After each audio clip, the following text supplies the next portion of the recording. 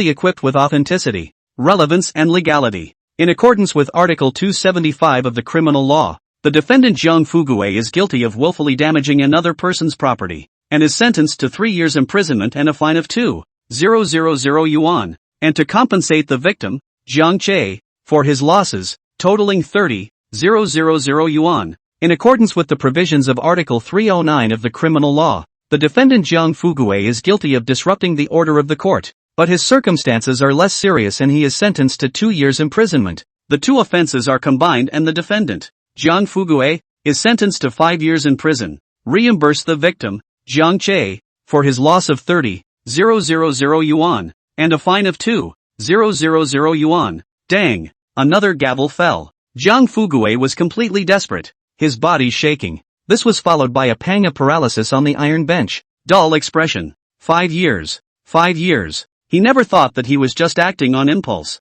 And not only did he really have to pay back all of Jiang Che's losses, but he also had to go to jail. I can't believe I'm actually going to jail. And at that moment, the gallery erupted in thunderous applause. Closed court. Everyone leave in order, the judge said again. The people in the gallery began to back away sparsely. Jiang Che, on the other hand, looked at Jiang Fugue, who had fallen limply to the ground. With a smile, walked forward and said softly, "Right, Uncle Fortune. There's something else I haven't told you today, and I'm afraid that in a couple of days, you're going to find out. Your mom, also known as Wu Dahua, seems to have fallen into a well and drowned last night." Jiang Fugue once again froze. In the next moment, they pounced towards Jiang Che without any regard for anything else. "Jiang Che, I'm going to kill you." "Aha!" Well, Jiang Fugue only just got up, was once again pressed to the ground by the bailiffs.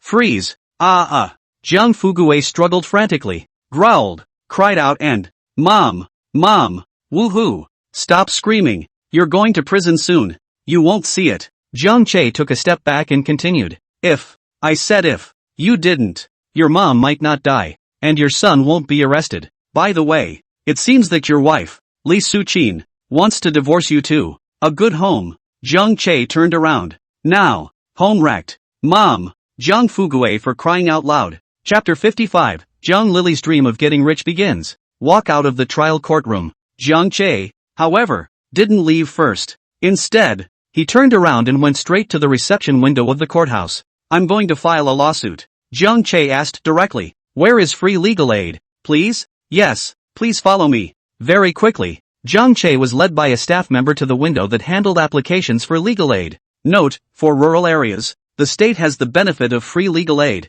but there are certain requirements, which are not repeated in the book. Hi, I'd like to apply for free legal aid. Jiang Che rushed at the staff. Okay, please fill out the information. Good. Swish swish swish. Jiang Che wrote a dozen copies in a row. It left the staff dumbfounded by what they saw. Wait a minute, sir. That's too much for you. The staff member was quick to stop it. The one that held it in his hands and looked at it for a while before combining all the information together. These can all be sued together. Okay. Jiang Che gave him a grateful smile. Then sue together. In the entire Jiangjia village, there are still more than a dozen families that owe money. Jiang Che was also too lazy to go to the door and ask for them one by one. Simply keep suing all of the trees. It's only a couple bucks anyway. Very quickly, a lawsuit was filled out by Jiang Che. Then it was handed in with his ID. Okay, we've received it on our end. We'll arrange an assistance lawyer for you as fast as possible. Mr. Jiang Che, you can just go home and wait for news. Thanks. Only after doing this did Jiang Che walk out of the court.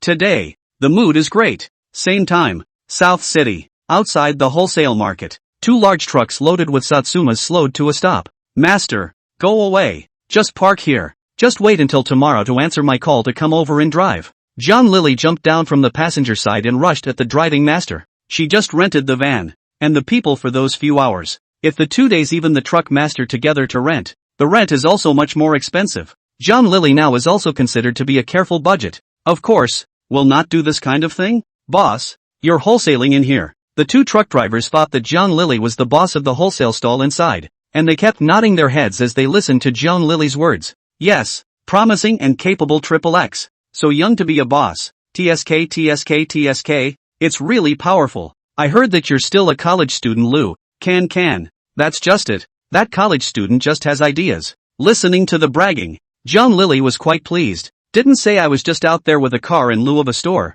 Anyway, just wait for them to come and drive tomorrow night. As for whether it will sell out by tomorrow night, Jiang Lily didn't give it much thought. This wholesale market does such a good business and has a large flow of people. How can it be sold out? Even if we don't sell them all, that doesn't leave much. Just set the rest out for yourself and sell it for another 2 days. Jiang Lily smiled smugly. Master, you guys go, just leave the rest to me. Little boss, do you want us to help unload the fruit? We'll just charge less. A master kindly asked. 2 large car of sugar oranges. Just Jiang Lily a girl, even if exhausted that is not unloaded. Hey, if they are such a big boss, they must have workers to spread. Where do they need you? The other or the rear car master said. Yeah, haha, I'm the one who messed around. Jiang Lily also smiled and urged. Carrying problems? You don't have to worry. I have people. You guys go. Okay. Looking at the 2 truck masters away, Jiang Lily hurriedly carried the bag. Take out a very long banner pulled around the truck. The banner reads, Local tangerines, sold wholesale, $1.60 a caddy. Since the location itself was at the entrance to the wholesale market, the flow of people was particularly huge, and all those who wanted to enter the wholesale market or pass by had to pass by the 2 trucks. Therefore, in no time, a lot of people had already gathered around the 2 vans. Seeing that people had gathered around, Jiang Lily rushed around and said loudly, we can all be local Satsuma oranges, not from abroad, cheap and sweet flavor. Do not believe that everyone just taste. She was, at this point, still carrying a large bag around her waist, and it really looked like that. It's nice to be able to taste, that's for sure. And a lot of people are peeling oranges and popping them in their mouths and nodding their heads and, not bad. It does taste okay, it's sweet. That is, the price of this quality of Satsumas can be 1 or 2 cents cheaper than inside the market. How do you sell it? Give me £10. Give me £5 too. I want 10 pounds. Hearing that it was all just a few pounds and a few pounds to buy, Jiang Lily hurriedly said again, that's not the price for retail. Oh, it's $2.08 at retail. $2.08. There was a sigh of relief all around, and at once there were those who turned away. And, I thought retail was $1.62. That's it. It's only 20 cents cheaper than inside. I thought it was $1.06. Hey, let's make it cheaper. $2.08 is too expensive. Seeing that someone really wanted to leave, Jiang Lily could only bite her teeth and say, $2.50 retail. Her purchase price was only $1.03 anyway, not to mention $2.50. Even if it was $2, Jiang Lily had a profit. That's more like it. Buy some. Give me 10 pounds, 20 pounds, 30 pounds,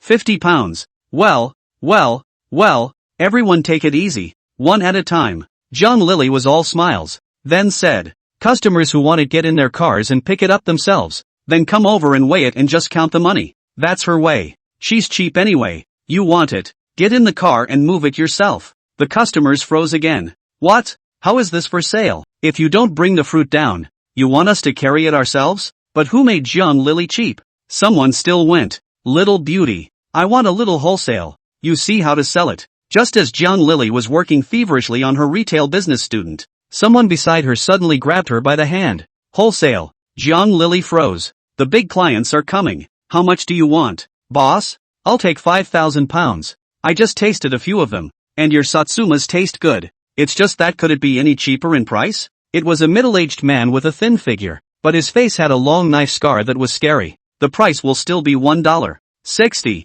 That's the lowest it's ever been. You know, boss, the same quality of Satsumas in there. That's all for $1.08. I'm selling it for $1.06. It's a real no-brainer. Jiang Lily hurriedly said. The thin man was silent for a while, before he nodded and said, okay, $1.06 is $1.06. I'll have someone move it right away. But I want you to make sure that all these Satsumas are of the same quality, so you can't put some bad ones in indiscriminately for me. Understand? Chapter 56, Jiang Lily's dream of getting rich is about to be shattered, provoking public anger. Hearing the thin man's request, Jiang Lily directly patted her chest and assured her, don't worry, we are all local Satsuma oranges here. You can rest assured that the quality is trustworthy. Really local? The thin man asked again. Aha, you've heard of Jiangjia village, right? Our village, Jiangjia, can be a big grower of various fruits. Satsuma orange, strawberries, watermelon, apples, pears we all planted. Do you eat well this time? Next year need other fruits. Directly come to my Jiangjia village on the line. Jiang Lily said again. The heart was also quite pleased. And then this skinny man will come back next year. Won't this become a stable customer of Jiangjia village? Okay. The thin man turned and walked away. And at this point inside the wholesale market, because of Jiang Lily's interception, it was obvious that there were fewer mobile people in the wholesale market, especially fruits like Satsumas. It simply won't sell. Fruit that was still selling well, suddenly no one is buying it. It leaves fruit wholesalers puzzled. I don't know what's going on. Is it hard to believe that everyone bought pretty much everything the other day? I don't think so. Why are there so few people all of a sudden? That is, until a message got inside the wholesale market. Someone pulled 2 truckloads of Satsumas just outside the market and sold them for cheaper. Retail is 50 cents cheaper. Wholesale is 20 cents cheaper. How can this be tolerated? 2 dozen stall owners handed over their business to their own families, then banded together and walked right out of the market. As expected, 2 medium-sized trucks were seen parked on the street outside the market. The van was full of Satsumas, and pulling banners. Wholesale $1.60. Brown. A dozen or so wholesale owners blew a gasket. With a glance at each other, they peeled through the crowd and rushed in together. Who's the boss? Who's the boss? I'm the boss. Just go up and move down and weigh yourselves as much as you need. Jiang Lily's face was all smiles. It's only been less than half a day and she's already sold a tenth of them. Mostly retail. And that's a couple thousand already. If all of them were retailed and she sold the whole truckload of Satsumas, she would have made tens of thousands of dollars. Right? Make tens of thousands of dollars in 2 days. This business. Simply. No wonder that Guy Jiangche is all about business. It turns out that business is so lucrative. Now that there are customers again, how can Jiang Lily not be happy? You're the boss? Zheng Chang asked with an ugly face. You a woman? Where's your man? Let him out. Ah, just me. I'm not married. Jiang Lily said in a daze. Just you? Another person behind Zheng Chang asked. Who told you to sell Satsumas here? Know what this place is? Seeing a dozen or so people being aggressive, How could Zhang Lily not understand that this was not a customer? It was here to look for trouble. The expression immediately sank as well. And, what? Why can't I sell it? Want to smash the scene, right? I'll tell you. Since I, Zhang Lily, dared to come alone, I'm not intimidated. Don't look like a dozen of you men, but touch me and I'll make you look good. Surrounded by customers to see the opposite is a dozen men, obviously bullying Zhang Lily, a woman. Also cannot stand to see. Fight up. And, what's wrong? What's bullying a woman for? I know you guys. Aren't you the stall owners in the market? What? People's pretty girls are selling cheap and blocking your business. Then you guys sell it cheaper if you can. That's right. You guys sell it cheaper too. So we'll just go to you and buy it from you. And we'll buy from whoever's cheaper anyway. It's really laughable. You guys are selling yourselves expensive and you don't let others sell. What kind of reasoning is that? Seeing someone backing her up, Zhang Lily also became condescending. Hands on his hips, he pushed forward and said, exactly. If you're capable, you can sell it cheaper too. We'll compete and bid normally. Dare. Yes. Dare you? Same time, not far away came another pickup truck, and a dozen or so nonconformists with dyed yellow hair and hair covering their eyes jumped out of it. At the head of the group was the same skinny man from before. The skinny man with the nonconformists then walked over. Seeing this scene, it immediately caused the customers watching the scene to be a bit surprised, and they all got out of the way. At 10 years, non-mainstream was prevalent. Just a spiritual guy from that era. Red, yellow, green, white, all colors of hair, permed in various shapes on the head. At first glance, it's still a real bluff. A dozen or so wholesale stall owners couldn't help but back away either. Little pretty girl, straight from the car, right? The thin man looked at Zhang Lily and asked. Well, just move it directly. Whichever box you choose, just move it down and weigh it at my place. Zhang Lily hurriedly said. The faces of a dozen stall owners were ugly, but this group of people, obviously, were not to be messed with, so they didn't dare to speak, and could only stand on the side and watch. Also curious to know just how much this group is going to buy? Okay, the thin man turned and said. All heard. Go up and move it first, just come over and weigh it when you're done, then move it to our car. Good. The crowd of nonconformists rushed to agree. 5,000 pounds of Satsumas. 100 pounds in a basket. A full 50 baskets. Baskets and baskets were removed from the truck and then weighed before being loaded onto the truck. The scene. It left a dozen wholesale owners dumbfounded. The whole 5,000 pounds. $8,000. It would be nice to be able to buy it from them. But the same dozen or so wholesale stall owners are furious beyond belief. Turn around and walk away. Kung, what should we do? The other party is just a woman. And there are so many people to speak for her. And we can't use force. So what should we do? Walking into the market, there were owners who were extremely reluctant. Sell more, sell less, or okay. The most afraid of Zhang Lily in front of the market. All the Satsuma orange guests all intercepted, resulting in their inside sell out, and then smashed in the hand. That's a loss. Find the city manager. It could have been solved with a good talk, but since the woman had to do it, don't blame me. Zhang Chang also forced down his anger. My brother-in-law is the city manager, operating without a license, operating without a store, disrupting the market. That should always go back to the city manager. My brother-in-law was complaining to me the other day, saying that it's almost New Year's Eve and the performance hasn't been completed yet. I'll give him a great gift today, Zhang Chang said and took out his phone to call. Outside the Gangnam Court neighborhood. Boss Jiang, I'll give you my word, just 5 days, that I'll make sure you get the renovations done so you can make big money before the new year. A contractor-looking man was rushing at Zhang Che. 5 days. Good. It would be best if we could go faster. Zhang Che nodded his head, then took out another design drawing for the door header. And this doorway of mine. You must give me a good. That's the name of the store. 100 fruits. Wish the world didn't have Bacchus. Chapter 57. Zhang Lily's dream of getting rich is completely shattered. Into the police station? After leaving from the store, Zhang Che went back to the supermarket where Lu Tao, the major shareholder, was located. Some more details were agreed upon with him, such as waiters, sources of stock, and the like, especially the incoming channels. Since the new store is open, the whole store can't just sell Satsumas, right? Zhang Che also needs a lot of other fruits. For example, apples, pears, bananas, durians, saints, mandarins, sugar cane, etc., etc. And the channels for these fruits will be unavailable at the moment. Then it's time to borrow Lu Tao's and their channels. This was also the reason why, in the beginning, Zhang Che would choose them to pull in, after agreeing on all the details with Mr. Lu and the others. That's the final preparation. Recruitment of waiters. According to Lu Tao, only one employee would be needed for a short period of time, but Jiang Che had his own plans. He wants 3. Mr. Lu, trust me, 1 is definitely not enough. Jiang Che shook his head and said, that's fine. That fruit supermarket was your idea anyway. Just take care of it yourself. We'll recognize it even if it's a loss. Lu Tao said helplessly. Oh, by the way, how's it going over at the plant? Right. Jiang Che slapped his head and suddenly realized. It's such a big deal that I still forgot to tell you guys about it. The factory site has been chosen. It's in Shunjiang village. And the old mayor of Shunjiang village has promised that they can do without rent. Only that they should be given a certain inclination in terms of recruitment and acquisition. Don't want rent, which is really nice and saves a lot of money every year, especially in the beginning. Lu Tao was also happy. Everything is much easier once you actually do it. Only after finishing his business did Lu Tao look at Jiang Che, rather grumbling. By the way, Xiao Jiang, why didn't you tell our brothers when something so big happened to your family? There's nothing serious wrong with old brother Jiang Yong, is there? Mr. Lu, you all know? Jiang Che smiled bitterly. Well, can you not?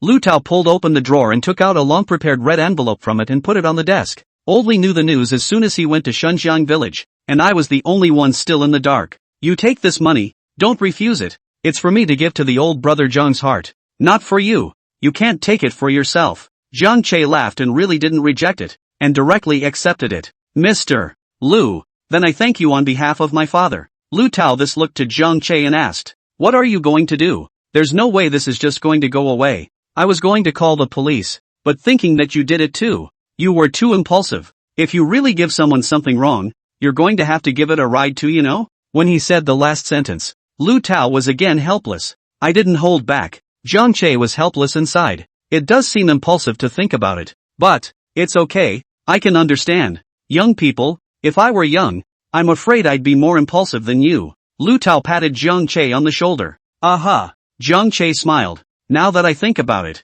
I did get a little punchy yesterday. Otherwise it wouldn't have been so passive. And it would have been straightforward to call the police and arrest them. But just to give Jiang Che a chance to start over again, he would still do it. Born to be human. If you can't even protect your own parents, wife and children, then what kind of person is he? Jiang Che? Simply be a turtle. Tell me, what are you going to do? A few of us are behind you. Just say if you need any help. If I really can't, I'll look for someone to give Jiang Yong's old brother a whole serious injury appraisal, just as well as get him in and lock him up for a few days. Lu Tao said. It seemed like he really wanted to help Jiang Che get rid of his anger. Mr. Lu, I have my own idea. Thank you, Jiang Che said with a smile. Lu Tao, they can do such a big business in the South City. Of course there are people behind them, but when this kind of relationship is used, it really owes a big favor. Well then, just behave yourself. Next time don't be so impulsive. You can get into a lot less trouble. Lu Tao reminded again. After the two of them agreed on some more details at the back,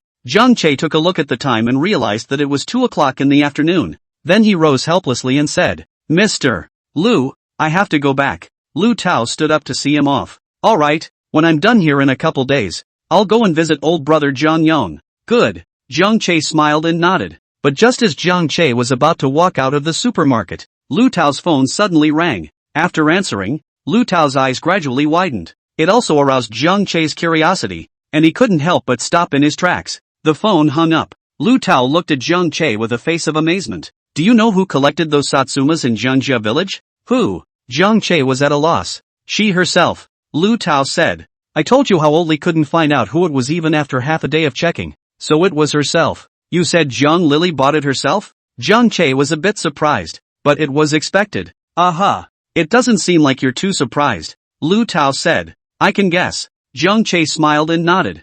Jiang Lily wants to compete for next year's mayor of Jiangjia village. But then, if nothing else, there's a huge probability that the new village head will fall on my head. So you're saying that the girl child did it on purpose? The one who wanted to intentionally stink you up in the village so that you wouldn't be able to be the village chief, which led to this year's Satsuma fiasco. Lu Tao was a little bit of a catch. Aha. If he wants to overpower me, his price will have to be higher than mine. Convince the people of the river village that she's better than me. But in this market now, as you know, Mr. Lu, who would spend $1.03 to buy so many Satsumas? Then she'll just have to buy it herself. Jiang Che narrated his speculations. I can also guess that she'll either have to sell these Satsumas at a small loss, or she'll have to take them to the wholesale market to get them there herself. I'm guessing, She should be at the wholesale market right now. You're still a god. Lu Tao looked at Zhang Che and gave him a thumbs up. Ha ha, but you guessed a little wrong. She's not at the wholesale market right now. Ah.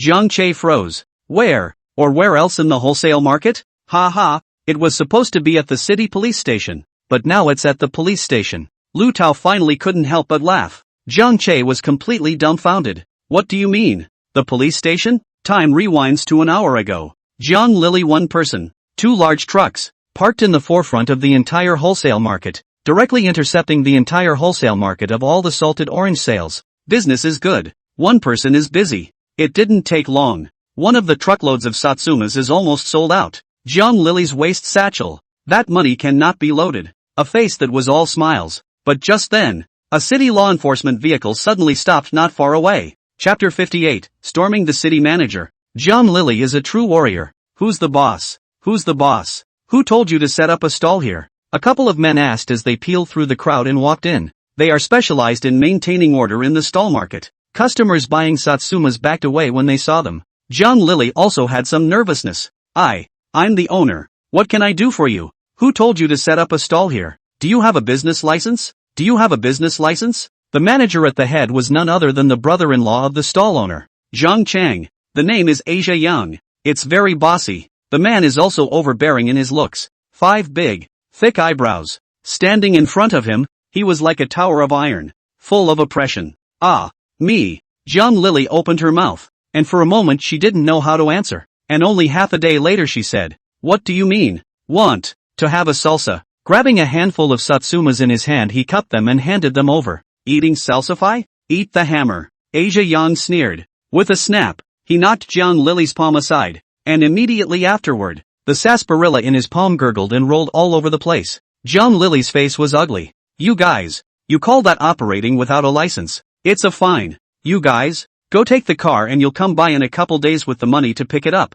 Asia Yang is very bossy. With one hand, he pushed Zhang Lili out of the way, while pointing at a few other people and commanding them. Good Lu Yang. A couple of the other guys just pulled the door and got in. No. Lili Zhang screamed. She finally realized what the men were here for. Not only did she not allow her to sell Satsumas here, she even had to take the car away. It's not okay. This is absolutely not okay. Zhang Lili screamed and lunged upwards. But what does Yang Asia do? And how often does he face this kind of situation? To Zhang Lili a woman is also not at all in the eyes. Don't buy anymore. Don't buy anymore. All disperse. This is no business license. Unlicensed, without any protection. Buy back and not afraid of fear to eat you to death? Then whoever still has the Satsumas in the baskets on the floor, load them all up and haul them all back. No, no, no. Zhang Lili screamed, her heart full of fear. Still rushed up to hold young Asia's waist, crying loudly, No, don't take my car. I'm leaving.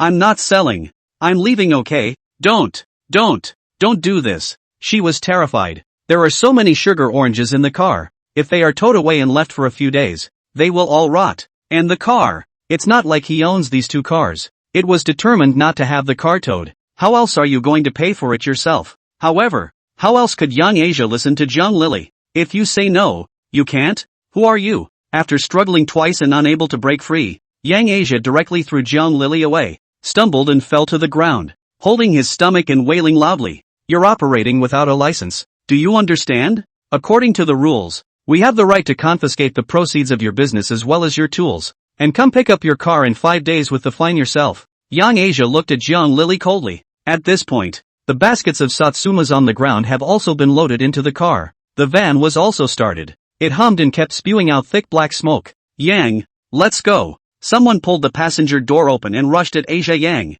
Good. Asia Yang nodded. Following that, he once again looked at Zhang Lili and opened his mouth. Remember, come as soon as the 5 days are up, or you'll have to pay a late fee if you go over time. Understand? Zhang Lili was completely dumbfounded. 5 days. Then the Satsumas in the car won't be completely spoiled. What else do you sell? Note, many Satsumas in supermarkets are waxed on the skin in order to keep them fresh. And many Satsumas type fruits, in the absence of special treatment, are generally preserved for about a week, especially since there is also a fine to pay. Not only did they not make any money, but they had to pay a fine. Is it possible that everything you've done is a basket case? Zhang Lili couldn't accept it, especially when I think of the promise I made to my dad earlier. promising to make money and win the favor of the village. But now what? I haven't earned it yet, and I'm at least $50,000 in the red. Jiang Lily couldn't accept it. Not at all. Then, and she lost her mind. Looking at Yang Asia's gradually distant back, his eyes gradually reddened.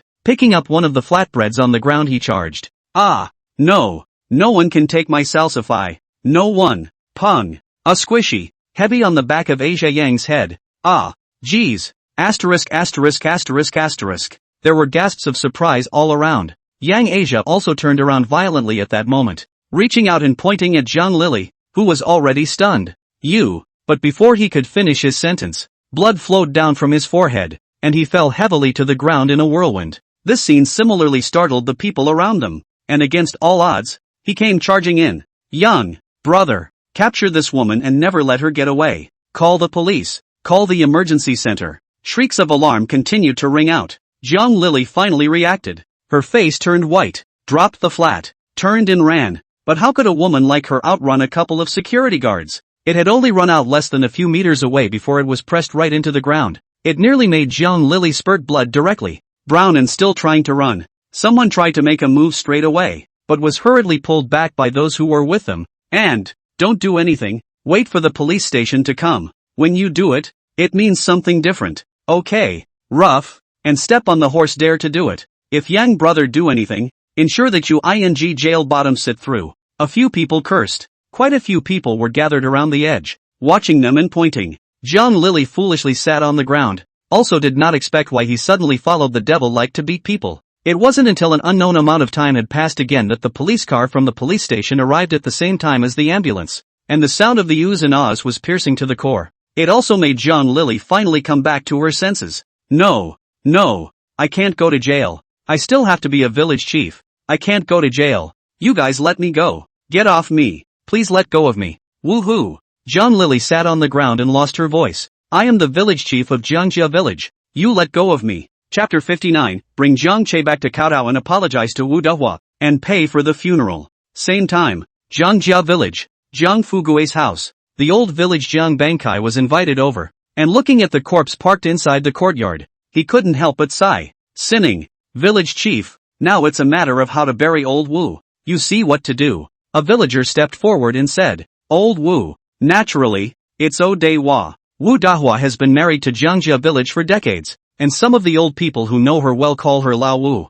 Fugui's daughter-in-law said that her family had no money and couldn't bury old Wu at all, so she couldn't just let the body stay parked here. Yeah, it's New Year's Eve soon, and it's bad luck to keep parking it in the yard. That's right, village chief, you think of a way. Many villagers in the courtyard looked at Jiang Bangkai. Jiang Bangkai looked at Li Suqin and asked, Fortune daughter-in-law, is your family really broke? Mayor. Li Suqin looked up with tears in her eyes and, where else would our family get the money? Even Fugui and Yazu are in the police station, so where else are we going to get the money? Ooh, if we had the money, we would have gone to the police station long ago to bring Fortune back. Now that my mother-in-law is dead too, what to do? Whoa, hearing the cries, the surrounding villagers sigh again. This Fugui is really miserable. Mom died, can't even come back to see a glance. I heard that the court is still in session today. Hey, that's not it. It's all Jiang Yong's family that did the sin. Oh, you say it's all folks. Why bother? Fortune has always been pretty good,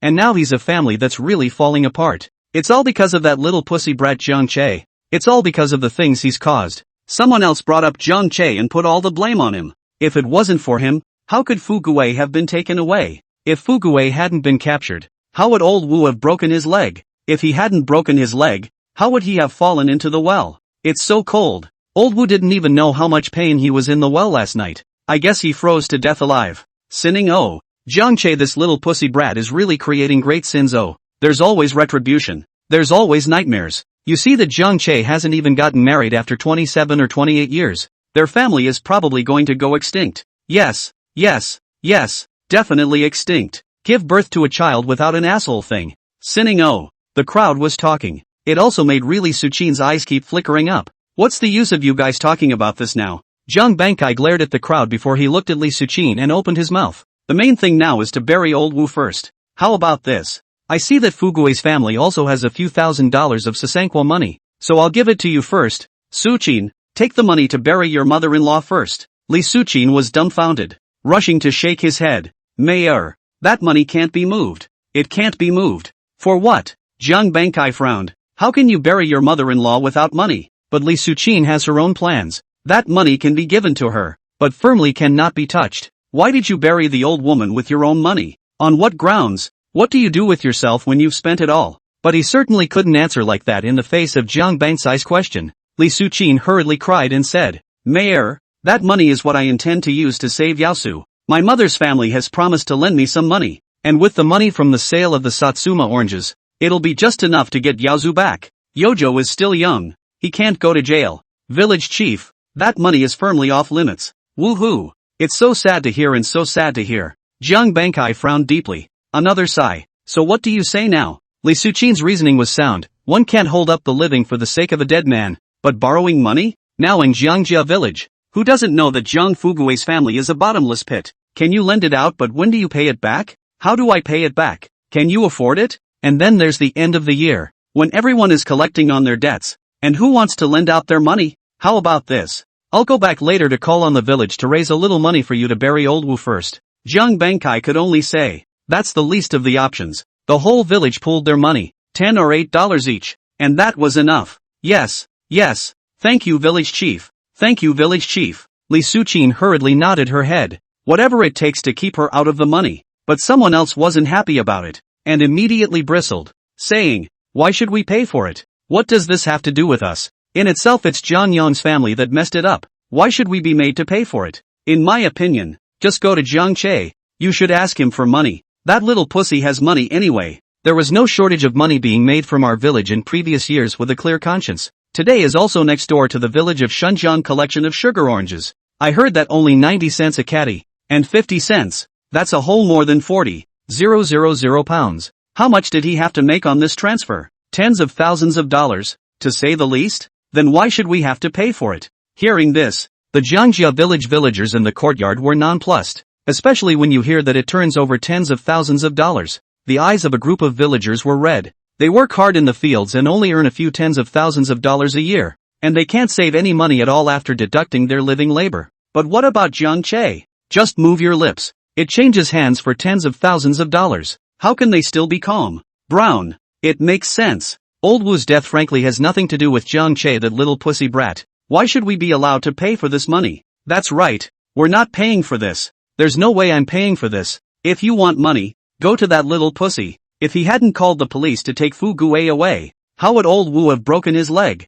Yao Zhu was also arrested by him calling the police, which is why old Wu fell into the well and drowned. To put it bluntly, it's his responsibility, and he has to pay to get the money. I'm not paying for it. I'm not interested in wiping someone's ass. If everyone's not coming out, then I'm not coming out either. In an instant, the yard was abuzz with talk. It's not even out of pocket anyway. Want money? Looking for Jiang Che. That little can make so much money. Why doesn't he pay for it? Li Suqin's face was a bit ugly. Looking for Jiang Che? She doesn't have the guts. That's really daring to call the police to arrest someone. His family is living proof. Her husband, her son were all taken because of Jiang Che. How would she dare to ask Jiang Che for money? Thus, Li Suqin could only look at Jiang Bankai pitifully. Jiang Bangsai's face was also a bit ugly. None of you are contributing? Not out. We're not out. Village chief, we won't pay for it today even if you talk out of your ass. It's got nothing to do with us. Why should we pay for it? It is what it is.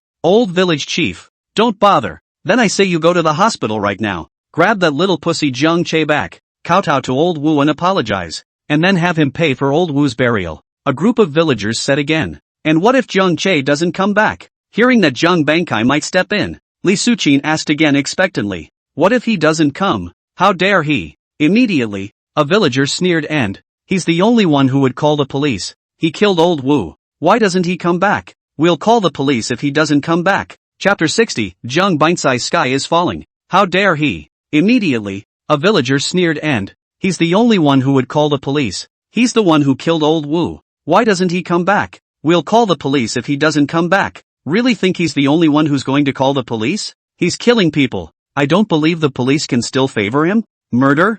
Jiang Bankai was speechless. How can you say that Jiang Che killed someone? Yet there was and is some truth in the villager's words. No matter what, Wu Dahua's death was always connected to Jiang Che. He has to be responsible for it to be true. Let me call him first. Then, Jiang Bankai said. Village chief, don't call. That little pussy won't answer our calls. We've already called him before. Another person egged on. I'd say go straight to the hospital if you ask me. Catch him off guard. Let's get that little pussy first. That's just it. Jiang Bankai put away the phone and nodded contemplatively. Okay. Then get a couple of men to go to town with me. But remember, there must be no conflict. Okay. Don't worry, village chief. I'm going.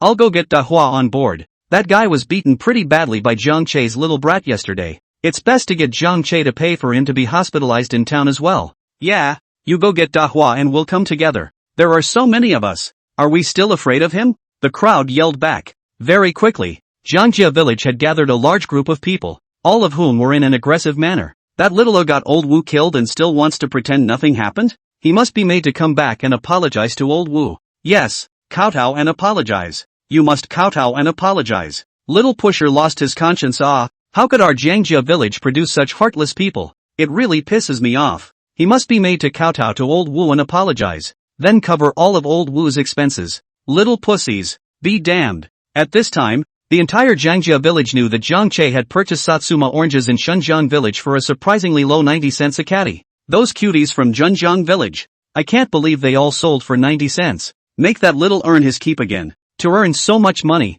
one must serve the village, and Jiang Che must pay for Wu Dahua's burial, which they wouldn't have given anyway. Thinking about this, many villagers' eyes reddened. Why do they only earn a few $1,000s at the end of the year from all their hard work, while Jiang Che's little pussy turns around and earns tens of thousands and tens of thousands of dollars? That's add up. Why not yourself? How come you don't have that in yourself? At the thought of this, all of them were incomparably angry, and could not wait to be able to take their place immediately. Folks, everyone be quiet. What are you guys doing here? We are going to find Jiang Che to talk properly, not to quarrel, to fight, and also the hospital. All give me a bit more civilized. Jiang Bankai stood under the tree at the head of the village and saw the expressions of a group of villagers and got a headache. There's a little too many people. He was afraid of what might happen, but the good thing was that he would be there, and with his prestige he could still suppress these villagers, so there shouldn't be any major chaos. Village chief, just don't worry. That's it.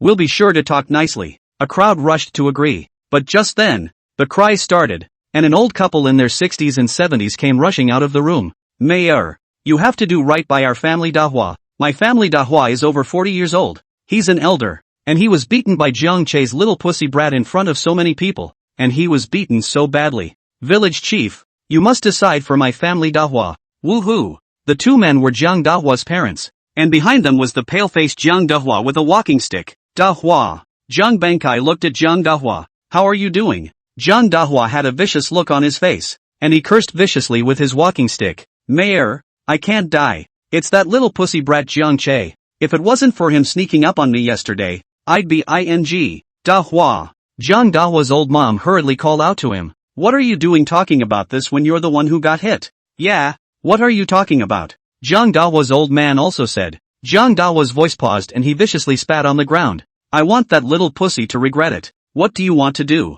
Jiang Bankai looked at him and asked with a frown. Make him pay for it. Jiang Dahua's old mom hurriedly opened her mouth. That's right, we must pay for it. He beat my Dahua so badly, he must pay for it. The old man of Jiang Dahua's family also said. Yeah, pay up. The villagers gathered here also agitated. It must be paid for. Jiang Bankai slowly withdrew his gaze. Dahua, it's fine if you want to go, but you have to listen to me and not make any trouble, okay? That's the town hospital, not the other way around. The police station is not far away. And about what happened yesterday, I advise you that you'd better not try to call the police either. You know better than me who really started it? The conflict between Jiang Dahua and Jiang Che. What was the cause? Jiang Bankai was as clear as a mirror in his heart. Jiang Dahua still wants to call the police. Is he turning himself in? Hearing Jiang Bankai's words, Jiang Dahua's heart was resentful, but the truth was the same. Especially Jiang Bankai still has prestige. He could only swallow it even if his heart was not willing.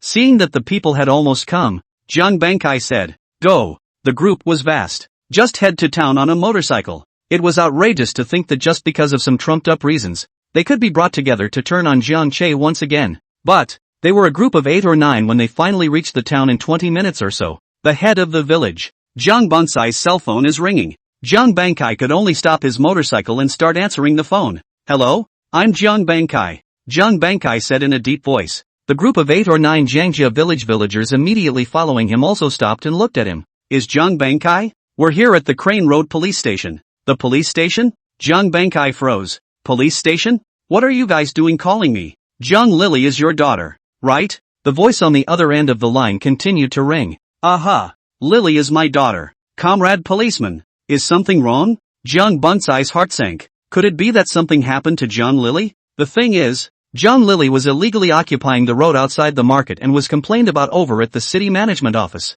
In the course of city management law enforcement, Zhang Lily had a conflict with Captain Yang Asia of the city management office, and then beat Captain Yang Asia with a flat stick. Right now Captain Yang Asia is in the hospital for resuscitation. Zhang Lily is now at the police station. You, as her father, had better come and see this matter. If you can pay out some money and solve it is naturally the best. If it can't be solved then your daughter is afraid that it is the crime of intentional injury, the crime of obstruction. At the very least, they all have to squat inside for a few years before they can do it. Chapter 61, The Remorseful Zhang Bankai, Tears in Old Age. Family members. Who understands? When Zhang Bankai heard the news on the phone, his first reaction was that the sky had fallen. The phone fell to the floor with a pop. The whole thing fell right under the motorcycle. Fortunately, the person sitting behind him reacted quickly and rushed to hold Zhang Bankai up. Mayor, what's wrong with you? Zhang Bankai was dumbfounded. Looking ahead, suddenly old tears flowed. He knew it. He knew something was going to happen.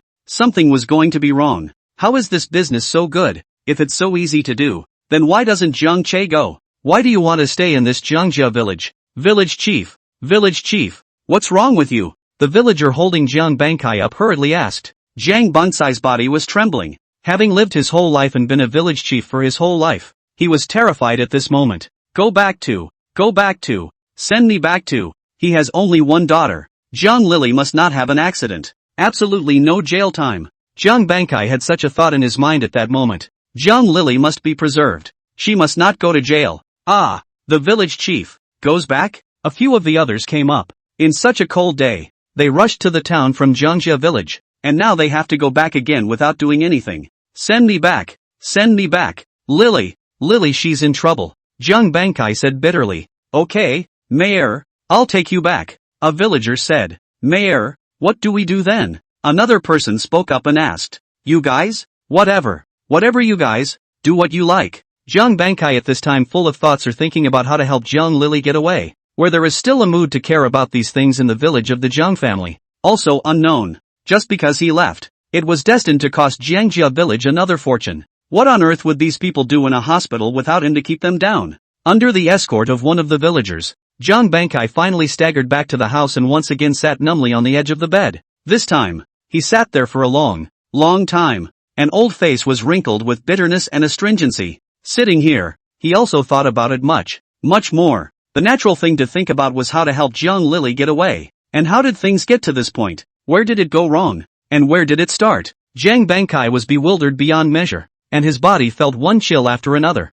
To help Zhang Lily get away. That, of course, is to gain the victim's understanding. But what makes the victim's family understand? On what grounds? That would be money, of course. Money. It must cost lots and lots of money. But the money, he has it. Can he really use it? He's just the mayor of a poor village. Why should he take out so much money? Once that money is out there, someone will wonder where it came from. One's own path may come to an end. But what about not taking it out? Lily, she will go to jail. She has only one daughter, still so young. If she goes to jail, her life will be ruined. It's hard to get any other job, let alone being a village chief. What to do? Zhang Bankai was in a dilemma, not knowing what he should do at all. At this time there was only regret in his heart. If he hadn't agreed to Zhang Lily's plan, would it be different now? Nope. If he had refused in the first place, if you never wanted Zhang Lily to become the village head, what would happen now? Is it all different? And, does Lily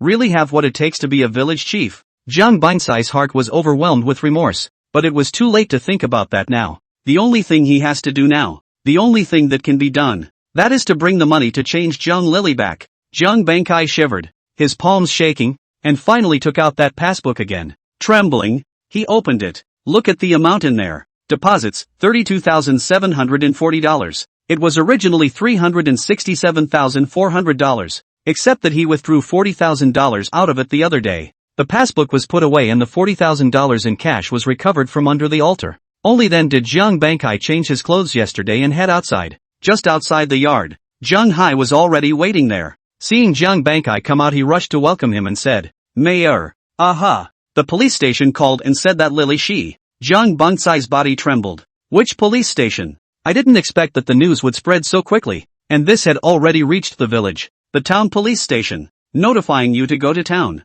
says Lily, beat up a city manager. Jiang Hai said with a helpless face, "Village chief, what to do?" "That's the city manager. I heard the comrades at the police station say that Lily is afraid to be sentenced. It's something like willful injury, obstruction of justice, which adds up to 5 years at the very least." 5 years. Jiang Bankai's body trembled once again. 5 years. Those 2 words. It was like the last straw that broke the camel's back, causing his hanging heart to die completely. "Village chief, what to do?" Jiang Hai spoke again. "It's okay. Lily will be fine." Jiang Bankai shook his head. "Don't worry. Lily will be fine." Jiang Hai nodded in silence, but did not say a word. "Jiang Hai, take me to the town station. I need to go to the city," Jiang Bankai said again. "Good. Same time. Hospital corridors. Koto, your business support has been officially approved by us. The mayor is very optimistic about you, saying that we need talents like you in Xingju town, and if you need any other help, just mention it to us.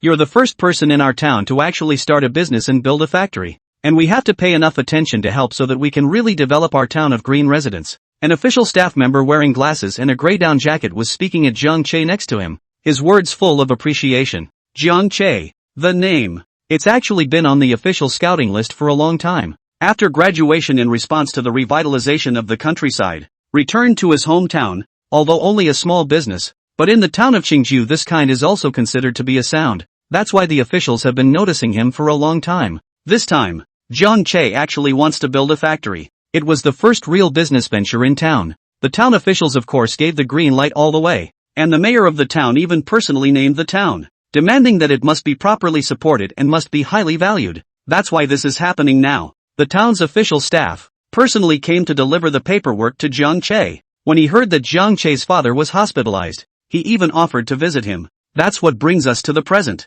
"Thank you, Unit Chief Chin." Jiang Che smiled gratefully. "Just make a direct call next time. Where else would you dare to bother Unit Chief Chin to personally make this trip?" "It's okay. Supporting township enterprises, this is what we should do. Not to mention that you, Xiaojiang, are the first factory in our town. Ha ha." Unit Chief Chen lifted his glasses in amusement, but just then, a sudden bellow came from behind him. "And, Jiang Che, you little pussies killed someone. Why don't you come back with us to kowtow to Wu Dahua's corpse and thank us? P.S. Starting today, 3 daily updates from midnight onwards. On time." Chapter 62, The 6 Warriors of Jiangjia Village Disrupting the Town Hospital. A bellowing cry. Not only does it make Jiang Che turn back, even Unit Chief Chin, who was next to him, frowned at once. He looked at Jiang Che with a searching gaze and, "Murder?" Jiang Che, on the other hand, looked at the end of the corridor, only to see a group of 6 people were striding and coming in a furious manner. For the head. No,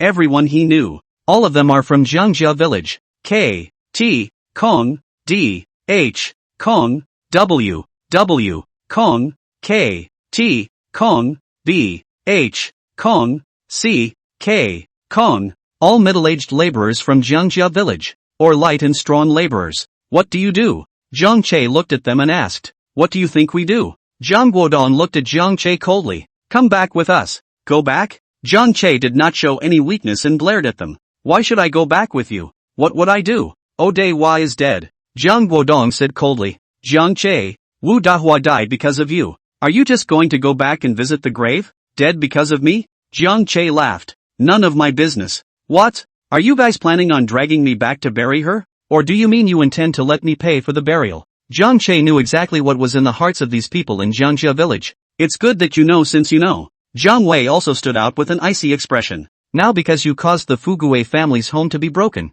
Jiang Che, if you have any conscience at all, you should go back and kowtow to Wu Dahua a few times. It also saves Wu Dahua from coming to you in the middle of the night to take revenge." Jiang Jiqian just stepped forward and said, "Now Fugui has also been sent to prison by you, and Fugui his son is also in the police station, and there is only one woman in the house, Fugui's daughter-in-law. Don't you have any regrets? Is your conscience made of iron and doesn't it hurt?" Zhang Jiatong also looked at Zhang Che. Go back with us and pay for Wu Dahua's burial. It's also considered you doing something good, understand? All of us are from the same village after all. I advise you not to make the relationship stink like. It's not good for any of us. Zhang Gangshui also said coldly. I heard that you are acquiring Shunjiang village's sugar oranges, and you make tens of thousands of dollars by handing them over. Right. This kind of unconscionable money, you are not afraid of losing your life if you take it? If I were you, I would have already taken this money to build bridges and pave roads for the village, as a way of accumulating some mean virtue for my children and grandchildren. It's not so bad that Zhang Yang's branch will be cut off. A couple of people, a word. Opening your mouth is standing on the moral high ground. And it's a really dirty curse. There was also Zhang Dehua. Although he stood at the end of the crowd and didn't say anything, the way he looked at Zhang Che was like he wanted to eat him alive. Zhang Che's face was completely gloomy. This Jiangjia village's people were really refreshing his three views. His lower limits, time and time again. You guys go back. I'm not going with you guys. Wu Dehua wants to be buried. There is no money, and it has nothing to do with me. I will not give Jiangjia village out another penny. Zhang Che took a deep breath and said, this was a hospital after all, and not far away was where Jiang father's hospital room was. Zhang Che was not willing to clash with them here. Zhang Che thought he could just refuse. Yet how could these people, who had traveled a long way from Jiangjia village, leave so easily? Immediately, Zhang Guodong let out a sneer. Not going back? Do you think it's possible? Since we're here, even if we have to tie, then we'll tie you back. Hearing this, Unit Chief Qin finally caught on. Turns out it wasn't Zhang Che who killed someone. Instead, someone died and was blamed on Zhang Che by these people, trying to get Zhang Che to contribute money and effort. This matter, originally is their Jiangjia village's own business. How can it not turn to the Qin unit chief to manage? But who is Zhang Che now? It was the person that the town mayor had nominated for key protection, the hope of Qingzhou town. So Unit Chief Qin couldn't help but say, who are you people? What do you want? In broad daylight and inside a hospital, do you still want to kidnap someone? But Zhang Dahua directly scolded. What are you? What's with the big tail here? Get lost. You. Unit Chief Qin was furious. Although he was not a senior cadre, but in this Qingzhou town, no one really dared to point his nose at him like that. What about me? What often don't ing brush it off here? Or I'll even clean you up later. Zhang Dahua continued to curse. This could make Unit Chief Qin's body tremble with anger, so he directly blocked in front of Zhang Che.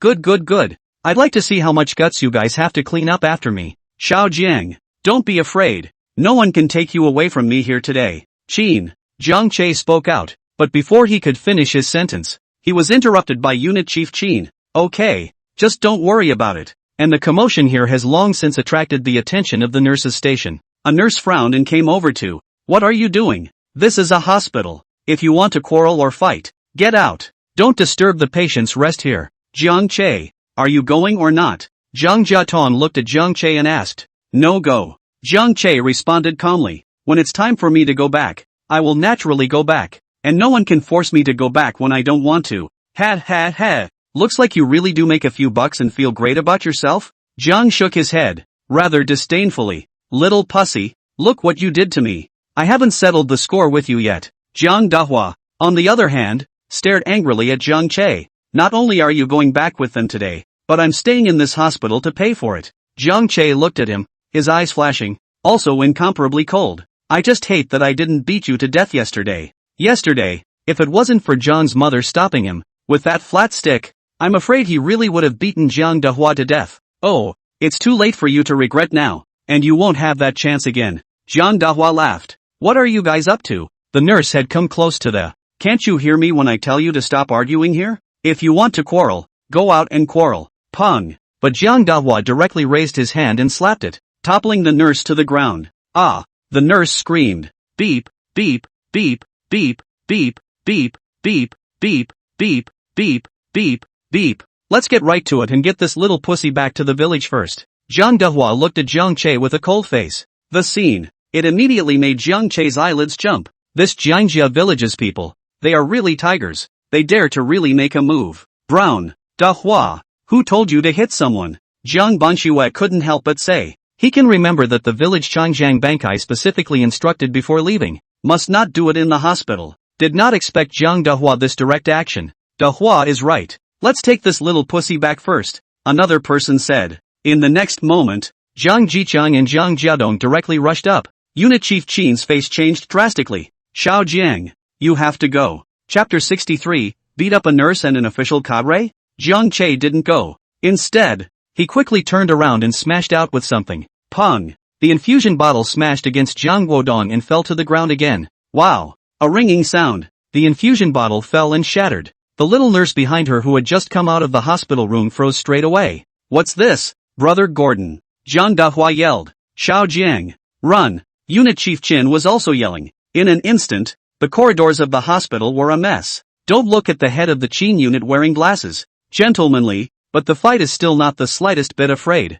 Surprisingly, it was 1 against 2. Then, it was quickly followed by Gang Hawk with putting Jia Tong to the ground. The remaining few rushed towards Jiang Che. Jiang Che didn't run even after smashing the bottle, but quickly grabbed an infusion bottle again. It snapped and cracked against the wall, revealing the sharp glass ballast inside. Without the slightest fear, he confronted the 4 people across the street. What do you want? The nurse who had been pushed down by Zhang Dahua stood up, furious beyond words. This is a hospital. What do you want? Call the police, call the police. Matron, we've called the police. The nurses at the nurses' station, some of the doctors, and a number of patients in the wards also poked their heads out and watched the scene in the hallway. Hear the alarm. Zhang Gangxue and Zhang Jiadong, who were riding on Unit Chief Qin and beating him, stopped at the same time, their faces ugly. Jiang Che was also still holding the broken glass bottle, bent over and ready to strike at a moment's notice. Jiang Guodong, Jiang Dahua, the police have been called. You guys aren't running yet?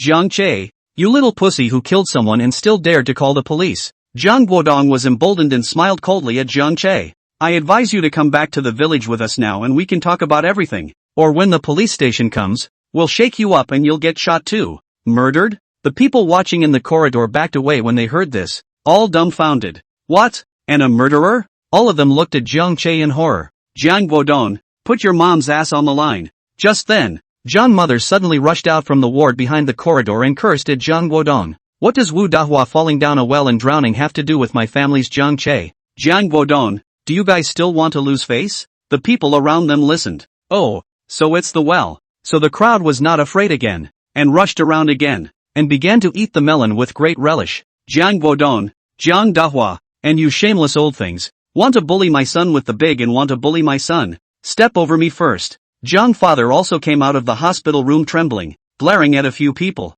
his anger flaring. This Jiangjia village's people are really bullying people. Deception. Jiang Yong. Jiang Dahua glared at Jiang Yong, his eyes red. You still have the face to come out. Look at your son gave me a beating. I am still a senior. Your son is so treating elders? Yesterday's incident, in Jiang Dahua's opinion the face was lost. He himself was at least Jiang Che's elder, and he dared to hit him in front of so many villagers. He was simply disrespectful, uneducated and uneducated. As for the fight between him and Jiang Yong, it was just a joust between their peers. Jiang Che, a junior, what qualifications did he have to intervene? That's right, that's what Jiang Dahua thought. He was just messing with Jiang's father. My son didn't beat you to death. And that's all because my family is well tutored. Jiang Mother scolded angrily and blocked in front of Jiang Che together with Jiang Father. Come on. If you're capable of doing that, you'll kill us old folks together first. Or no one's going to touch my son. This scene made Jiang Dahua and the others' faces hard to see. Jiang Che is the person that the town mayor personally named for key protection. And you dare to rob someone at the town hospital and beat up official cadres. Well, you guys are good. These people from Jiangjia village are really bold. They even dared to hit him. Hearing Unit Chief Qin's words, the eyelids of several people in Jiangjia village jumped again. Official cadre? Who? In fact, here, if Jiang Bankai could follow along, how could he not recognize Unit Chief Qin? It's just a pity that Jiang Bankai temporarily had something to do and suddenly left. A few of them, even the town official building have not gone in, and can recognize a fart of the official cadres. Just then, several police officers from the police station also quickly rushed in. Who's fighting at the hospital? Who called the police? The police officer in charge scanned around and his eyes instantly landed on them. The little nurse who called the police also rushed forward to tell the police what had happened. And several police officers looked at each other and walked directly over. What the hell? With a sweep of his eyes, he saw the miserably beaten Unit Chief Qin, and his eyelids immediately jumped. Unit Chief Qin? Chief Qin? The faces of several people from Jiangjia village changed drastically, and they also fiercely looked at Unit Chief Qin. They were just now wondering who the official cadre was. Could it be him? What did you guys just do? Beat up the cadre? Officer Chang. Unit Chief Qin took a sharp, deep breath and pointed one hand at the 6 people across the room and said, "It's a couple of them who caused trouble at the hospital and tried to kidnap someone the mayor personally named. Plus it's just you guys, look at me. Also they hit, provocation, attempted kidnapping, intentional injury, and beating up an official grassroots cadre without cause. You should know what to do, right?" As soon as these words came out, the 6 people on the opposite side once again changed color in unison. Although they do not understand what provocation are these written words, but kidnapping still know. The TV series are so played. This is a big crime. No, it's not. Jiang Bangxue hurriedly shook his head and waved his hands. We don't have. And there you have it.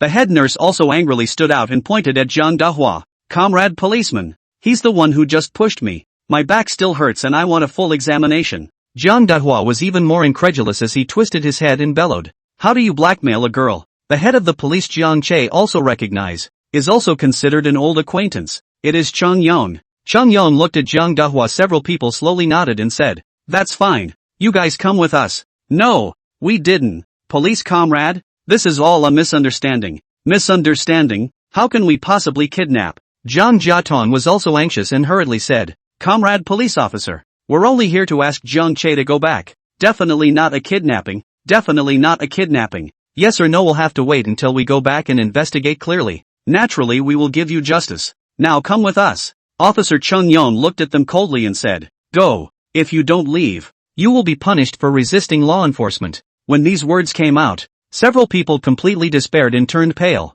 but Jiang Dahua fiercely reached out and pointed at Jiang Che and said, "Comrade policeman, I also report. Jiang Che kills people." Chapter 64, Dog Bites Dog, Hair on the Mouth, Town Police Station. Jiang Che was feeling speechless. He had even come back again. It's pretty much just a daily thing these days. After some investigations, the police station ruled that Jiang Che was not guilty, which instantly made the 6 people of Jiangjia village furious beyond measure. On what grounds? Wu Dehua would fall into the well because of that little pussy. What makes him innocent? I know. You're all in this together. You're ironically in this together, favoring him in everything and deliberately making things difficult for us poor people. Listening to this, Officer Chung Yong's face was so ugly that he didn't even know how to explain, and finally said, "Shut up, all of you." Then according to you, Jiang Fugue and Jiang Yaozu were both arrested by our police station, and Wu Dahua was also killed by us. Our police station is a murderer too? Note, I'm sorry, the front has been written wrong. Just realized.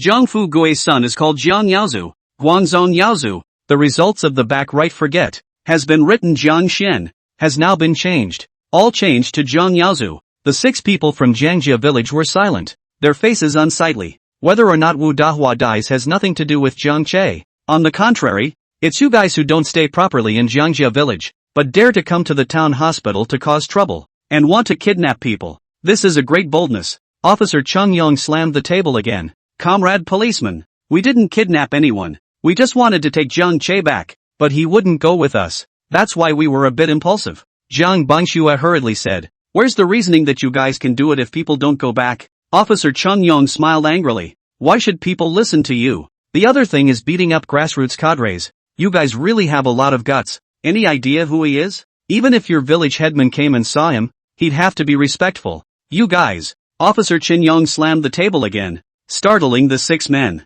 "Showdown. Comrade policeman, we don't know his identity either. This is really wronging us." Zhang Guodong was bitter and regretful in his heart. Why is it that when we came here, we all agreed to be reasonable? But why did it end up like this? That's right, it's Jiang Dahua. If he doesn't take the lead and push that nurse, and how would they do it? That's right, it's Jiang Dahua. Comrade police, it was Jiang Dahua. It was Jiang Dahua who started it. We had no choice. Jiang said again. We were also held hostage by him. We had no choice. As long as they can get away. What's an old watch? Once this was said, Jiang Dahua, who was sitting in the interrogation room, instantly quit as well. What do you mean? What do you mean? Guodong, you make it clear. What do you mean by being held hostage by me? Jiang stared back at him. Isn't it? Didn't you start it? We did it. But we had no choice. You did it. We couldn't just watch. So you're the mastermind. Comrade policeman, I report. Jiang Guodong then hurriedly looked at Cheng Yong and opened his mouth. It's this Jiang Dahua. It's him. He was beaten by that little pussycat Jiang Che yesterday, which is why he held a grudge and planned today's incident. It was also their family that encouraged and goaded us in the village to come here. This scene, not to mention Officer Cheng Yong, was also witnessed by several other people from Jiangjia village who had also come with him. Immediately afterward, they reacted while pointing at Jiang Dahua and said, that's right, comrade policeman, we report it too. It's Jiang Dahua. He's the one who egged us on. And the reason we're here is because Jiang Dahua's family egged us on. Jiang Dahua opened his mouth wide and looked at them incredulously. You guys, how could he still not understand what these people had in mind? It's to put all the blame on him. Jiang Dahua was furious. ******, your dog's ass. I've been lying at home for a good while now. You're the ones who came to the door and told me to come along. And now that something's happened you want to put the blame all on me. I'll be damned. Brown your mom. Don't even think about it. Jiang Dahua, who the are you cursing? Jiang Bangshuo quit. Don't look at him, he's only in his 40s. Ah, but the seniority is the highest in here. And only the prestige. Jiang Dahua, do you have any education? How dare you curse even your old man? Brown your mom. What if I just cursed? Jiang Dahua showed no weakness. Brown, I'll you up. Jiang Bangshuo was furious and directly rushed and pounced towards Jiang Dahua. Do what? Officer Cheng Yang is angry. All be quiet. Outside the police station. Listening to the clamor inside, Jiang Che's mouth couldn't help but twitch. Across from him was Unit Chief Qin, who had already tended to his wounds. Unit Chief Qin, I'm really sorry to have gotten you involved in this. Jiang Che said helplessly. Ha, it's okay, you didn't hit me. What's there to be embarrassed about? Unit Chief Qin smiled brightly, full of goodwill toward Jiang Che. On the contrary, Xiao Jiang, our faces now together carried a gun. Together received a beating of friendship. In the future in the construction of the factory, what is the matter you do not with me polite? Direct call on the line. Just now in the hospital corridor. Although he had mouthed the words for Jiang Che to hurry up and run, but if Jiang Che had really run at that time, he probably wouldn't have shown any dissatisfaction, but that was about it. But Jiang Che didn't run. Instead, they stayed. That would be completely different again. Okay, Unit Chief Qin, I got it. Jiang Che wasn't polite either,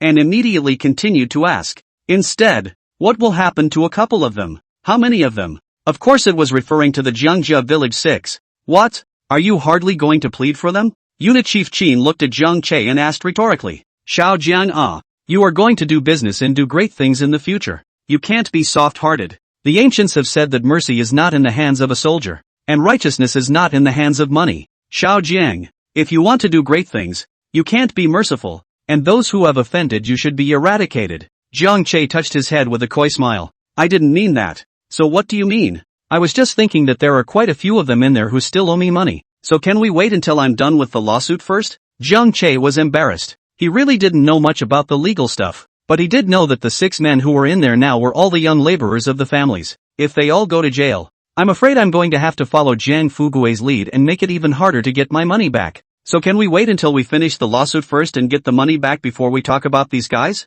Hearing Jiang Che's words, Unit Chief Qin looked at the sky speechlessly, and suddenly felt that he had been a bit overly concerned. A couple of them. I guess it's more or less a couple years in there before we say anything. Unit Chief Qin said. It's only been a few years. Jiang Che was quite disappointed. Chapter 65, the sky-high compensation of $500,000, to drive Jiang Bangkai to the wall. Return to the hospital. Jiang father and mother hurriedly pulled Jiang Che to the side and inquired. Shul, how's it going? The people at the police station didn't say anything, did they? Are you going to be okay? I'm fine. Jiang Che shook his head and opened his mouth. What about them? Jiang's father lay on the bed and asked questions. A couple of them are probably a bit up in the air. I don't know what the situation is right now, but at the very least they'll all have to be locked up for a couple of days before they're released. Jiang Che replied, not telling the truth. He was afraid that Jiang's father and mother would miss the friendship of neighbors for so many years, and then suddenly have an intolerant hesitation. All right, Father Jiang sighed. I don't know why it suddenly became like this. Dad, Jiang Che spoke again. I have a plan. What's the plan? Jiang's father was puzzled. I want you to go into town with my mom for a few days. Going to town? Jiang's father and mother were even more puzzled. Then suddenly you have to go to the city. And in the city, they don't have a house. Where will they live if they go? Dad, Mom, I'm opening a fruit store in town, and it's being renovated right now. And it always takes a member of your own family to keep an eye on it. I can't get away for a while, so I've been thinking about it, and I think it's best if it's just the two of you. Jiang Che contemplatively stated his reasoning. There's a member of my own family. Then I'm always a little more at ease. Yeah, the store? Shall you opened a store in the city? Jiang mother was surprised. Aha! A fruit store. It's probably going to be renovated in a few days. And then there's going to be fruit to carry and set up and all that. I can only rest easy with you guys. Mom and Dad. Jiang Che said slowly. That was the excuse he had come up with before he came back. Jiang Guodong, Jiang Dehua and their families, after they were arrested in the police station, will definitely not be satisfied. It's not unlikely that what happened that night when Wu Dahua Li Suqin made a scene in the Jiang family will happen again. Jiang's father is now injured. Can't stand the toss. That's how Jiang Che got the idea. Let's find a way to get Jiang's father and mother to the city first. Leave it to yourself to take your time with the Jiangjia village. Alright, the fruit store should cost a lot. We'll both go keep an eye on it for you. Jiang father nodded. Aha. I'll be hiring 3 employees as well, so you'll have an easier time of it then. Mom and Dad. Jiang Che smiled and stated his intentions. Okay. Jiang mother was full of smiles, looking at Jiang Che with a gaze full of relief. Chul, you are really growing up. It's good to have your own opinion. Jiang Che smiled and comforted Jiang father and mother for a few more sentences before turning to leave and going out for discharge procedures. Same time. South City. Crane Road Police Station. Jiang Bankai trembled and finally met Jiang Lily. When father and daughter met, Jiang Lily directly broke the defense, jumping into Jiang Bansai's arms and crying, Dad, help me, I don't want to go to jail, I don't want to go to jail. Jiang Bansai's old face was full of wrinkles. It seemed to have aged several years in this instant, and he kept gently pacifying Jiang Lily's back. It's okay, it's okay, it's okay. Dad save you, Dad will save you, Dad. Jiang Lily broke free and hurriedly dried her tears and said, Dad, it's not really my business. It's those city officials he's deliberately looking for trouble. I can't help it. I'm pissed off too. Dad, you have to save me. You have to save me. She cried out in pain. It also made Jiang Bankai extraordinarily silent. What's the use of talking about it now? It's long overdue. He also asked the police station police a long time ago. Jiang Lily unlicensed business. Random stalls, in itself a violation of the city management law. Even if the city manager's behavior is over the top, then there are laws to follow. Instead, it was Lily Jiang. It is itself operating without a license, and it also resists law enforcement and assaults law enforcement officers, causing serious injuries to them. This behavior has seriously violated the law. If you can't get an understanding from the victim or the victim's family, then the bottom line for Lily Jiang is 5 years or more. Lily Jiang's whole life. It's all ruined. Dad. Seeing Jiang Bansai's silence, Jiang Lily said again. They want $500,000. Said that if we give $500,000, then they can understand me and I won't have to go to jail. Jiang Bansai's body trembled once again. $500,000. Where did he get $500,000? All his savings together. That's only $370,000. How come there's $500,000? Dad, you're going to save me, right? You must be able to come up with $500,000, right? Dad. Jiang Lily looked at Jiang Bankai with another hopeful face and said. Jiang Bankai was silent, his heart even more bitter. Dad, I know I've let you down, but just this once. Just save me. Just this once. And I promise to listen to you and everything from now on. I am content to stay in Jiangjia village as the village head. Nice guy. It's all now. And Jiang Lily is still thinking that she can be the village head. Jiang Bankai finally raised his head slowly at this time. Aha. Lily, don't worry. Dad save you. Dad will save you. Jiang Lily instantly broke into tears, and her hanging heart finally fell, once again jumping into the arms of General Bankai. Dad, I knew you would save me. Well, Lily, you wait here for Dad while he goes to the hospital to meet them. Jiang Bankai turned around and walked out of the meeting room. It was just that Jiang Lily, who was full of joy, didn't even notice that the moment Jiang Bankai turned around and walked out of the meeting room, his body directly hunched over. Any harder and none of it would straighten out. As if it was just for a moment, Jiang Bankai became completely old. Jiang Bankai didn't know how long he had been walking. How many times did the phone ring in my pocket? Finally, we arrived at the First People's Hospital of Nanchang when it was getting late. Meet Asia Yang, lying in a hospital bed, and his family. Who are you? Young Asia's wife asked with a frown as she looked at the old man who suddenly walked into the hospital room. I'm. Jiang Bankai Peng unexpectedly knelt in front of the two just like that. Girl child. I'm sorry. I'm Jiang Lily's father. I've come on behalf of Lily to make atonement to you. Lily is still young. He doesn't know any better. He's too impulsive. This scene originally alarmed young Asia's wife, but after hearing Jiang Bansai's words, his face instantly sank. No need to kneel. It's no use kneeling. If kneeling works, what do we need laws for? Yang Asia's wife looked at Jiang Bankai and said in a deep voice, we have one claim. Either that or pay us $500,000 for all the damages. It's either that or jail. Your choice. Jiang Bansai's body shook, and when he looked up again, he was already in old tears. Not so much. Chapter 66, Jiang Bansai's Path to Crime. Girls, where do I get this much? Please can you hold your head high? Jiang Bankai was so old and tearful that he was close to kowtowing to them, but the other party was also obviously not a soft-hearted person, and with a cold face he continued. Then you go back. Get your daughter some extra clothes. It's almost New Year's and it's cold inside the prison. Don't. Jiang Bankai stood up and took 2 steps forward before kneeling in front of the woman again. Don't. Please, don't. I have only one daughter and I'm counting on her to support me in my old age. So you're saying I have other husbands? The woman glared menacingly at Jiang Bankai. That's the only husband I have. Look at your daughter. Take a look at how hard she hit. And my husband isn't waking up now. Ooh, I forgive your daughter. So who will save my husband? Jiang Bankai was silent. The body is also more bent. It's like it's never going to straighten up. I have money. Jiang Bankai finally said bitterly. But, not as much as $500,000. He knew it. The other side would never be soft. Then it was just a matter of spreading the bottom. How many do you have? The woman looked at Jiang Bankai and asked. I only have 370,000. 500,000 I really don't have. That's too much. Jiang Bankai stood up, took out $40,000 from his bag first and put it in front of the woman. This is 40,000. I'll pick up the rest tomorrow. The woman, however, shook her head slightly, and said with unmistakable determination.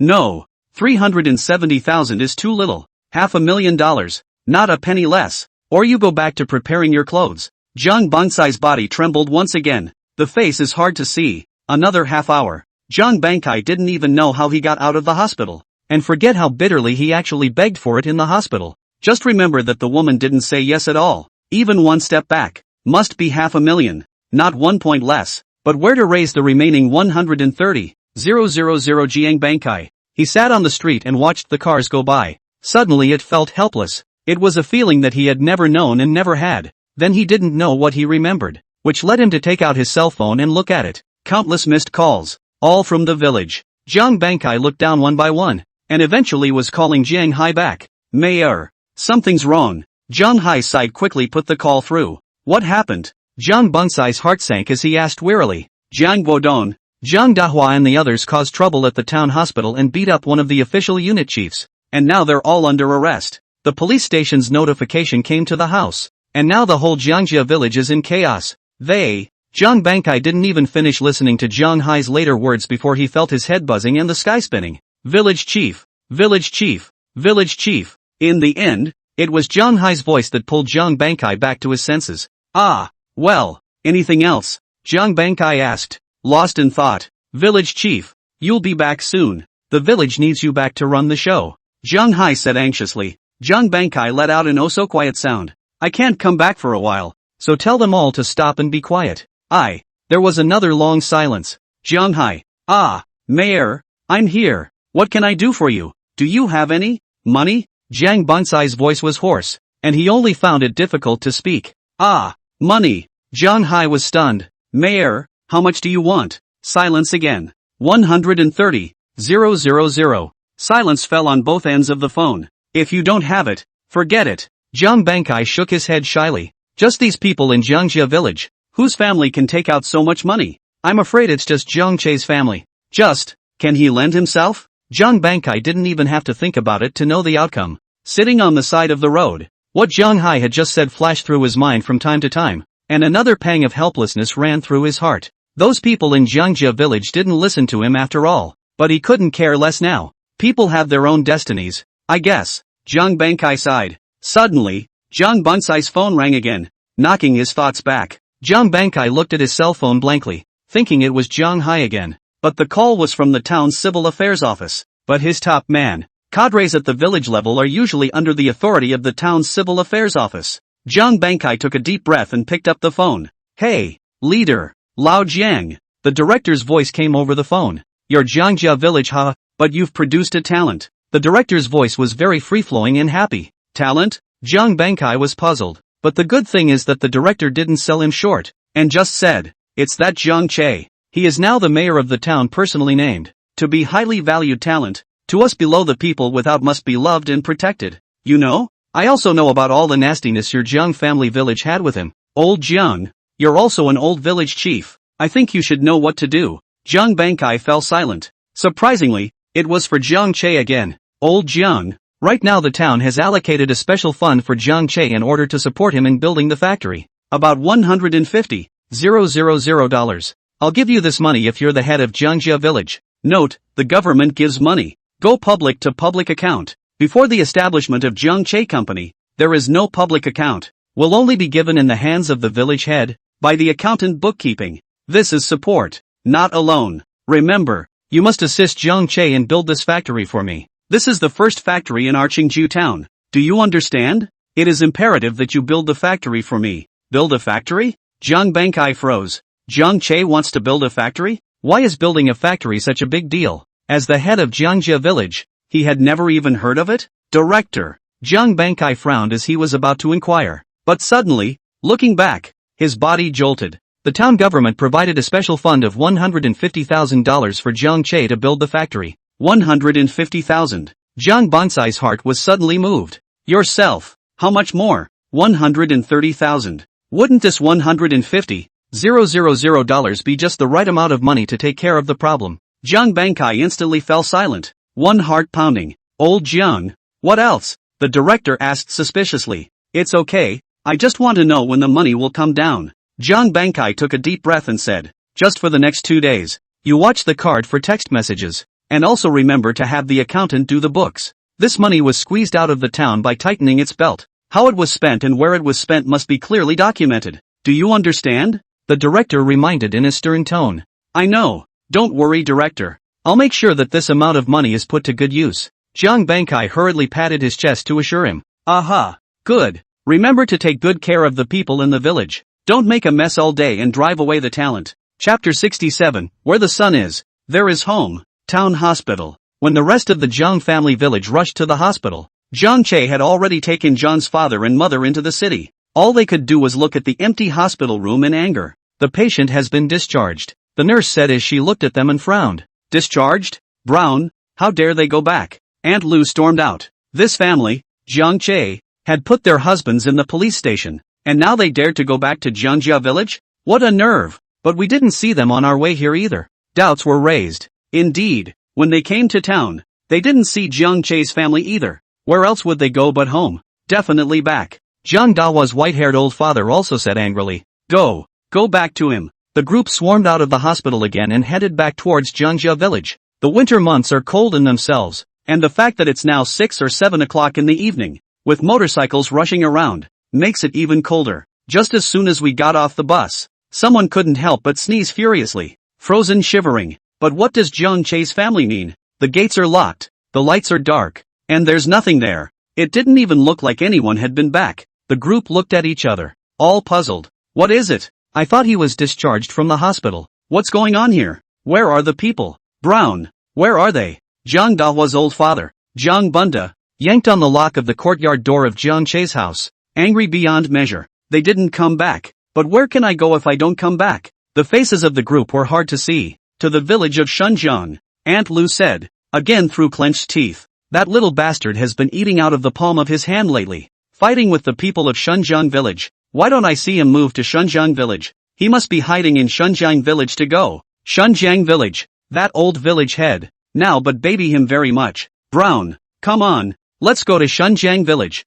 We have to get that little pussy out of there tonight so he can go and set our man free. But there were few respondents. It's too late now, plus it's really cold, and some people are already fighting back sneezes under the continuous cold. If this goes on, don't let Jiang Che not find it. His family man has not been released, but he himself is going to catch a cold and have a fever first. Why don't we wait until tomorrow? I'm feeling cold and I'm afraid I'm going to catch a cold. Me too. Wait for tomorrow. Yes. It's better to do it tomorrow. It's really too late now. And anyway, that little pussy's home is right here, so we can't be worried that he'll run away? When no one responded, Auntie Lu could only give up. So she said, okay, tomorrow we'll go to Shunjiang village together again. We can't let that little pussy run away. Back home, the landline phone at Aunt Lu's house suddenly rang. Auntie Lu had just picked up the phone when the cheerful voice of her young grandson, Jiang Wanwan, came from inside. Grandma, I missed you. As soon as she heard her eldest grandson's voice,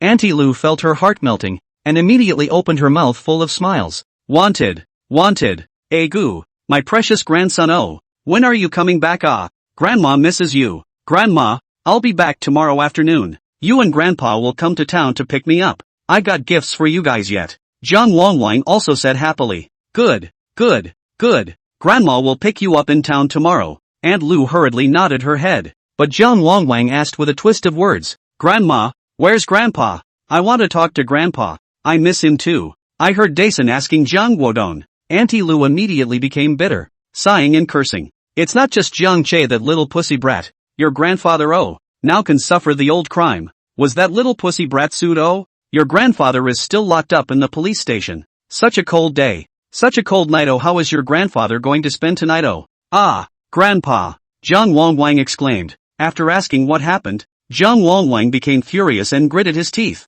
saying, Grandma, don't worry. When I come back tomorrow, I'll avenge you all. I'm going to make all the glass in his house break cleanly this time. Good. Aunt Lu applauds. My big grandson is awesome. Only so young to know how to stick up for your grandparents. That's. Zhang Longwang was incredibly proud. Same time. South City. Jiang Che first took Zhang father and mother to his own store to take a look. Since it was late and the workers who were renovating had already gone back, the store was dark and there wasn't much going on. After pulling the store door open to give Zhang father and mother a glance, Jiang Che once again brought them to the nearest hostel that had already been booked. Little Che, according to me, we'll just stay at your store for the next few days, and we'll save spending this wasted money, Zhang mother said on the way, her tone all about saving. When she heard Jiang Che say that the 2 rooms combined would cost more than 100 a night, Zhang mother simply had to drop her jaw in shock. What kind of house is so expensive? Can you become immortal by living in it? Son, you hurry up and return one later. Your dad and I can hit the ground running.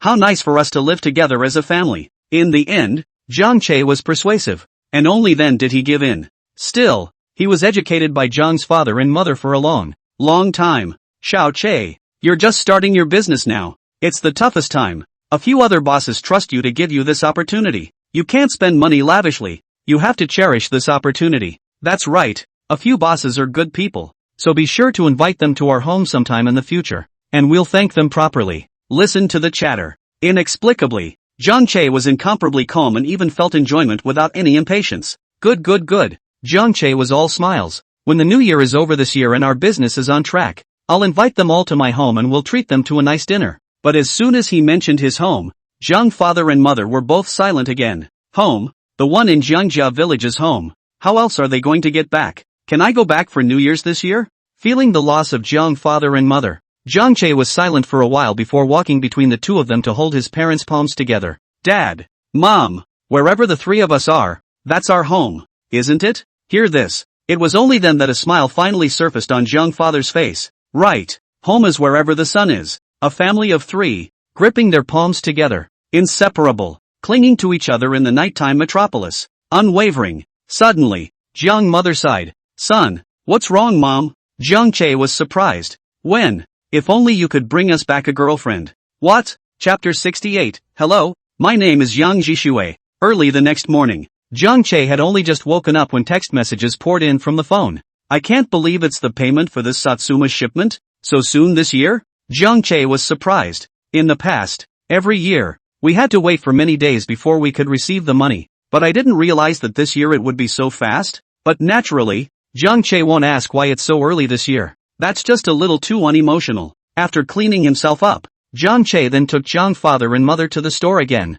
Repeated reminders on the road. Never try to interfere with the work of the decorators. They know how to do it. Just need Zhang father and mother to watch from the side. Anyway, Jiang Che never intended to really let his parents help him with anything. Just looking for something to do. Not so much as to keep them idle. It's a well-known fact that as soon as a person is idle for too long, he or she will always think about something and then do something a little bit more than you realize. Jiang Che didn't worry about Zhang father and mother doing anything. Rather, he was afraid that they would idly go back to Jiangjia village again. It's certainly not that they don't want them back. Rather, he couldn't go back until he had completely resolved the Jiangjia village. When his parents were settled, Jiang Che then went to the computer city. 10 years. Internet technology is not as advanced as in later times, or even far from it. But surveillance and the like have also been widely available on the market for a long time. Only at this point, the surveillance volumes are huge, and they're all plugged into memory cards, so you can't do real-time playback. But Jiang Che still bought several in one go.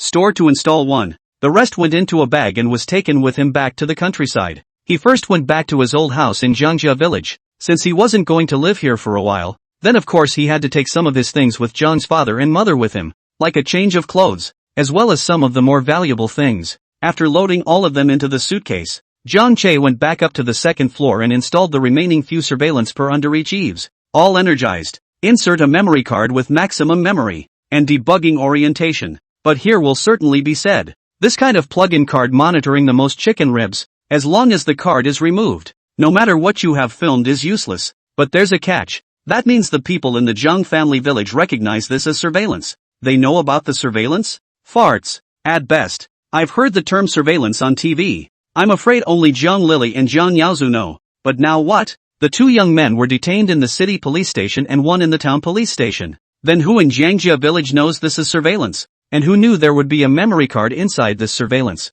Therefore Zhang Che had no worries. After doing everything, Zhang Che pulled his suitcase and headed over towards Shunjiang village. Now that we've got the payment, then of course it's just given out. Why else would you hold it in your hand? At this time Alibaba are just starting out. Even smartphones are not yet popular. It is difficult to exist in the balance of the treasure to eat interest. After sending the money taken out to the old village chief, the entire Shunjiang village, that's the face is almost smiling. This price is not comparable to the $1.03 in Jiangxia village, but it is good enough compared to the 80 cents and 70 cents in other villages. Koto, why don't you stay for dinner? After handing out the money, the old village chief looked at Zhang Che and said, that won't be necessary. I have to get back to town. Zhang Che scratched his head. Well, yes for sure. The old village headman was smiling and, you've done our Shunjiang village such a great favor. The meal is definitely for you. There is also the matter of yesterday's hospital. I also know. Hey, this old Zhang are about to retire? How the dim move iterative. Really? The old village chief shook his head. Come on, let's go to my house for dinner. Grabbing Zhang Che's arm, he walked back, but as he walked, he suddenly seemed to think of something else, watching Zhang Che open his mouth with an odd expression. That's right, Koto. I seem to have guests in my house today, but you don't have to be polite. It's just like going back to your own home. Just do whatever you need to do. You have a guest? Zhang Che froze. Old village chief, you have guests at your house, so I won't go then. Way to go. Way to go. The old village chief was still clutching Zhang Che's arm tightly. I've talked to my wife. I've cooked for you, and I'm sure I'll be there. Zhang Che was helpless, had to follow along. It didn't take long to reach the old village chief's house. It was a modest rural courtyard, and although it was only a bungalow, the yard was neatly cleaned, and there were not a few weeds to be seen. Yard entrance. There was a white sedan parked. I think it's the old village chief's mouth that the guests opened up. Before even approaching, there were again heard bursts of laughter coming from inside. Very happy. Zhang Che couldn't help but stop in his tracks. Old village chief. I'll pass. Gotta go. Gotta go. Come what may. Come what may, isn't it? Zhang Che was even more helpless. One could only follow the old village chief into the courtyard. As soon as he walked in, Zhang Che saw a young woman with short shoulder-length hair and a tall figure, standing at the edge of the yard looking at the chickens in the pen, and from time to time throwing 2 pods in her hand, watching a few roosters in the pen fighting over the pod. And in the middle of the courtyard was a middle-aged woman with an old lady. The old lady should be the old village chief's wife, was sitting on a plastic stool, talking and laughing with the middle-aged woman. Hear the footsteps. Everyone looked toward them. Uncle. The young, tall woman turned and greeted the old village chief. Uncle, you're back. The middle-aged woman in the center of the courtyard also stood up and looked at the old village chief in greeting. Sit.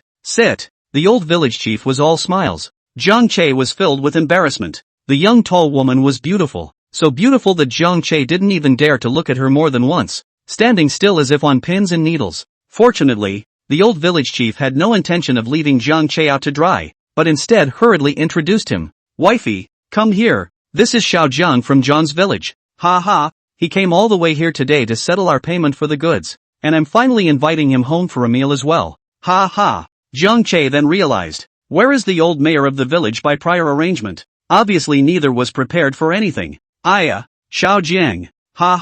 My old man keeps telling me about you. The village chief's wife looked at Zhang Che up and down, very satisfied. Zhang Che smiled bitterly and said after also greeting him, came in a hurry and didn't have anything prepared? I'm really sorry. It's okay. The mayor's wife laughed. I'll go in and cook first then. I just killed a big rooster. we're having spicy diced chicken today? The old village chief introduced the middle-aged woman to Jiang Che again. It turned out that it was the niece of the old village head, a person from Mang village next door, but the person is now a junior high school teacher in the city, and therefore seldom comes back. It's not taking advantage of the fact that it's winter break to come back and stay now. The young, tall woman is then the daughter of the middle-aged woman. Jiang, this is Yuki. Yuki, this is Jiang. You're both college students. You have something in common. Ha ha. The old village chief looked at Jiang Che with an odd smile. In an instant, Jiang Che's scalp went numb, but the young, tall girl reached out her hand to Jiang Che in a graceful manner. Hello, my name is Yang Jishui.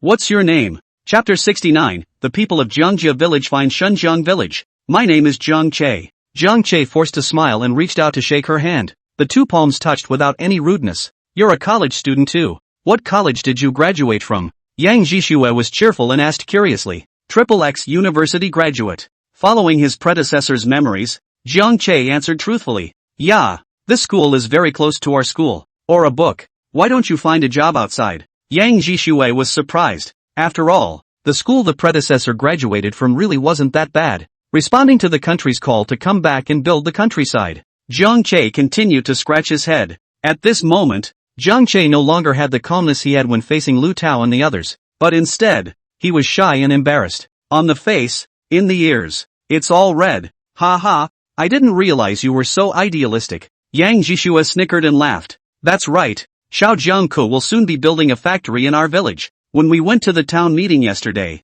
even the mayor praised him. Not far away, the old village chief hurriedly interjected. Yeah, Yang Jishua is laughing again. Then you're pretty good. Jiang Che was embarrassed, causing Yang Jishua to burst into laughter again. By the way, I'm from the Longhua Police University. I just graduated this year. Sort of a few terms behind you. Yang Jishue introduced herself again. Rokoko Police University? Full name, Longhua People's Police University. Jiang Che was stunned. Couldn't help but look at it a little more again. Wan did not expect the tall, short-haired beauty in front of him to be a graduate of the police university. Jiang Che asked a very retarded question. So do you guys graduate with a package? Put. Yang Jishue really laughed. She was pretty in her own right, and this smile made her even prettier. Jiang Che hurriedly averted his gaze. Don't dare to look. I'm afraid that if I look at it, I won't be able to take it back. Yeah, we just graduated from the package yet. I'm now a grassroots police officer at the XXX police station in South City.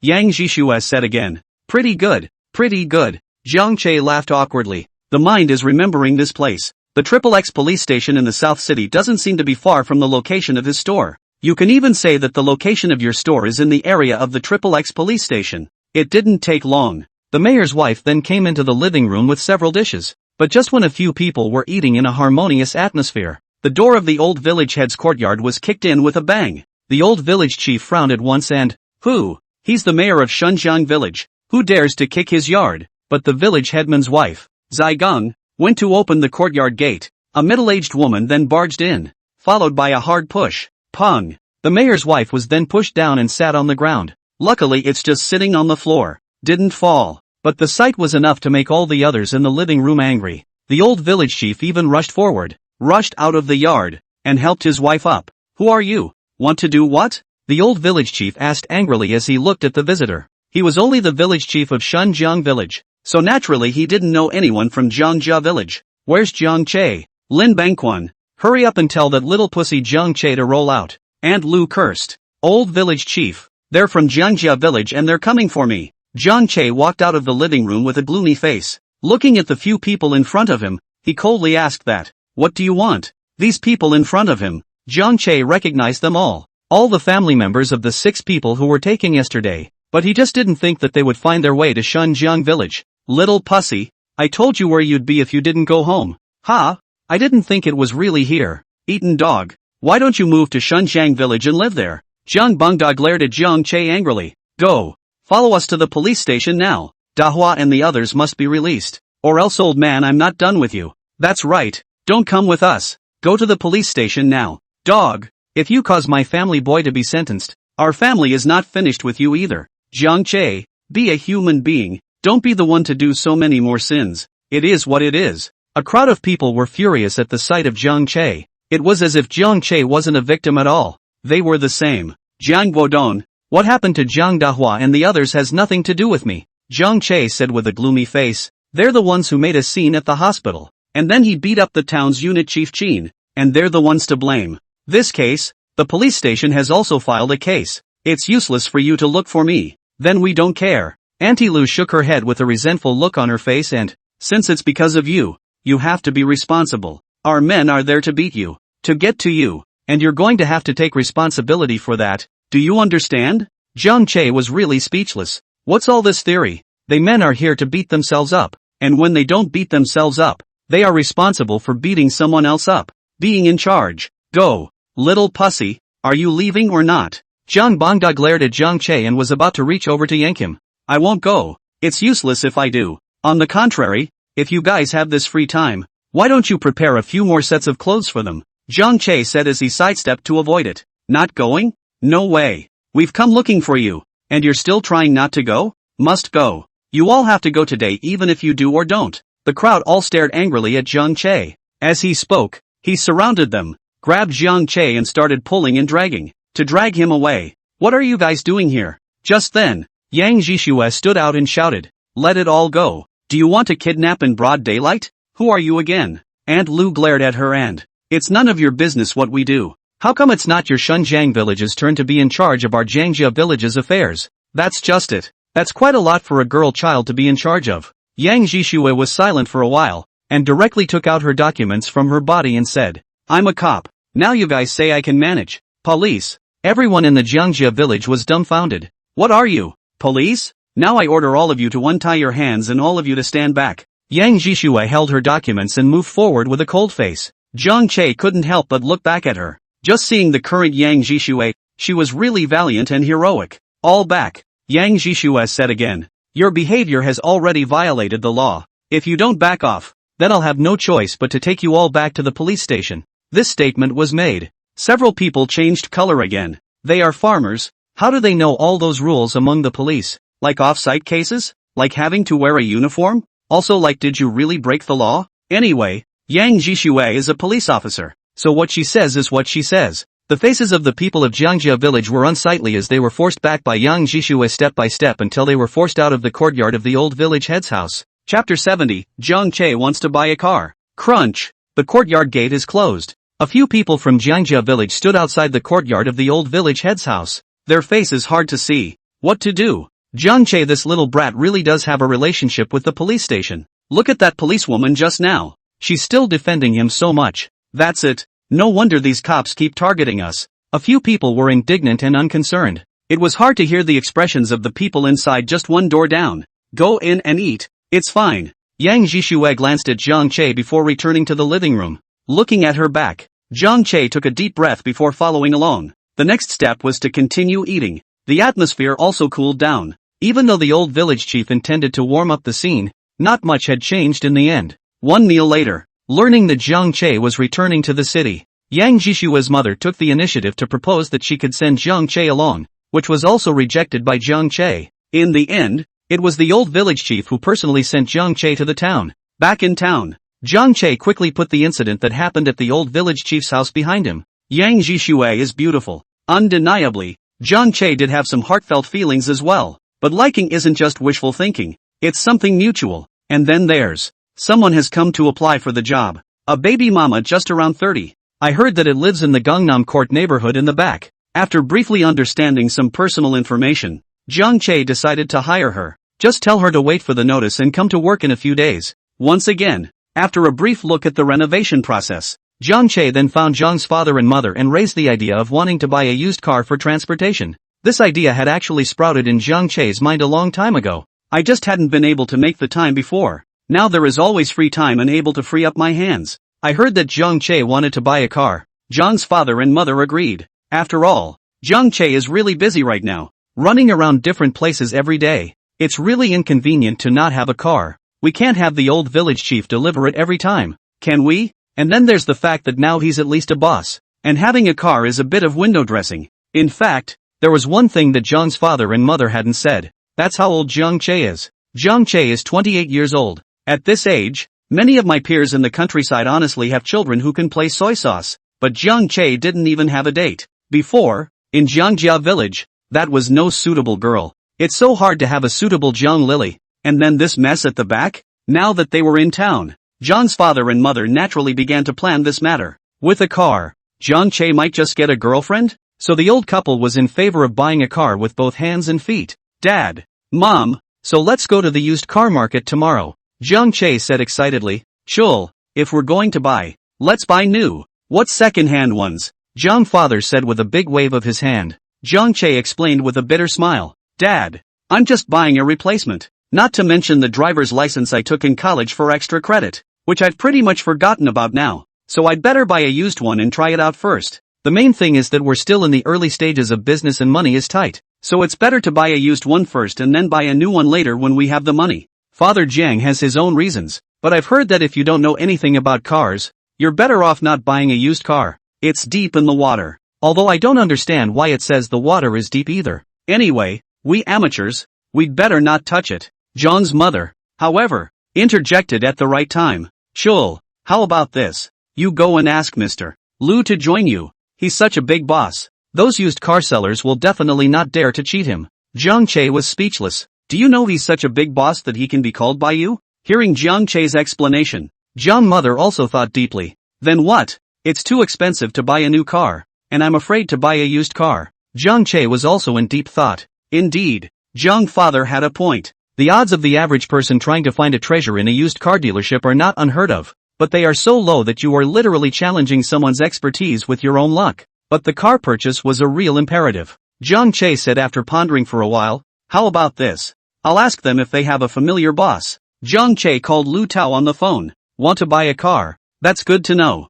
But Lu Tao laughed after hearing this. This way, you go to old Wu. His brother-in-law is in the used car business. Let him set you up and make sure you don't get screwed. Old Wu. Mr. Wu, one of Jiang Che's shareholders. He was also the first one to agree to give Jiang Che shares in the first place. Only a few of Mr. Wu's supermarkets are over in the new town of Nanchang, and the new town is still under construction. So Mr. Wu has been very busy. That was why Jiang Che had gotten closer to Lu Tao and the others. Good. Thank you, Mr. Lu. Jiang Che hurriedly thanked him. Ha ha, we're all on our own. What's there to thank? Lu Tao added with a laugh. By the way, it's my birthday in a couple days. Remember to ask elder brother Jiang and the others to come to the city together. Jiang Che froze. Spinning around, he agreed. Painfully. Good. We'll be on time. After hanging up the phone, Jiang Che told them about Lu Tao's birthday in a few days and the banquet for John's father and mother. John's father and mother were both happy.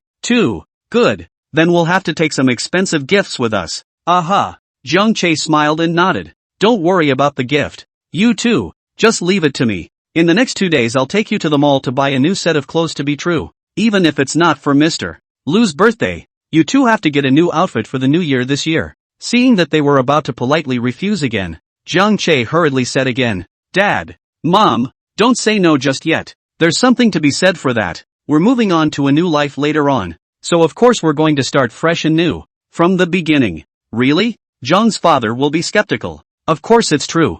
Jiang Che hurriedly assured. That's fine, but it can't be too expensive. Jiang mother smiled, her face full of wrinkles blossoming. The seams are filled with the desire for a brand new life. After chatting with Jiang father and mother for a few more moments, Jiang Che then called General Manager Wu again. On hearing that Jiang Che wanted to buy a car, Mr. Wu asked after only a slight hesitation. How about this? Xiao Jiang, you don't need to buy a car either. How about coming to get my car and drive it first? It just so happens I bought a new Audi the other day. An old car sitting in the garage is sitting. Jiang Che said directly after hearing that. Mr. Wu, tell you what, I'm too lazy to go out and buy more. You make me an offer on the car and I'll buy the old one you traded in. Mr. Wu's previous car Jiang Che has seen. It's a very dominant Toyota and supposedly expensive. Mr. Wu on the phone was also silent for a while, then laughed and said, Koto, just take it and drive it. Talk about money. Tell you what, Mr. Wu, I'll give you $200,000 for your old car.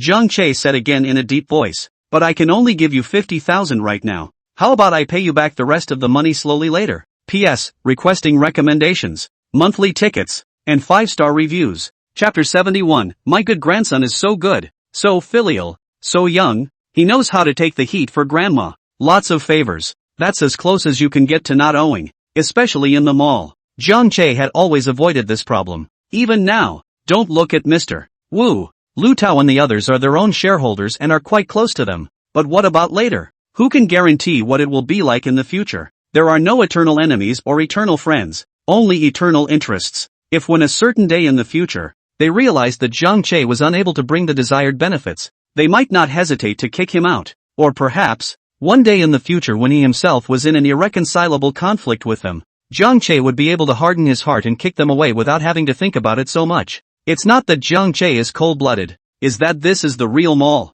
The shopping mall is the battlefield, even more treacherous than the battlefield. It's like what Lu Tao said, a successful businessman must be self-serving. Mercy is not in the hands of a soldier, and righteousness is not in the hands of a man. After settling with General Manager Wu, Zhang Che also finally let out a sigh of relief. But Zhang's father was a bit confused. 200,000. Buy a used car. Might as well get a new car then. Zhang Che smiled and explained. They won't screw me for a while. I've seen that car. It landed at 600,000 or 700,000 dollars when it was new. 200,000 dollars to buy is definitely not a loss. Not to mention the fact that we only have 50,000 now. There's 150,000 left. I'll give it to him later when I have the money. That's fine. It's up to you. Seeing that Zhang Che had his own considerations, Zhang's father and mother didn't get too entangled, but began to fantasize about the future. Wait a few days. You get the car. Mom will ask someone to introduce you to a person. Are 28 years old, also to the age of marriage. When the time comes to have kids, your dad and I will still be able to babysit for you, and you two will drive out on a trip. I've heard people say that young people like to go out on trips nowadays. Mother Jiang rambled on. Zhang Che had a headache and hurriedly walked away. Same time, the town of Qingjiu Station. Aunt Lu was sitting on her tricycle, holding her little grandson Zhang Wangwang who just came down from the bus. Auntie Lu's old face was all smiles together. Go Wangwang, Grandma's good grandson haven't seen you for a few days, can miss Grandma to death. Gu, it's only been a few days since we went to your grandmother's house and you've lost so much weight? Is it possible that your grandmother doesn't want to give you good food? If you ask me, it's still Grandma who's good to you. So next time we won't go to her house. Okay. Gu, good grandson. Simply heartbroken Grandma. Grandma treats me to a big dinner out every day. Zhang Wangwang happily sat on the back of the tricycle. Eat KFC every day. I have to go to Grandma's for New Year's. What chicken? Auntie Lu froze. What's so good about chickens? We have plenty of them at home. Wangwang, if you like chickens, Grandma will kill one for you tomorrow. But I didn't expect. But Zhang Wangwang covered his mouth and stomach and laughed behind the tricycle. Grandma, it's KFC, not chicken. Aunt Lu was even more puzzled. It's not a chicken you're chewing on. How come it's not a chicken again? These city people are really sick. Blind preaching. The chicken still has to be nibbled on. Wang Wang, you can't learn from those city people. The chicken, we just fry it or stew it. Only beggars nibble it. Look at Hong Qigong on TV. He's a beggar. Eating chicken is just nibbling. Hong Qigong is also well on his way. It's all good for KFC. Zhang Wangwang's stomach was about to hurt from laughing. Grandma, that's KFC. It's only for foreigners. We have to be 50 or 60 to eat it once. What? Foreigners only? Aunt Lu was surprised. Is it good? Yummy. Zhang Wangwang is 11 or 12 years old. Just when he likes to eat these, said with his mouth full. Grandma, when will you take me into town? Why don't you take me to KFC once too? I'll give you a chicken leg. It's guaranteed to be super tasty. I'm not eating it. Auntie Lu twisted her head and said faintly as she started her tricycle. Your grandmother just feeds you this junk food all day long. No wonder you've lost weight. Your mom's all still out there working. She has a good life. Casually eat once or 50 or 60. So much money. Do not know to give your mother to take some? Just know that they are alone to get away with it. I'll be damned. Want? You can't take after your grandmother from now on. The main thing we do as human beings, is filial piety. And then it's about helping your sons and daughters as well as you can. And not being so selfish like your grandmother. It's best to be just like Grandma. You see, I haven't been the one to bring you up all these years. What did your grandmother care? Just pick you up every year for a couple days of fun. Zhang Wangwang hurriedly hugged Auntie Lu's neck from behind and said with a smile, well, Grandma, Want knows that you are the best for me. Want will definitely be filial to you in the future.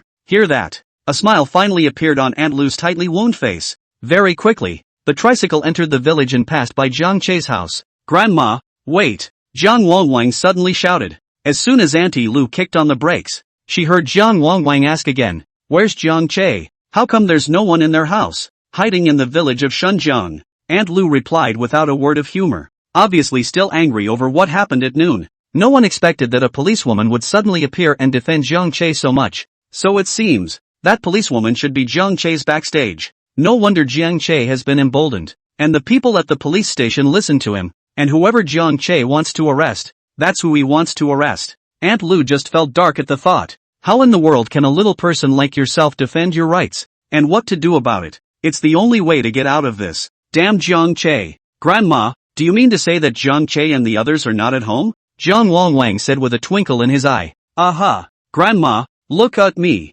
Jiang Longwang turned around and rummaged around in his bag. Then very quickly, a powerful slingshot was taken out by Jiang Longwang. Grandma, let's see me help you out. After jumping off the tricycle, Jiang Longwang picked up a stone and loaded it into the slingshot, then pulled it hard. Whoosh! The stone landed on the front glass of Jiang Che's house. Bang! Wow! In an instant, the glass shattered and a large chunk of it fell into the yard. But Jiang Longwang didn't stop for a second. Once again, he picked up a rock and ejected it again. One moment, there was a pang and another piece of glass shattered. Jiang Longwang picks up where he left off, hands up and bow down. The glass of the small two-story building of Jiang Che's house, that was broken on one side after another. It didn't take much time for it all to shatter. Aunt Lu sat on her tricycle without any intention of trying to stop it. Instead, they kept clapping with excitement and, good, my good grandson is awesome. So filial, so young to know how to protect and stand up for grandma. Chapter 72, You Go to My Dad. My dad has money. Yet just as Aunt Lu clapped her hands together, she and Jiang Wang, that's not how to think. Right underneath the four eaves of Jiang Che's house, there were four extremely inconspicuous cameras that were recording everything they did. Just in the near future, it's also these four little security cameras. It would be a nightmare that would linger with the family forever. Detention centers. At this time, Zhang Lily has been transferred to the detention center, as required by law. A police station is not a custodial unit. Therefore, all persons who are to be detained will be transferred to a detention center after a certain period of time. And yesterday the reason why Zhang Bangkai will see Zhang Lily in the police station, that is because it has not yet been transferred, and now the time has passed a day. According to the normal process to go, Zhang Lily naturally be transferred into the detention center. Zhang Lily, someone wants to see you. Zhang Lily was mentioned in the receiving room, but the person who came was not her father, Zhang Bangkai. Instead, they were two middle-aged men. It was the owners of the two big trucks. Both are still confused,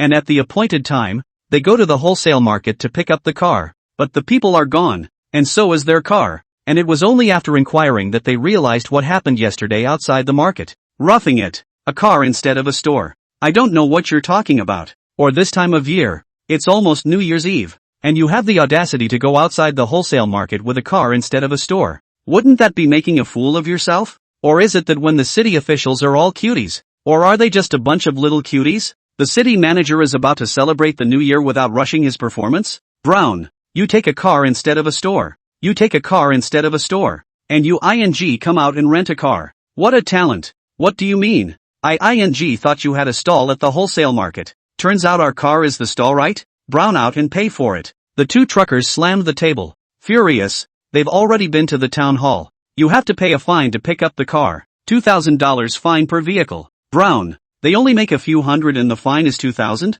How could two truck drivers possibly want to pay that? So after much poking around, they found the detention center now. Again, hit apply. Again with the typing of the report. That's how I met Lily Jiang. Note, it's a pain in the ass. It's a pain in the ass. It requires artistic processing. It's actually a pain in the ass. It's a pain in the ass. It's all about applying far in advance. I don't have any money. Zhang Lily cried directly. All my money was confiscated by the city police. I don't have any money. I don't have any money. I really don't have any money. That city manager even asked me to pay for it. I'll pay $500,000. How can I have the money to give it to you guys? I don't have any money. I really don't have any money. Please let me go. Ooh, I'm so sorry. I shouldn't have taken over this mess in the village. I'm so sorry. Please, please, please, I really don't have any money. Zhang Lily cried out in pain. Snot and tears fell down together, and his heart was full of remorse. Had she known, she wouldn't have taken over this mess in the village anyway. Satsumas are really hard to sell. Woohoo. And Dad, isn't Dad going to save her? Why hasn't it come in yet? It's so cold in the detention center. Just a thin quilt. She was waking up freezing again and again last night. She can only curl up together. but it's still freezing cold. Bone-chilling cold. Dad, help me. Help me. Lily wants to go home. Lily wants to go home. However, listening to Zhang Lily's cries, the two people on the other side were not the least bit moved. Then we don't care. City Hall has our cars now, and our brothers have been there, and they want $2,000 in fines, $4,000 for 2 cars. We don't care if you have money or not. This fine, you have to give it to us. Otherwise, then we'll have to ask for it in your village. That's a $4,000 fine that they must not let go of. Even if Zhang Lily is pathetic. So what? That big truck is what they need to feed their family. They pitied Zhang Lily. And who will pity them? Hearing that the 2 truck drivers were going to the village to ask for it, Zhang Lily was in a hurry. Went to the village. Then won't everyone know about her being arrested by the police station? And how can she be the village head in the future? Good lord. She's thinking about being the village chief now. No. No. You can't go to the village? You go to my father. Yes. Yes. Yes. You go to my father. My father has money. You go to my father to get you money. Zhang Lily said as soon as she wiped her tears. Looking for your dad? The 2 truckers looked at each other. That still leaves the village. And they originally intended to go to the village to find Zhang Lily her father to get money. They can be heard the day before yesterday. Zhang Lily his father is the village head of Jiangjia village. There must be money in hand. Yes, but you can't go to the village to look for them. So let me give you my father's phone number. You guys call him and tell them to get you the money. My dad has money. Woohoo. And by the way, you guys tell my dad that it's so cold in here. I can't stay here all day, so he should hurry up and figure out how to get me out. Woohoo. Walk out of the detention center. The 2 truck drivers took the phone and called Zhang Bankai. Toot toot toot. Busy tone. Long blind tones. No answer. The other trucker, unbelieving, called as well. And again there was no answer. Brown. That is lying to us. Whatever. Just go to the village. The 2 of them didn't care what concerns Zhang Lily had, as long as they could get the money. Immediately the 2 men put their heads together. Just head for home. It's getting a little late now, so I'll go get the bus to Jiangjia village in the morning. The town of Qingjiu. Police stations. Zhang Bankai bent over. Was listening to a couple of civilian police officers briefing him on the case. So village chief Zhang, it's not that we don't give you face. We really can't do this matter either. You said that if a few of them beat up an ordinary person, they would mediate and get over it. But this time it's different. They beat up the official head of the unit and in front of so many people at the hospital. What do you think can be done? Can Unit Chief Chin spare them? After that, a police officer said with a helpless show of hands. Brown, what's all this about? He himself just didn't follow through yesterday and this happened. Beat up one of the official unit chiefs. Mud. Especially since my own daughter is still locked up in the police station. He still had to come and worry about the others. Zhang Bangsai's heart is on fire. So that means it can't be done? Can't do it. The police officer at the police station spread his hands. Unless they can gain the understanding of Unit Chief Chin, who will personally give us a letter of understanding, we can only release them on our side. Otherwise, then it can only be dealt with as provocation and willful injury. Chapter 73, You're the village chief. You're responsible for getting people out. To gain the understanding of Unit Chief Chin? How can I gain the understanding of Unit Chief Chin? Again, understanding. Zhang Bankai walked out of the police station with an ugly expression. And only then did he realize that it was already late in the day. Looking at my cell phone, I was surprised that the time was already 7 in the evening, and 2 missed calls from unfamiliar numbers. Zhang Bankai also did not call back, but shivered and searched for half a day in his cell phone. I finally found the phone number for Unit Chief Chin. The phone dialed, and the voice of Unit Chief Chin rang inside. Hello, I'm Qin Shang. Unit Chief Chin. I'm Zhang Bankai from Jiangjia village. Ah, Zhang Bankai hurriedly said. Don't look at him as a figurehead in Jiangjia village, but it was limited to just Jiangjia village. Out of Jiangjia village, he's really nothing as a village chief. In the town official, those leaders with him polite sentence will call him Jiang village head. But in fact, Zhang Bankai himself knew. A village chief of a poor village like yourself is not really taken seriously by anyone in the town. So it's village chief Zhang. Chief Chin's voice was not salty. Calling at this hour. Is something wrong? Chief, I'm calling, actually, about yesterday. Zhang Bankai said in a shy voice. Back to the village. There was no talk all night. When Zhang Bankai woke up the next day, then he began to gather the families of Zhang Guodong,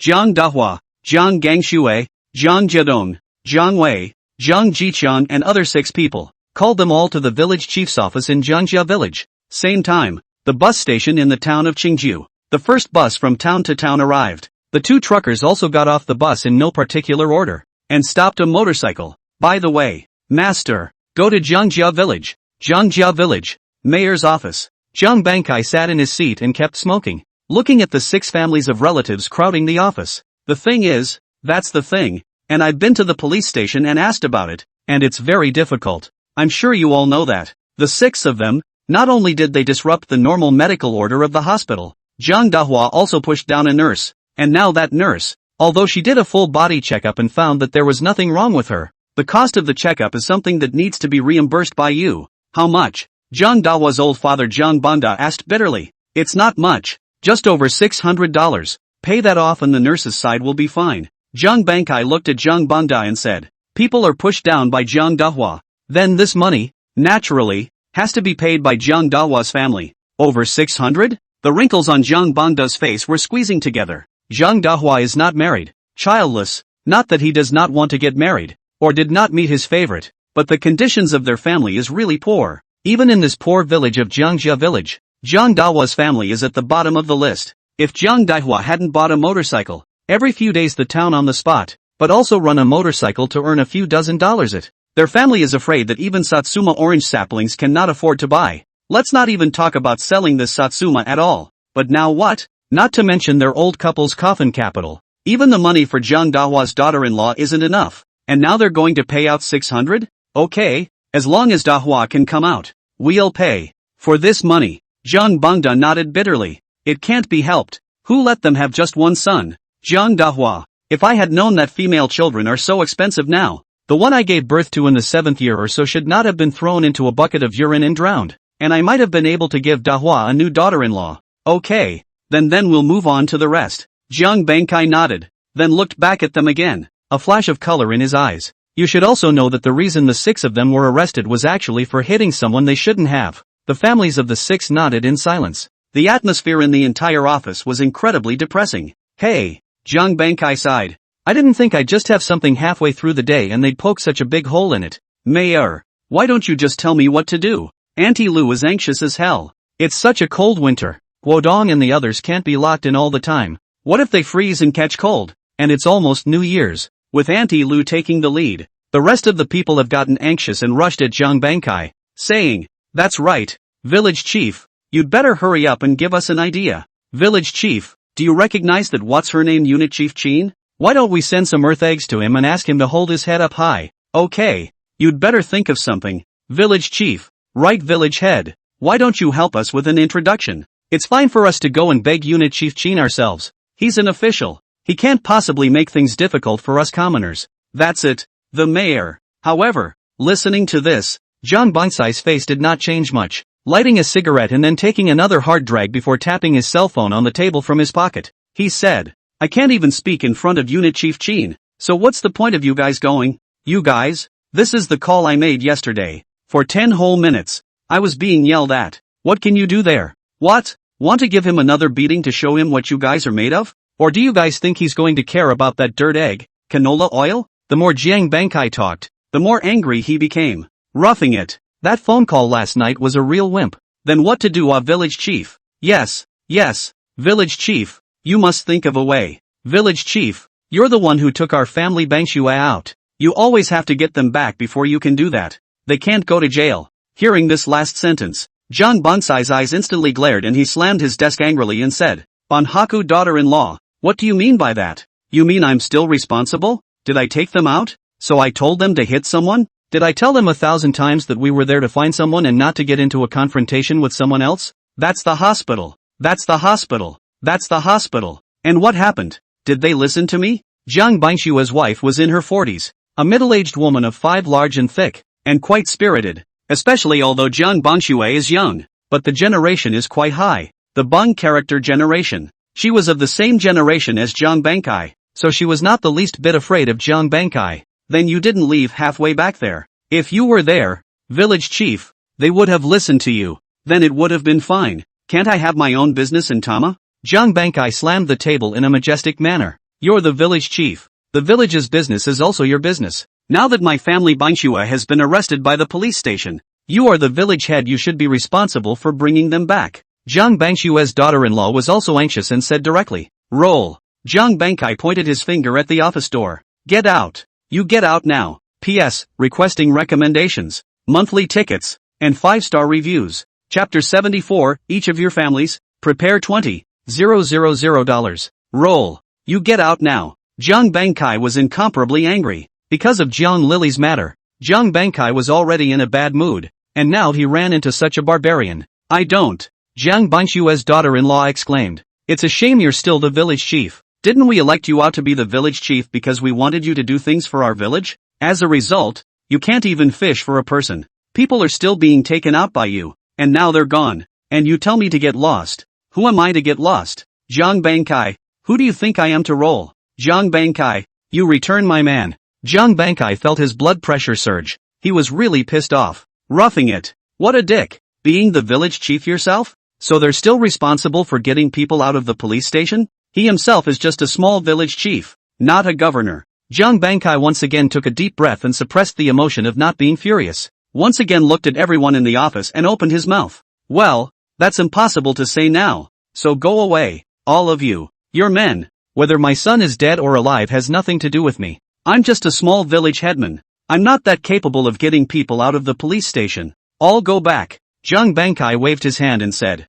Don't village chief. Mayor, that's not what we meant. Yes, Mayor, that's not what we meant. Mayor, we're just a little too concerned about them. Someone else looked at Jiang Bangshue's daughter-in-law and whispered, Banksy daughter-in-law, you'd better apologize to the village chief. The village chief has a point. He's not the head of the police station. How could he possibly fish someone out of the police station? Yes, Bankso's daughter-in-law, you'd better apologize to the village chief. But Jiang Bangshue's daughter-in-law was also stubborn. Not only did she not apologize, but she even pointed at Jiang Bangsai's nose and cursed. Jiang Bangkai, I'm telling you, if my man doesn't come back, I'm not done with you. Then, turn around and leave the office. Looking at her back, Jiang Bangsai's face was hard to see. It was only after the others had persuaded them for another long time that Jiang Bangkai reared his head and looked at them and said, You guys really want to get them out?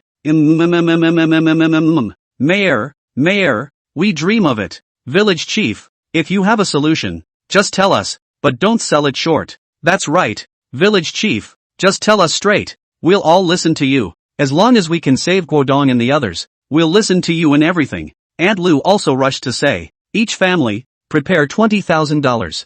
Jiang Bangkai looked at them with a twinkle in his eye and said, The colleagues at the police station have said that there is only one way to rescue them, and that is to gain the understanding of Unit Chief Chin. How to understand? What do you say to understanding? Unit Chief Chin, that's at least an official town cadre. They beat him up in the hospital, in front of so many people. What do you call understanding? You take some local eggs, canola oil, and people can understand? Everyone. The face changed drastically. $20,000. Hiss. Mayor, this is too much, isn't it? That's right, village chief. How can we get so much money? 20,000 for one person. That's 120,000 for 6 people. Village chief. This. Everyone was sucking in their cool breaths with unbelievable faces. I'll take the 120,000 and people won't necessarily take it. But Jiang Bangsai's expression was incomparably cold. Don't you pay for the beating you gave? It's compensation. But $1,200,000 is too much. Jiang Bangda said with difficulty. $20,000. They can definitely get it, but it's too much. According to what they thought, even if they had to pay for it, they would just pay a few hundred or $1,000. But I didn't expect Jiang Bangkai to open his mouth to 20,000. This is simply, it's just a robbery. Then go down and consider for yourselves whether you want money, or men. Jiang Bangkai waved his hand and said, Then I'm going to put the ugly words in front of you. Now that it's almost New Year's Eve, the police station will have to clear the custody cases as well, which means that they'll be processed extra fast. Maybe when we want to give money to get understanding, People's Police Station has already filed a case. You guys are useless even if you get money. This statement was made. Once again, the crowd was taken aback in unison. There's more of that? Of course there is. It's just not as exaggerated as Jiang Bangkai said. Jiang Bangkai was only saying this because he wanted to create a tense atmosphere and wanted to scare them properly. Sure enough, the faces of these people became hesitant. Get out, all of you. Talk it over with yourself. It would be best if you could give me an answer just in the next couple of days. Jiang Bangkai once again waved his hand. Same time, Jiangjia village. Internal. The 2 van masters wandered around the village, trying to find Jiang Bangsai's residence. They did come to Jiangjia village, but only on the orchard side. It didn't go inside the village. And then there's the fact that even though Jiangjia village is small and impoverished, that's a village after all. Trying to find someone in an unfamiliar village is still a bit difficult. Thus, a middle-aged woman was seen approaching from a distance. A trucker just rushed up and, "Big sister. Who's the big sister? Who's your big sister? Who are you calling big sister?" Jiang Bangshue's daughter-in-law was already unhappy, and inexplicably ran out of a person who looked about the same age as her and opened her mouth to call her big sister. Ah, the trucker froze. That, MS. Who are you calling a lady? You're the one who's a lady. Your whole family is a lady. Brown. Jiang Bangshue daughter-in-law once again rushed to the truck master and cursed. The van master is numb. The whole thing went numb. What kind of bull is this? How did he himself provoke this gang of Jiangjia village? So what? Do you know where your village Jiang Bangkai lives? Or where he is now? The other truck driver next to him rushed to say. Yes, yes, yes, Jiang Bangkai. Where is Jiang Bangkai? The truck driver who had asked for directions earlier nodded along. As long as I can find out where Jiang Bangkai is and get my money back, and get scolded twice, then I'll get scolded twice. Looking for Jiang Bangkai? There, in that office in the back. Jiang Bangshue's daughter-in-law pointed to the back position and said, "Good, thanks." The two truck drivers looked at each other and strutted over toward the location of the office. But suddenly, Jiang Bangshue's daughter-in-law seemed to suddenly think of something, and hastily called the two truck drivers to stop. "I recognize you guys. You drove to our village just a few days ago to collect Satsumas? Did the boss back there pay you for the goods? Let's get you guys to the checkout." Chapter 75, Jiang Bangkai may have embezzled? Checkout? Checkout what? The two truck drivers had odd expressions. "Aren't you guys here to check out?" Jiang Bangshue's daughter-in-law asked, walking back and glaring at them. "Our village sold Satsumas to your bosses, and our village chief advanced 1/3 of the funds, so aren't you coming over to settle the bill now?" "That's sick." One of the truck drivers instantly let out an angry laugh and, "What boss? Who is the boss?" "That Jiang Lily from your village. She's a liar, and she deserves to be the boss?" Jiang Bangshue's daughter-in-law frowned. "What do you mean? We've all been ripped off by stepping on a horse, and we're still getting paid by you guys," the other trucker said, angrily. "Just that Jiang Lily from your village. He cheated us all. Did that give you the idea that there is a big boss in town who wants to take your Satsumas?" "Ah, Jiang Bangshue's daughter-in-law hurriedly nodded her head. "Hammer's big boss, and we stepped on the horse and thought it was some kind of boss. Just that car we have that she rented at the market. What's the result? She knows a big boss in Hammer. She collects your Satsumas and takes them to the market for retail and wholesale. $2.50 retail, $1.50 wholesale, making the difference from the middle. Hear this." Jiang Bangshue's wife's eyes instantly widened. "What? $2.50? 1.6? Brown. I originally thought that Jiang Che's little pussy was already dark enough. I didn't expect Jiang Lily to be even darker. Take $1.03 from them, take it to town and sell it for $2.50. Then wouldn't this Jiang Lily make a fortune?" Jiang Bangshue's daughter-in-law said angrily. "These college students, they are really shameless. One by one, they are all rotten-hearted, rotten assholes, capable of going out and earning money from big bosses in foreign countries. They only know how to earn money from our village people. It's really brown. I originally thought that by driving away a Jiang Che, our village would be better off, but I didn't realize that this Jiang Lily is also a blood-sucking locust. I'll be damned. He still wants to be the village chief with that pussy look. No,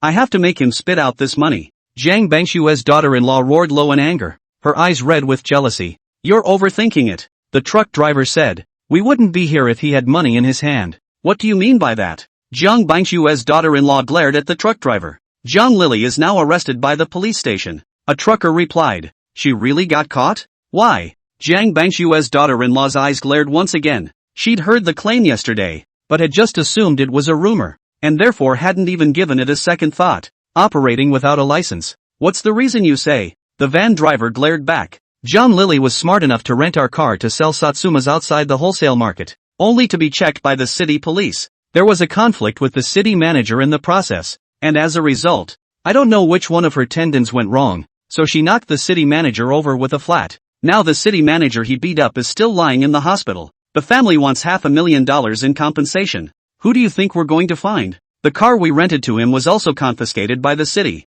We went to pick it up and the city told us to pay $4,000. Who are we looking for this money from you?" Jiang Lily was arrested, so of course we asked their old man for money. At the end of the day, the truck driver was also angry beyond belief. In itself, they rent a car to Jiang Lily, suffered Jiang Lily's hard to cut the price, did not make any money, and now have to lose 4,000 out. How can it be? What did you say? How much? 500,000. Jiang Gangshue's daughter-in-law was shocked and crumbled up. That's finished. That's finished. That's finished. I'm afraid Jiang Lily can't get out. 500,000. Let's not talk about Jiang Bangkai. I'm afraid even Jiang Che's family can't come up with that much money. But deservedly, I'll be damned. Anyone who wants to earn our village's money has to go to jail. Jiang Bangsai's daughter-in-law sneered. This statement, on the contrary, caused the two truck drivers to show odd colors. If you don't want others to make money, then go sell it yourself. You can't sell it yourself and you don't want anyone else to make money, so you're just going to rot in the ground. Who else should give you their services for free? A living Buddha? Laugh your ass off. Forget it, I'm too lazy to talk to you. We still have to hurry to find your village chief. If he took all the money to ransom River Lily, so what do we do? Speaking, the two truckers headed back toward the village office. But this sentence was once again heard by Jiang Bangshue's daughter-in-law. What? The mayor has money to ransom Jiang Lily? What do you mean? That's $500,000. Where did the village Changjiang get $500,000 just now? Wait, you guys, stop. What $500,000? What do you two mean by this? You are saying that the village headman has. There is $500,000. Jiang Bangshue's daughter-in-law was once again shocked. $500,000. That's a whole $500,000. How can Jiang Bangkai have $500,000? Unless, her face hardened as she thought of a possibility. Jiang Bangkai has been the village chief of Jiangjia village all his life. There is some prestige, but there are just as many people who have wondered if he has that problem. But, Jiangjia village is too poor. Every year, although the government has allocated funds down, Jiang Bangkai also fell into the reel. So over time this suspicion was gradually dispelled. Then there's the fact that Jiang Bangkai is just like them. It's really puritanical. In the morning it's thin rice with pickles. Lunch was rice under greens. The evening was a clear soup with noodles. Such a Jiang Bangkai is really nothing to suspect. What's more, every year the government allocates funds, and Jiang Bangkai has also given public announcements to everyone. We don't know if he has it or not. Anyway, Jiang Lily said he has it, so we'll come to him. A truck driver said that and then left straight away. Only Jiang Bangshue's wife was left standing in place with an expression that was hard to see. Immediately after, she snapped her teeth together and turned away with an angry look on her face. She's going to look into it. Did Jiang Bangkai embezzle or not? As for how to check, she hadn't thought of a way to do it at the moment, but there was always a way. If you can't do it yourself, go to town and ask. Go ahead and sue. But don't you keep talking about the disciplinary committee? The disciplinary committee? Then go to the discipline committee yourself and sue. This Jiang Bangkai,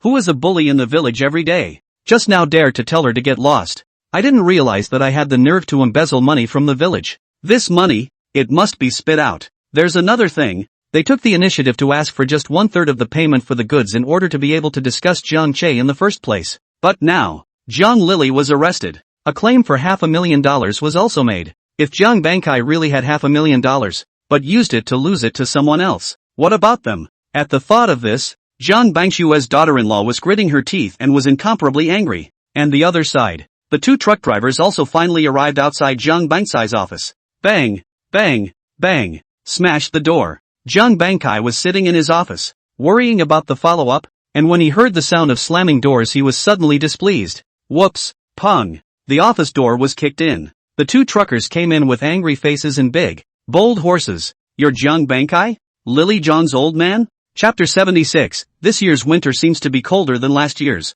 You are? Jiang Bangkai frowned at the two truck drivers who suddenly barged in and remembered their identities. Those two truckers from the other day? Did you guys come over? Looking for me for something? Of course there's something. One of them slammed the table and, Jiang Bangkai, pay out. Jiang Bangkai froze. What money? The other one also slammed the table, condescending and glaring angrily at Jiang Bangkai.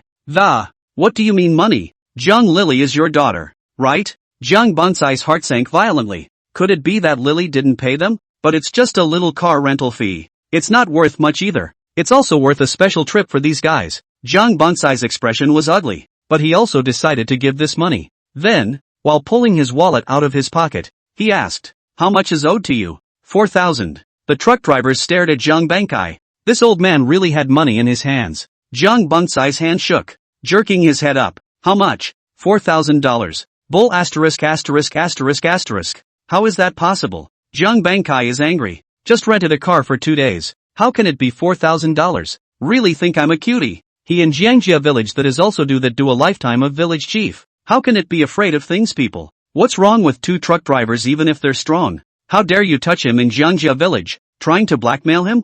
No way. Of course the rental fee can't be 4,000. But our car was also confiscated by the city police, so how much would you say it was? Zhang Bangkai, your daughter is really playing a good game. A car instead of a garage. A car instead of a store. What do you think he was thinking? What time is it? It's almost the new year. How dare you go and disturb the market and operate without a license? If she doesn't get caught, who does? But we're innocent, and so is our car. So what's the right to confiscate our car? Zhang Bangkai, do you think you should pay for this money? Zhang Bangsai's face completely changed. He also finally realized what the men had come over for. Want money. Their car was repossessed by the city police. If you want to get your car out of the city hall, you have to pay a fine. 4,000. That's too much. Besides, how do I know if it's $4,000 or not? Zhang Bangsai's heart went cold. Another 4,000? The $500,000 to redeem Zhang Lily. He did not even get it together. And now another 4,000. It's true that the twine is broken at the finest point. Bad luck seeks out bitter people. At this moment, Zhang Bangkai felt incredibly exhausted and wanted to die. Here's a ticket from the city administration for us. Pay up and pick up the car. Zhang Bangkai, you're on your own. That's $4,000. Even if you give it, you have to give it. Or you don't give it, you have to give it. A truck driver slapped 2 tickets on the table and glared at Zhang Bangkai and opened his mouth. If you don't give it, we'll go to town and make trouble with your leaders in town. I'll see what you give. Tell you what, 2 brothers. $4,000 is really too much. Can we wait first? How about I give it to you guys when some more time passes? Zhang Bangkai said in a shy voice. Wait for a chicken. The truck driver raged. A hand on Zhang Bangsai's collar pulled up. Angry growl said. We waited for you. So who waited for us? Brown. What about our car? Do we have to live? You know it's New Year's and our family doesn't? You know to earn money. We step on no money. We wait. Wait for what? Wait. What do you mean wait? Rough. Since our brothers are here today, you have to pay this money. If you don't give it, we won't step on it. We'll go to the town. We'll just go and meet your leaders. We'll go and meet the police officers of the police station and let them comment on it. Zhang Bangkai is in his 60s and has reached the age of almost retirement. How could it be a match for 2 strong truck drivers? Grabbed by the neck collar by a van driver. He was disliked like a little chicken, with a face full of spit sprayed by the van driver. It's just embarrassing as hell. Shame. A great sense of humiliation filled his body. It made Zhang Bangsai's body tremble and his blood seemed to flow backwards. A face quickly turned the color of pig's liver. Give it or take it. Give it back. Zhang Bangkai, are you going to give this money back? Both truck drivers roared at the same time. Here, I give. Zhang Bangsai's voice was senile and feeble.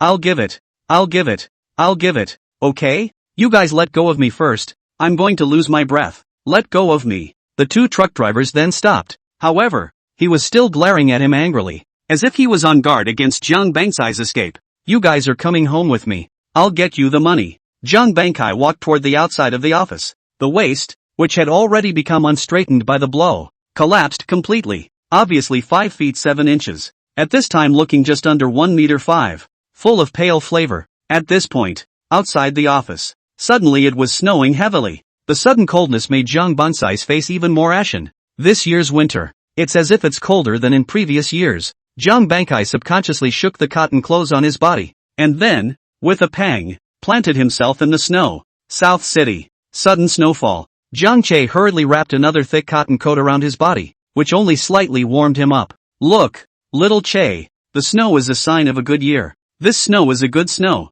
and it augurs well for our future life, which will get better and better. Looking at the flurry of snow in the sky, Zhang father and mother were incredibly looking forward to it. Aha, we're definitely getting better. Zhang Che also smiled and nodded. At noon, the decorator of the fruit store then told Zhang Che that it was almost done. If you're in a hurry to open, you can already start preparing. Zhang Che also roughly inspected it. The general outline has indeed come out, not too far off from the effect he wanted. Then he began to contact Lu Tao and asked him to send someone to deliver those fine fruits and materials he needed. At the same time, Zhang Che also contacted the 3 salespersons who had been recruited one after another in the past 2 days. After noon, a pickup truck pulled a half-truckload of shelves over. All 3 salesmen are also in place. They were all 3 baby mamas from a nearby neighborhood, in their 30s, and all had a decent image. There's even a college student in there. It's only junior college though, but at 10 years, college students hadn't been imploded to the point where they couldn't find jobs. Zhang Che had asked her why she didn't go out to work.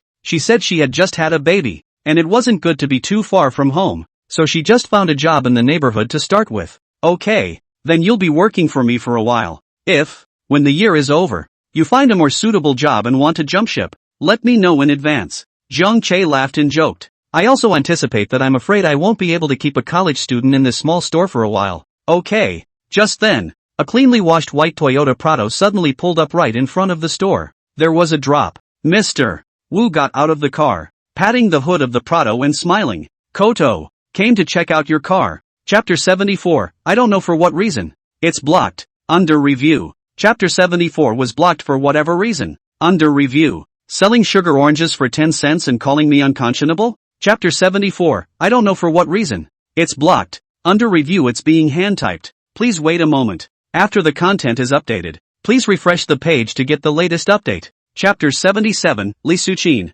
There's a subpoena for you. Toyota Prado. It is claimed that one car sends 3 generations, and the car is still there when people die. As you can see, this model is simply unbeatable in terms of quality among the imported models of the same batch. Absolutely top quality. Mr. Wu also patted himself on the back and assured that there had been absolutely no accidents. Let Jiang Che be greatly relieved. Jiang Che are looking the car up and down. The color was excellent, and you couldn't tell the difference in paint color from the outside. And the interior was the simple model that Jiang Che liked. Overall, he was satisfied. Also knew that by giving Mr. Wu the $200,000 he had said, perhaps he was still taking advantage of the situation. But he doesn't tell the whole story either. Just keeps nodding his head. Couldn't help but sit on it. Mr. Wu, help me out on the side. I want to try out this car. Jiang Che was extremely embarrassed to open his mouth. I haven't touched a car since I got my license when I was in college, and this is the first time. Okay, ha ha ha. Mr. Wu smiled broadly. Same time, Zhangjia village. Wu Dahua's body has been parked in the yard for 2 days. Although Li Suqin hadn't left Zhangjia village yet, she was long gone. Wu Dahua, the old woman, bullied her when she was alive. You want to kneel her yourself when you're dead? How is that possible? If she hadn't still been thinking about that little bit of Satsuma money, she would have gone back to her mother's house a long time ago. I'm afraid. Who cares about the old hag? Just, Li Suqin sat in the hall house with a very bad face. It is not a good thing to keep Wu Dahua's body parked in the yard. Nothing else. Just have to sleep here myself at night. How can you sleep with a dead man lying in the yard? She hadn't been able to sleep well herself last night, afraid that Wu Dahua would suddenly jump up from the board and strangle her to death. And now suddenly it's snowing. Looking at the flurry of snowflakes covering Wu Dahua's body, Li Suqin's face became even more ugly. Brown. If you don't die sooner, you don't die later. So why do you have to die at this time? Li Suqin stood up angrily, taking out a roll of rotten mat from the room. He was about to go out and cover Wu Dahua. When will the village get the money? Let her bury the old thing? Li Suqin's was cursing the whole way. Finally, the tattered mat was casually placed over Wu Dahua's body, but an unintentional glance startled her, only to see Wu Dahua's face, which had become a saucy purple color. Horrible. At the same time, knock knock, there was a sudden knock on the door. In this instant, countless ghost legends simultaneously flooded into Li Suqin's mind, making her unable to stop herself from screaming. In a flash, he rushed into his room and hid, but the knock on the door outside the yard was still ringing. Li Suqin, Li Suqin, Li Suqin. It was the voice of a strange man. Li Suqin froze for a moment. Not a ghost? That's right. How can there be a ghost in this broad daylight? Li Suqin gathered her courage and finally stepped out of the yard to open the door. Who are you? Looking at the middle-aged man standing outside the courtyard, Li Suqin frowned greatly. She didn't recognize it.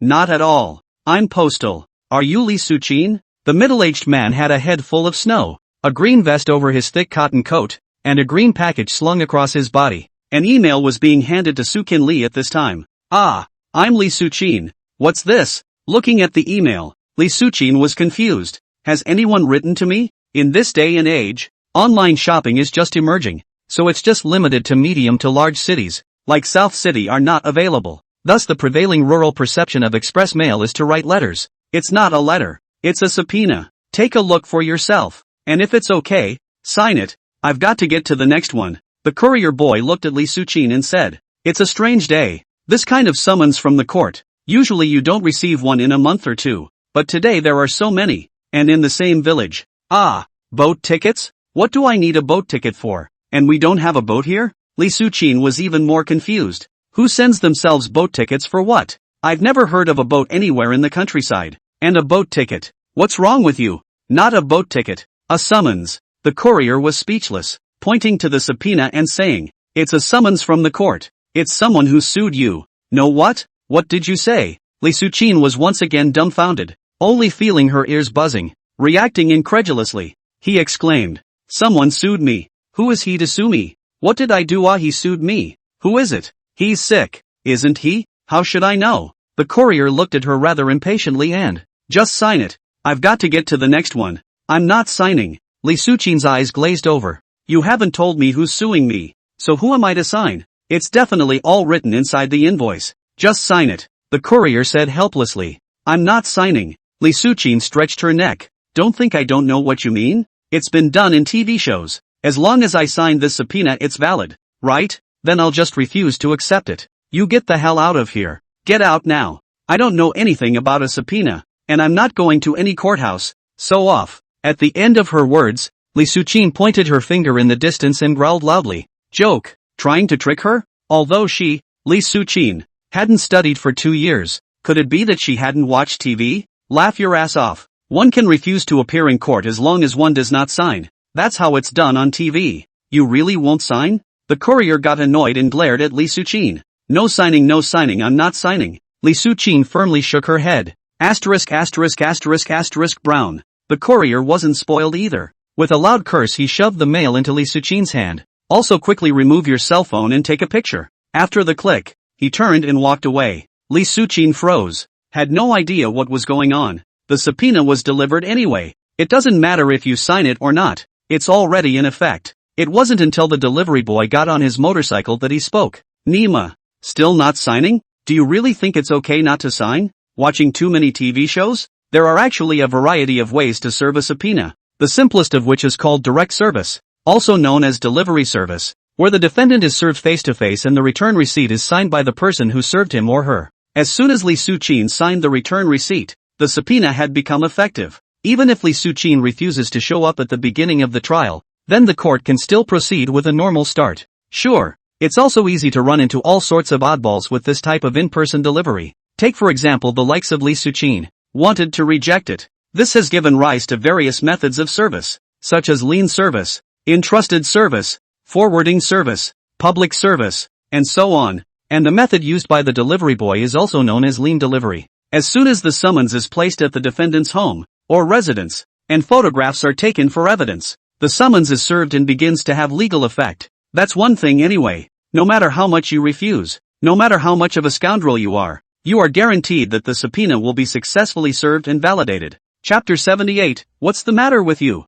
I'm busy here. I'm about to have an operation. Watch the courier walk away. Li Suqin was beyond angry. Straight away, he tossed the subpoenaed mail away, then closed the door with a pang and returned to the yard. But a minute later, Li Suqin stepped out again more angrily and picked up the mail from the floor. Take it apart. Fire in the hole. Surprisingly, it was Zhang Che. Surprisingly, it was this little pussy Zhang Che. He caused his husband to go to jail, his son to be arrested, and his mother-in-law to fall down a well and drown. That's not enough? And now you want to sue yourself? It's an abomination. Zhang Che, you this, I brown you numb. For a few tens of thousands of dollars, you're stepping on a horse and suing me, going to put our whole family in jail? Zhang Che, you shall not die a good death. Your whole family shall not die a good death. You shall be cut off from your children and grandchildren. That's right. That's exactly what Zhang Che sued. It was that day, after Jiang Fugui's case was over.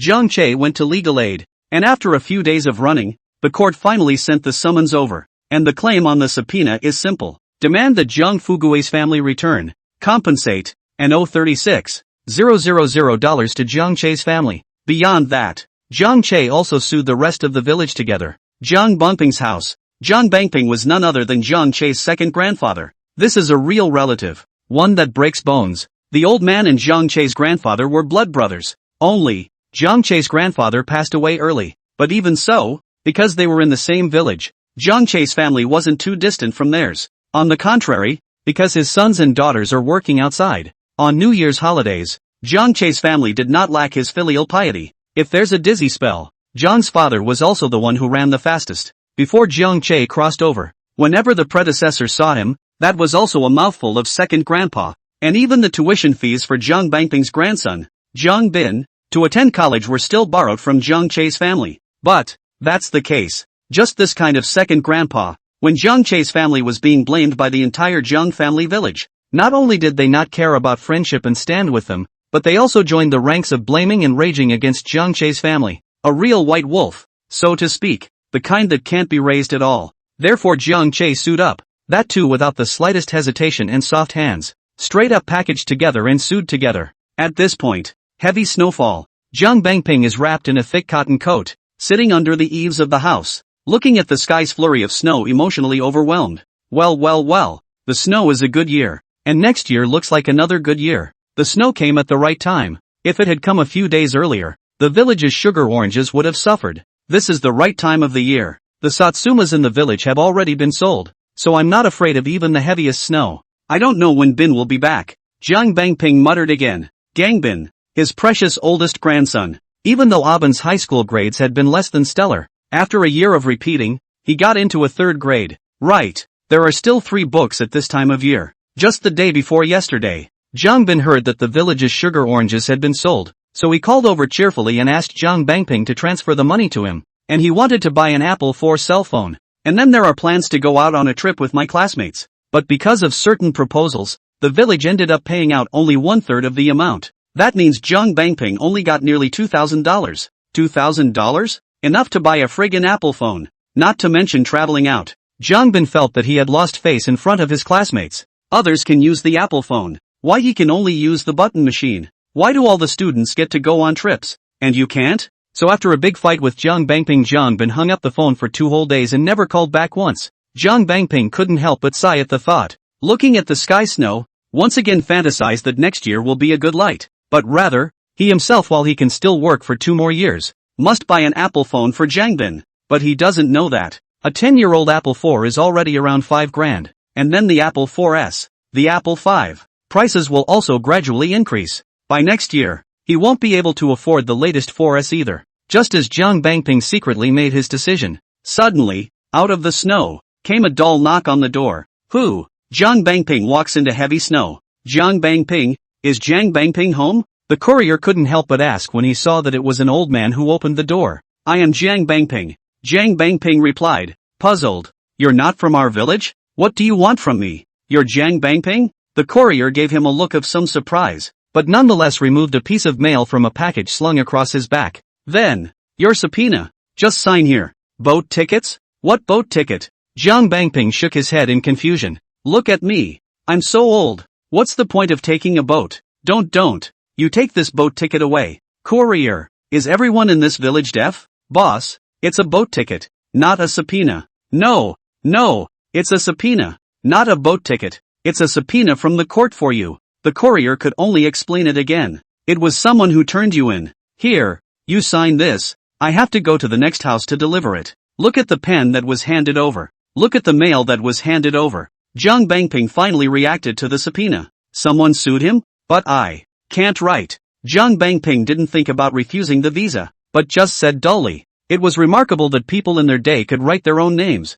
and he certainly wasn't among the remarkable. Jiang Bangkai was ordinary, the most ordinary kind. The courier didn't force the issue, and turned his hand to produce a ball of sealing clay. Then a handprint would be fine. It didn't take long for the courier to get on his motorcycle and leave. But it wasn't until then that Jiang Bangping finally reacted to what it meant. Someone sued him, and sent him a subpoena. Jiang Bangping's body trembled and hurriedly tore open the express. But, he can't read. I wanted to go to the village and ask other people, but I was afraid of losing face. After all, it's not a glamorous thing to be sued. So after thinking left and right, he had to take the initiative to call his eldest grandson Jiang Bin. However, the phone rang and rang with no answer. It wasn't until Jiang Bangping even wanted to hang up that the phone was picked up, and a very impatient voice came out. Do what? Bin, when are you coming back? Jiang Bangping asked cautiously. In a while. I have something going on right now. Jiang Bin asked back impatiently. Tell me what you have to do. I'm busy over here. Surgery is coming up. But this sentence Jiang Bangping didn't understand. Just hearing that Jiang Bin was about to hang up the phone, he hastened to say, Bin, come back soon. There seems to be something going on here with Grandpa. Just now someone said that a subpoena of some sort was served and that someone had sued Grandpa. Grandpa can't read either. so hurry back and check. None of my business. Jiang Bin hung up the phone directly. Chapter 79, Divorce. This time it's really a divorce. Jiang Bin hung up the phone with extreme impatience, listening to the blind voice. Jiang Bangping, an old face written with bitterness. The hand holding the subpoena was shaking constantly. There's fear and powerlessness. But in the end, he could only shiver and put the summons away, thinking that it would be okay to wait for Jiang Bin to come back at some point and then help him look at it. Same time, Jan Fat's house. Jiang Defa is in his 60s, but has never been a peaceful master. Whenever you have a little money to spare, you must smoke a pack of cigarettes. Every few days it's a trip to town, or even a stroll around town. His old companion Zhao Rong knew all about his urbane nature, so she never gave him any money, and never let him have more than $10 on him. But Jan Diva had ideas. Stealing money from the house. Ask your son and daughter-in-law, who work outside the home, for money, and find all kinds of reasons and excuses. And then there's borrowing money. It could be said that many people in the entire Jiangjia village had been borrowed by him. Of course that money was paid back, because his son and daughter-in-law come back every New Year's Eve to pay back the money for him. Every family. And that's why the young couple argued so often. It got to the point of divorce many times, but each time, the old companion came out with a knife to force Jiang Defa to apologize to his daughter-in-law, which retained. But Jiang Defa is a real dog who can't change his ways. A month at the most and you're back to your old ways. This is not a few months. In the city, Horing was swept by the security brigade. He did not dare to let his partner know, which found Jiang Che borrowed money to pay the deposit. But eventually, when Jiang Che came over to ask for the bill a few days ago, he let his old partner know. His partner Zhao Rong was furious and chased him throughout half the village with a kitchen knife, finally yelling for a divorce. You said, over 60 years old, with yellow mud buried in your neck, why get divorced? Is it not a shame? Not to mention it's still rural. When a youngster gets divorced, it has to be rumored for a few villages, let alone an old man or woman in their 60s. Does Jiang Defa still want to lose his face? Not to mention that he's counting on his old partner to be able to take care of him back there. So how could he possibly want a divorce? The good talk finally discouraged my partner from getting a divorce. Only the old partner is still angry, currently separated. In other words, Zhao Rong takes care of herself and only cooks her own food and washes her own clothes every day as well. As for Jiang Defa, love it or hate it. It's easier to starve to death and not waste your descendants so much. How? Zhao Rong, old lady in Jiangjia village, is still considered to be a strong character. Right, but has been bound by the old rural traditions, old ideas, only forced to live with Jiang Defa. If she were a couple dozen years younger, she might have divorced a long time ago. Today, the snow is heavy. The old lady had just finished eating and was sitting in the parlor watching TV. And Jiang Defa has already eaten 2 or 3 meals of thin rice and salted vegetables in a row. He was lying on his side in the bed, grunting softly ouch and smelling like an old man who was about to rot. Knock knock, knock knock. There was a knock on the yard door not far away, and a faint sound of a strange man's voice. And Jiang Dfa. Is Jiang Defa at home?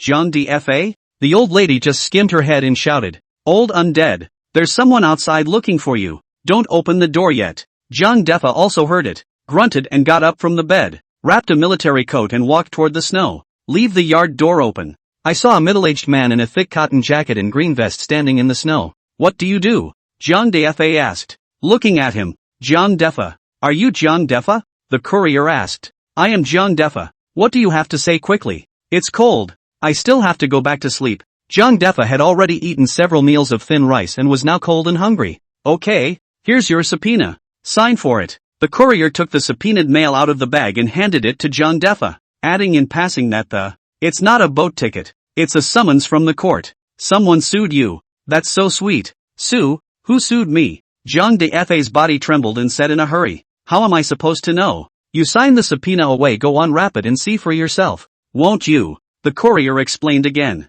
Jiang Defa did not ink, took the pen and brushed his name. But that's as far as his culture goes. Only write your own name. Any more esoteric literacy would be a blinding glance. But he has a good wife. Zhao Rong is an elementary school graduate. With the summons in hand, he rushed toward the parsonage with the door closed. Heavy snow at this time. Snowy and slippery. Jiang Defa fell to the ground with a heel and nearly died outright. Although the old lady watched TV, but still pay attention to the outside movement. Heard the pang sound, and then quickly get up to check. Just saw Jiang Defa struggling in the snow like a dead dog. What are you doing? Don't get up. The old woman carefully went over to assist him, but Jiang Defa hurriedly handed the mail in his hand to the old lady. Wifey, help me out. The old woman took the mail and tore it open. At that moment, The face changed drastically. Subpoena. Zhang Defa also finally stood up at this time, but just heard the word subpoena, and saw the old lady throw down the subpoena and went inside. What do you mean? Zhang Defa could only pick it up again and chase after it.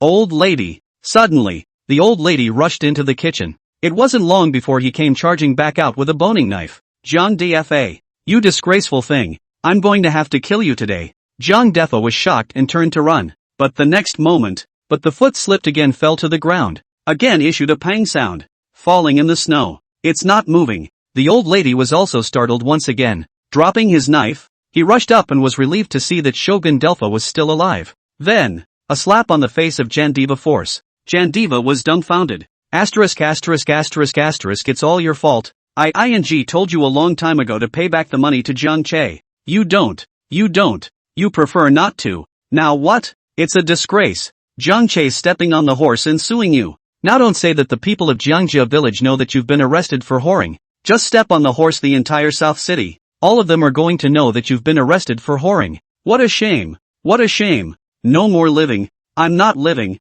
Old thing. I'm divorcing you. This time it has to be away from. The old lady stood up and headed for the bedroom to go back and pack. Actually, at her age, not to mention going back to her mother's house. Not even her mother's house at all. But she just wanted to leave now. Looking at this face of Zhang Defa only felt disgusted. Old companion. Wifey. Old woman. What are you doing? What are you doing? Didn't we agree not to talk about the divorce? Zhang Defa was anxious and hurriedly got up and said, for those of you who can't wait, you can move over and check out the author's new book, which is just as awesome. Chapter 80, You Don't Give Me KFC. You're a bad grandma. I'll beat you to death. Jandiva was in a hurry, hurriedly getting up to catch up with them. What do you mean? Wifey? You said that little pussy Jiang Che sued us. It's you, not me. The old woman was mortified. The fact that her man, who was caught borrowing money for whoring, is now being sued is just too strange and humiliating for her to accept. Divorce. We have to leave this time. It's useless for anyone to say anything.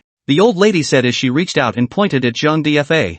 Zhang Defa's body trembled. He really didn't think that Jiang Che would really do something so desperate as to take him to court. This little It's almost like getting into the money. Not a care in the world for neighborly harmony. Feelings now. Nice guy. The predecessor had talked to them about feelings from the very beginning, but they only wanted to talk about money. And now that Jiang Che had talked to them about money, they started talking about feelings again. What a laugh. Who says version T0 is only for women? Men have it just as well. Doesn't he just want money? Let's give it back to him. Give it back to him and it won't be fine. Zhang Defa hurriedly said. The old woman's footsteps lurched for just an instant. Then without hesitation, he proceeded to push open the courtyard door and leave outside. Away. This time it has to be away. She couldn't take it anymore a long time ago. This time too, I finally made up my mind. Zhang Guodong's house. Ouch. My goodness, milk. Baby big grandchildren, yeah? Just have some. Auntie Lu was carrying a bowl and chasing Zhang Wangwan from house to house. Zhang Wangwan has a toy gun in one hand. Every now and then, he twisted his head and shot plastic bullets at Aunt Lu, occasionally hitting her in the face and body and making her squeal in pain. But the hand holding the rice bowl remained steady. Wanted. Wanted. You just eat a little bit. How can you not eat here? I don't want it. I don't want it. I don't want this. Zhang Wangwang finally stopped running, raised his gun with both hands and aimed it at Auntie Lu's forehead, and said angrily, I don't want to eat this. I want KFC. I want fried chicken and a Coke. I don't want this. Bad grandma. You're bad grandma. You don't give me KFC. You're a bad grandma.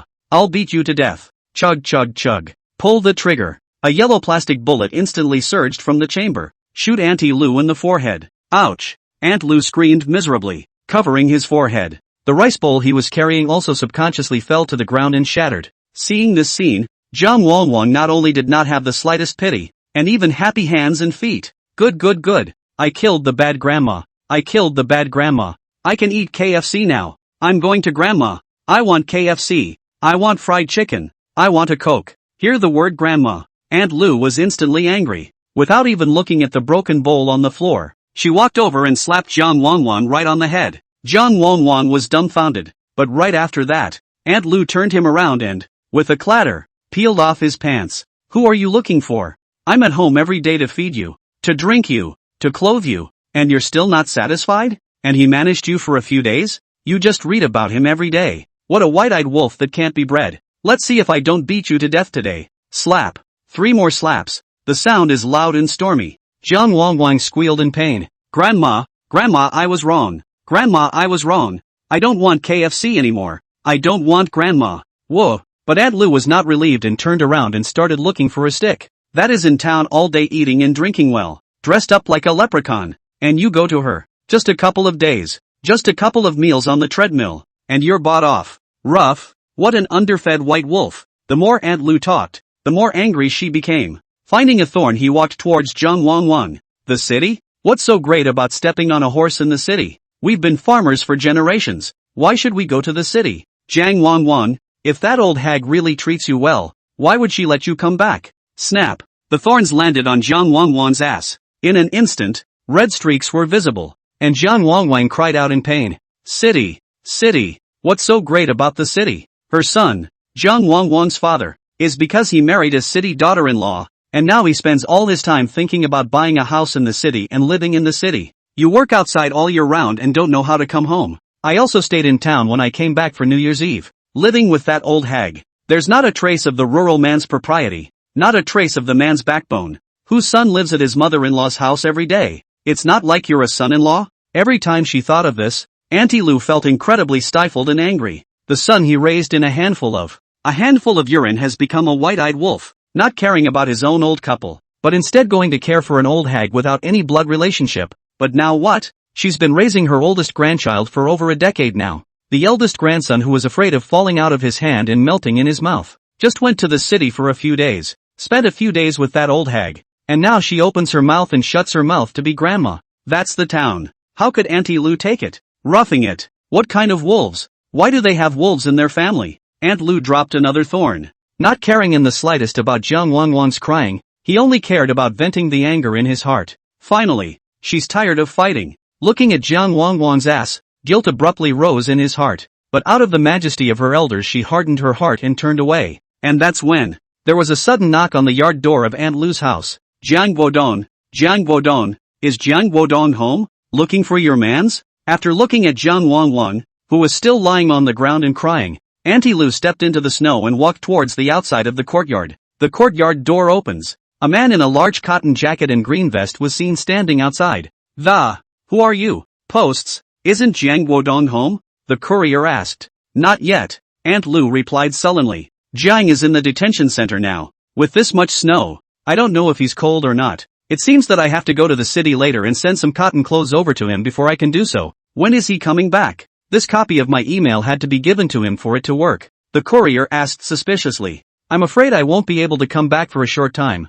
I'm his wife, so if there's anything you need to do, just give me the word. The courier, Aunt Lu queried. Was there any letter? Okay then. The courier nodded. And then you must give him the thing. Oh. Then, rummaging through her satchel, she handed a piece of mail to Aunt Lu. This is a subpoena from the court. I don't know exactly what it's about, so sign the mail and read it for yourself. Anyway, it's just that someone sued you guys. Aunt Lu's outstretched hand stiffened instantly. Chapter 81, If we don't go, the court can't hear. What did you say? Someone sued us? Aunt Lu's mouth dropped open, dumb as a board. Who sued them? Yeah, here's a subpoena from the court. Sign for it, the courier said. With all this snow, I still have to deliver it to other people's houses. By the way, do you know where Jiang Jiatong's home is? The courier also asked a question. Jiang Jiatong? Auntie Lu froze again. Jiang Jiatong is also accused? Aha! With an odd expression on his face, the courier finally asked the long-time doubt in his heart.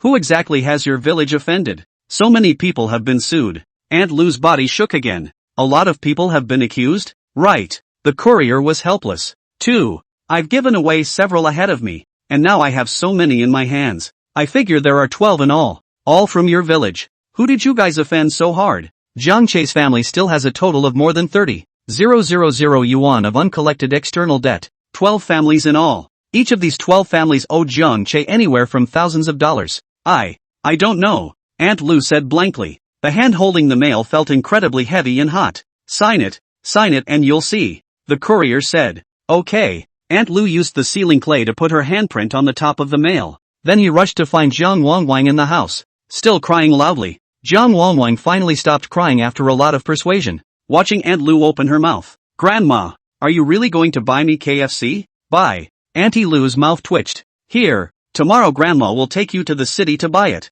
Okay? Thanks grandma.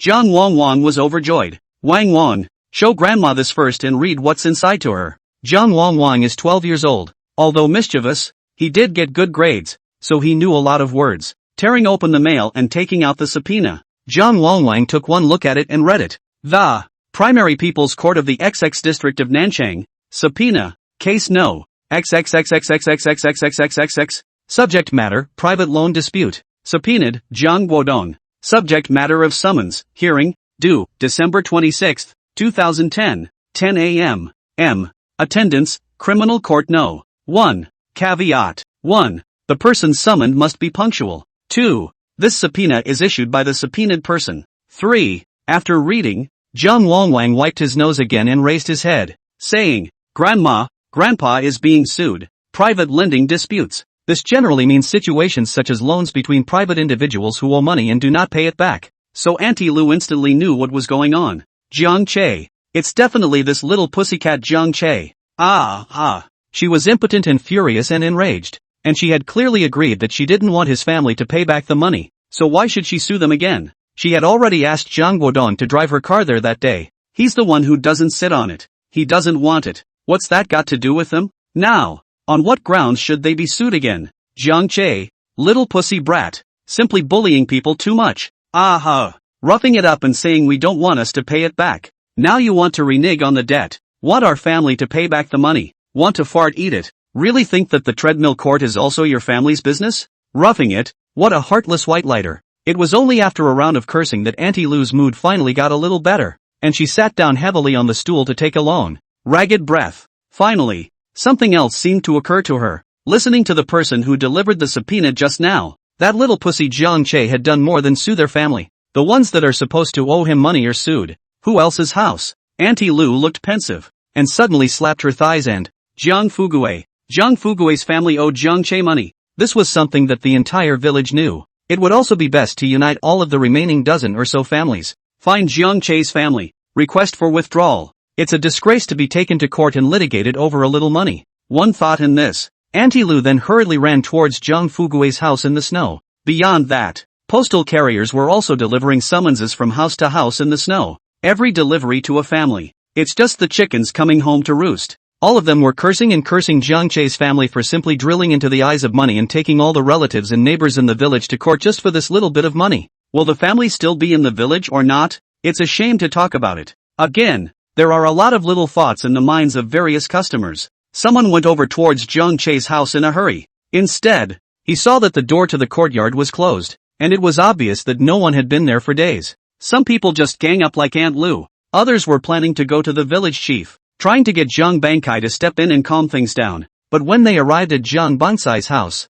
they realized that the village chief had been sent to the town hospital. There was a great deal of consternation again. The mayor is sick? The news that Jiang Bangkai had gotten sick soon spread like the wind throughout the entire Jiangjia village. To the consternation of all, hasn't the mayor always been in good health? Why are you suddenly sick? Jiang Fugue's house. A dozen people sat around. In the center is a large fire pit with a rack full of firewood. This is a must-have for rural people to roast fire in winter. Fire pit. There are also small ones of these fire pits that can be carried like a basket at all times and taken wherever you go. In the past, when Wu Dahua was still alive, he would not have agreed to let Li Suqin burn such a large fire pit in the hall. Both waste firewood. It also smokes the whole house. But now Wu Dahua is dead and her body is still parked right in the yard. Finally, no one cares about Li Suqin. She can light whatever she wants, and if she is really upset she can light the house on fire. And those dozen people were clearly the villagers of Jiangjia village. All were served with subpoenas. The person who owes money to Jiang Che's family,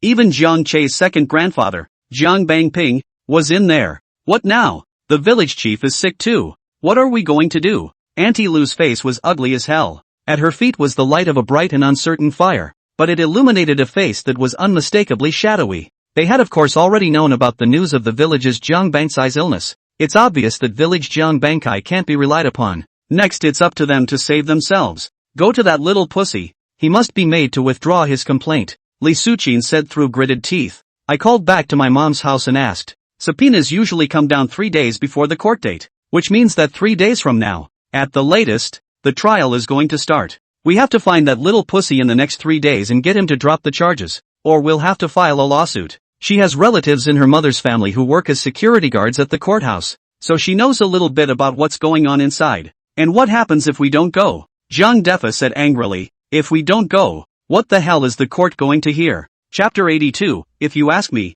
Zhang Lily deserved it when she was arrested by the police station. Not going? When these words came out, there were also quite a few people who revealed strange colors. Yeah, not going to court, that's fine. What's the court hearing when they're not even there? Is it hard to have an empty trial? Laugh your ass off. Not going to. Li Suqin looked at everyone in the room. At this point like a know-it-all sister that can't stay away from. For what? The crowd is puzzled. My maternal relatives couldn't make sense of it anyway. It probably meant that even if we didn't go, the court would have been in session and rendered a judgment. And at that point we didn't even have a chance to refute it. Li Suqin said vaguely. There are clear provisions in the law. During a court hearing, both parties have the opportunity to engage in direct communication and negotiation, which can be lost if one party refuses to appear in court, and the court can likewise rule in absentia. In other words, a refusal to appear in court without a valid reason can be detrimental to the defendant. What? We don't even go, and he sentences us to everything? Jiang Bangshue's daughter-in-law shouted angrily.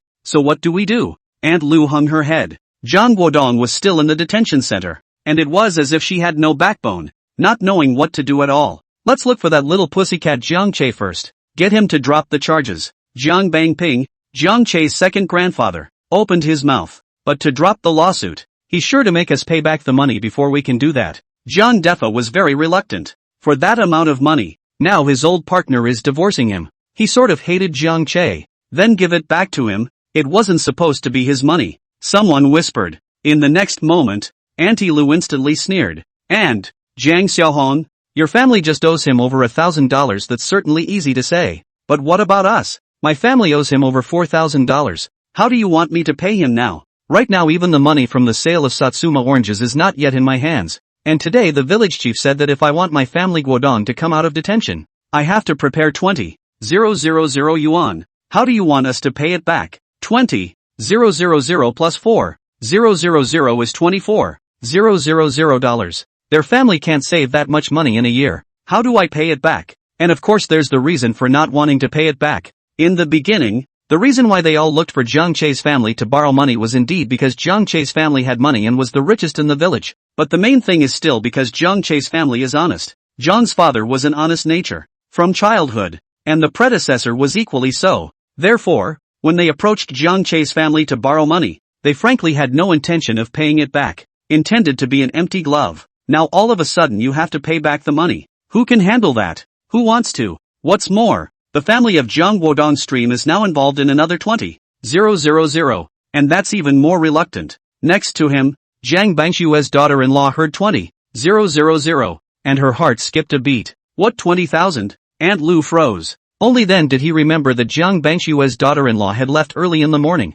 and that's when he hastened to say, here's the deal. After listening to what Auntie Lu had said, everyone in the parlor had their mouths open. You want to pay $120,000 for hitting a man? I won't give this money. I can't give it. Not a penny. Jiang Bangshue's daughter-in-law hurriedly shook her head. In the back of his mind, however, flashed the words of the two truck drivers from the morning. Jiang Lily was arrested. It will now take $500,000 to settle. Where did Jiang Bankai get the money to settle? The original. It's putting the idea in their heads. At the thought of this, Jiang Bangshue's daughter-in-law was incomparably angry. There's no way I'm giving this money, and neither are you. Neither of you. Jiang Bankai is trying to trick us. Believe it or not, even if we paid the money, our men wouldn't be able to get out. For what? Aunt Lu asked, looking at him. Because Jiang Bankai never tried to help us. Jiang Bangsai's daughter-in-law viciously said. I was wondering before how he was going to go about getting that $500,000 together, but it turns out he's got his eye on us.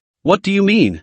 Once again, the crowd was stunned. What $500,000? Wasn't it 20,000? How come it's $500,000 again? Bangshue daughter-in-law, what do you mean? Why do we sound so confused? Jiang Bangping asked with a frown. You've all heard about it, haven't you? Jiang Bangshue's daughter-in-law stood up violently. Lily Jiang was arrested and the city beat up some pipe. The crowd was all in a state of disbelief. This news, of course, they had heard. But as soon as Jiang Bankai came back, he said it was all a misunderstanding. Hadn't he already dispelled the rumors? Lily is in town right now talking business with the big boss. It also wants to buy more strawberries from the village. It's not long before New Year's Eve. Once the year is over, it's time for the strawberry harvest, and although there aren't a lot of strawberries in the village, that's always something to sell. Didn't the village chief say it was a misunderstanding? Jiang Defa's lips quirked as he said, he misunderstood my ass. Jiang Bangshua's daughter-in-law became even angrier and nearly kicked the fire pit in front of her over. That old dog Jiang Bangkai doesn't have a word of truth in his mouth.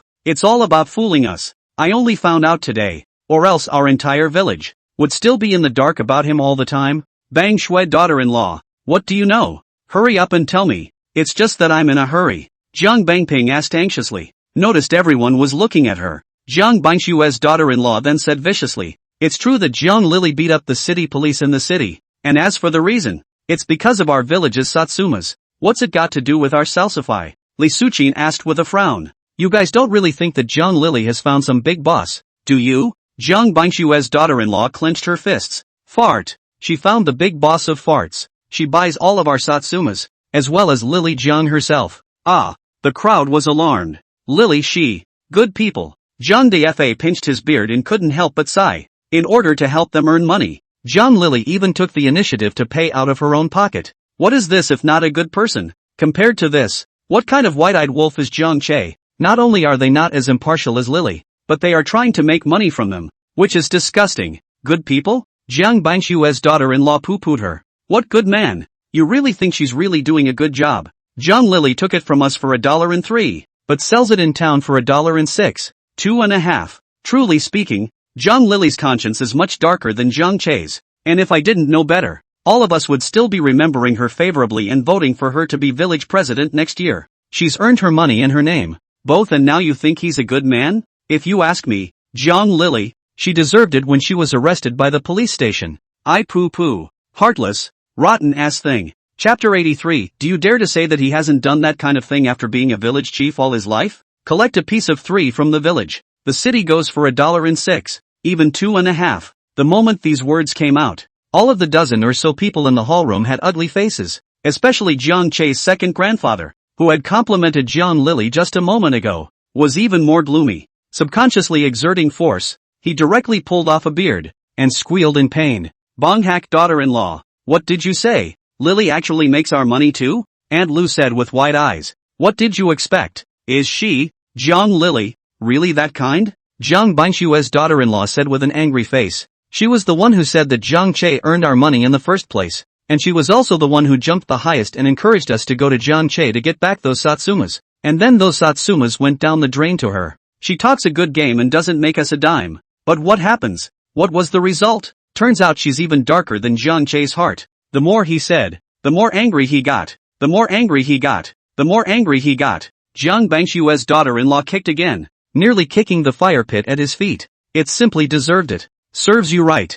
I'll be damned. What the hell? She deserved it when she was arrested by the police station. Heartless. She still wants to be the village head like that? Go dream her springtime daydreams. Some people are like that. When you are nice to him, when she feels favorable, then she hates to hold you high. But anything bad happens, she will then use the most vicious language to scold you and humiliate you, as if you have a mortal grudge against her. This is the case with Jiang Bangshua's daughter-in-law at this time. Just yesterday, even just this morning, she was discussing the goodness of Jiang Lily with others, all smiles, as if Jiang Lily was her own daughter. But now, Jiang Bangshua's daughter-in-law was calling her a white-eyed wolf and a. How similar was this scene to the one that happened outside Jiang Che's house a few days ago? Let's just say that the heavens are good. This time, no one in the dozen or so people retorted again, all of them grimacing.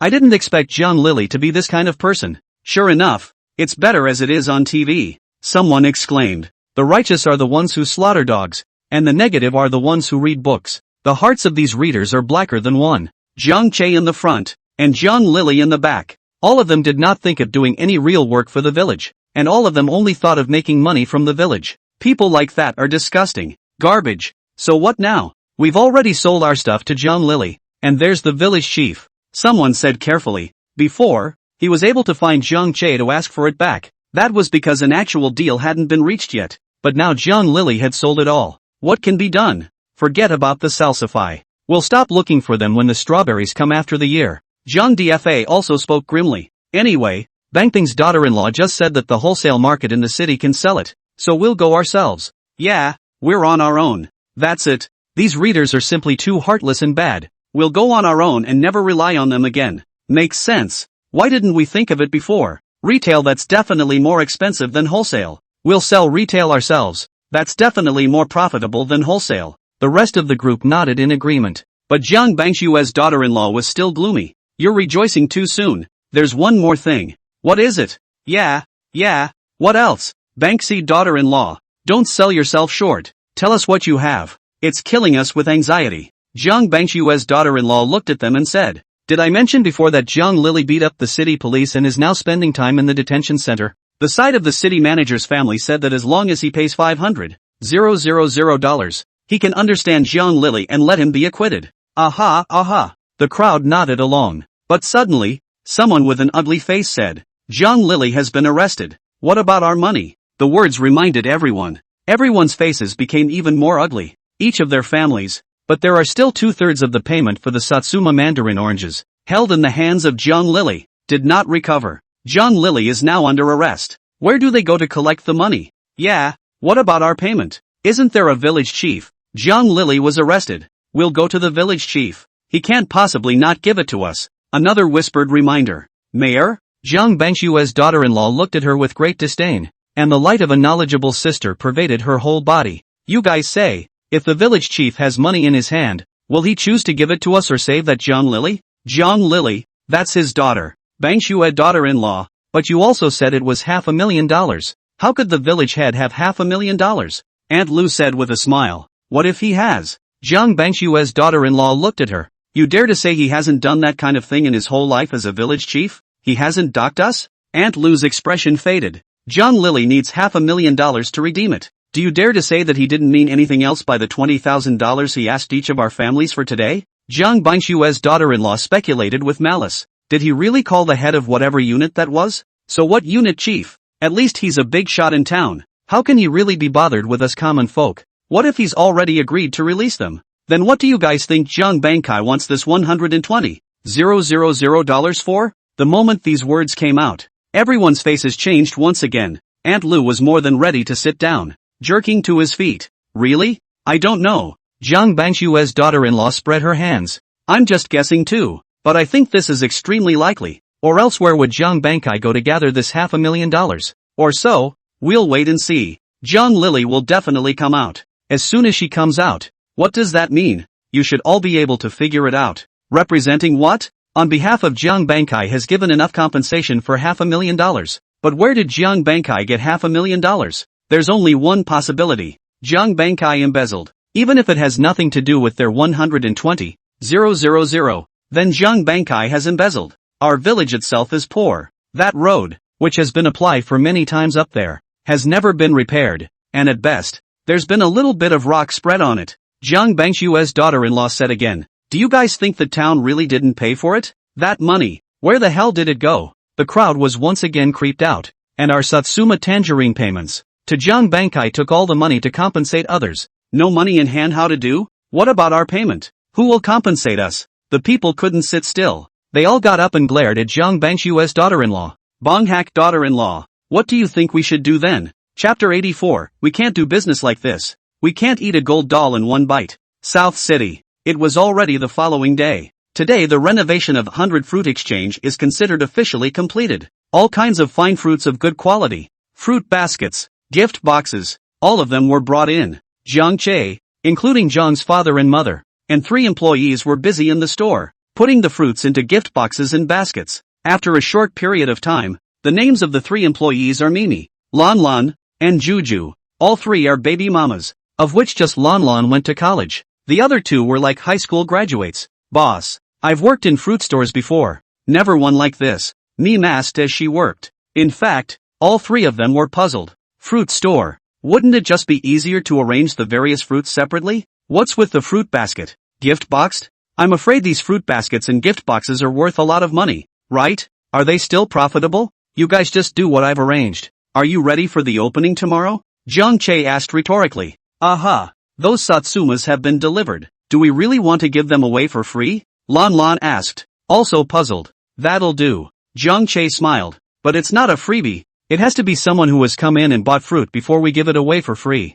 If he buys 5 pounds of fruit, We'll give him 5 pounds of Satsumas. Buy 10 pounds and we'll give 10 pounds away. And remember, make sure you get them to add to the group before you do, Jiang Che said seriously as he looked at the three. Okay. All three were nodding. However, he still didn't understand Jiang Che's intention, why he was so insistent on letting customers add to the group. Seeing this expression on their faces, Jiang Che had no intention of trying to explain. Even if they explain, they won't necessarily understand. After all, the idea of private domains was still a bit too far ahead of its time for now, and even in the era before he crossed over, there were still many people who didn't understand what a private domain was. There are even those who say that private domains are the same thing as micro-businesses, but there's no denying that private domains can be really lucrative if done right. And doing business of a community nature, it has to be a private domain. This was the reason why Jiang Che had chosen the store in the Jiangnan Court neighborhood. Gangnam Court neighborhood. It is the largest neighborhood in the south side. It is also the most densely populated neighborhood in the surrounding area.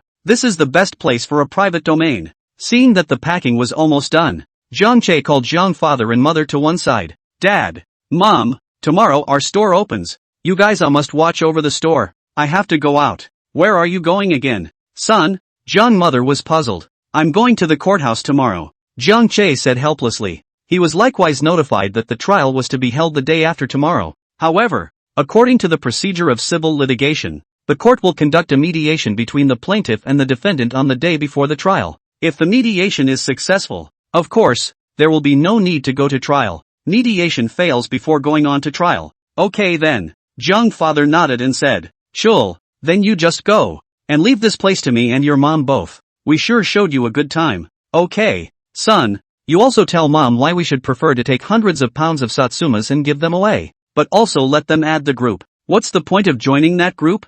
Jiang mother finally couldn't suppress her inner doubts. Jiang Che was first stunned at his words, then he laughed and said, You want to know too, Dad? Aha. Jiang father also looked at Jiang Che with his eyes wide open. Although Jiang Che used to have his own ideas, I don't know when he started, but it was as if his own son had changed like a different person. It's become as if they don't even understand it anymore sometimes. Dad, how many people do you think we'll have on the first day if our fruit supermarket opens normally? How much can we sell? Jiang Che asked a question. Jiang father thought for half a day before he said with embarrassment, Son, don't blame Dad for saying demoralizing things. I have a feeling we won't even be able to sell. Jiang Che choked. It's just a little too expensive. The fruits in our store, in general, are more than double the price of the fruits in the market outside. Jiang father seems to be a little bit not spit out. Should also be in the heart for a long time. Son, we can't do business like this. How can you eat a gold doll in one bite? Jiang Che, however, suddenly laughed. Right,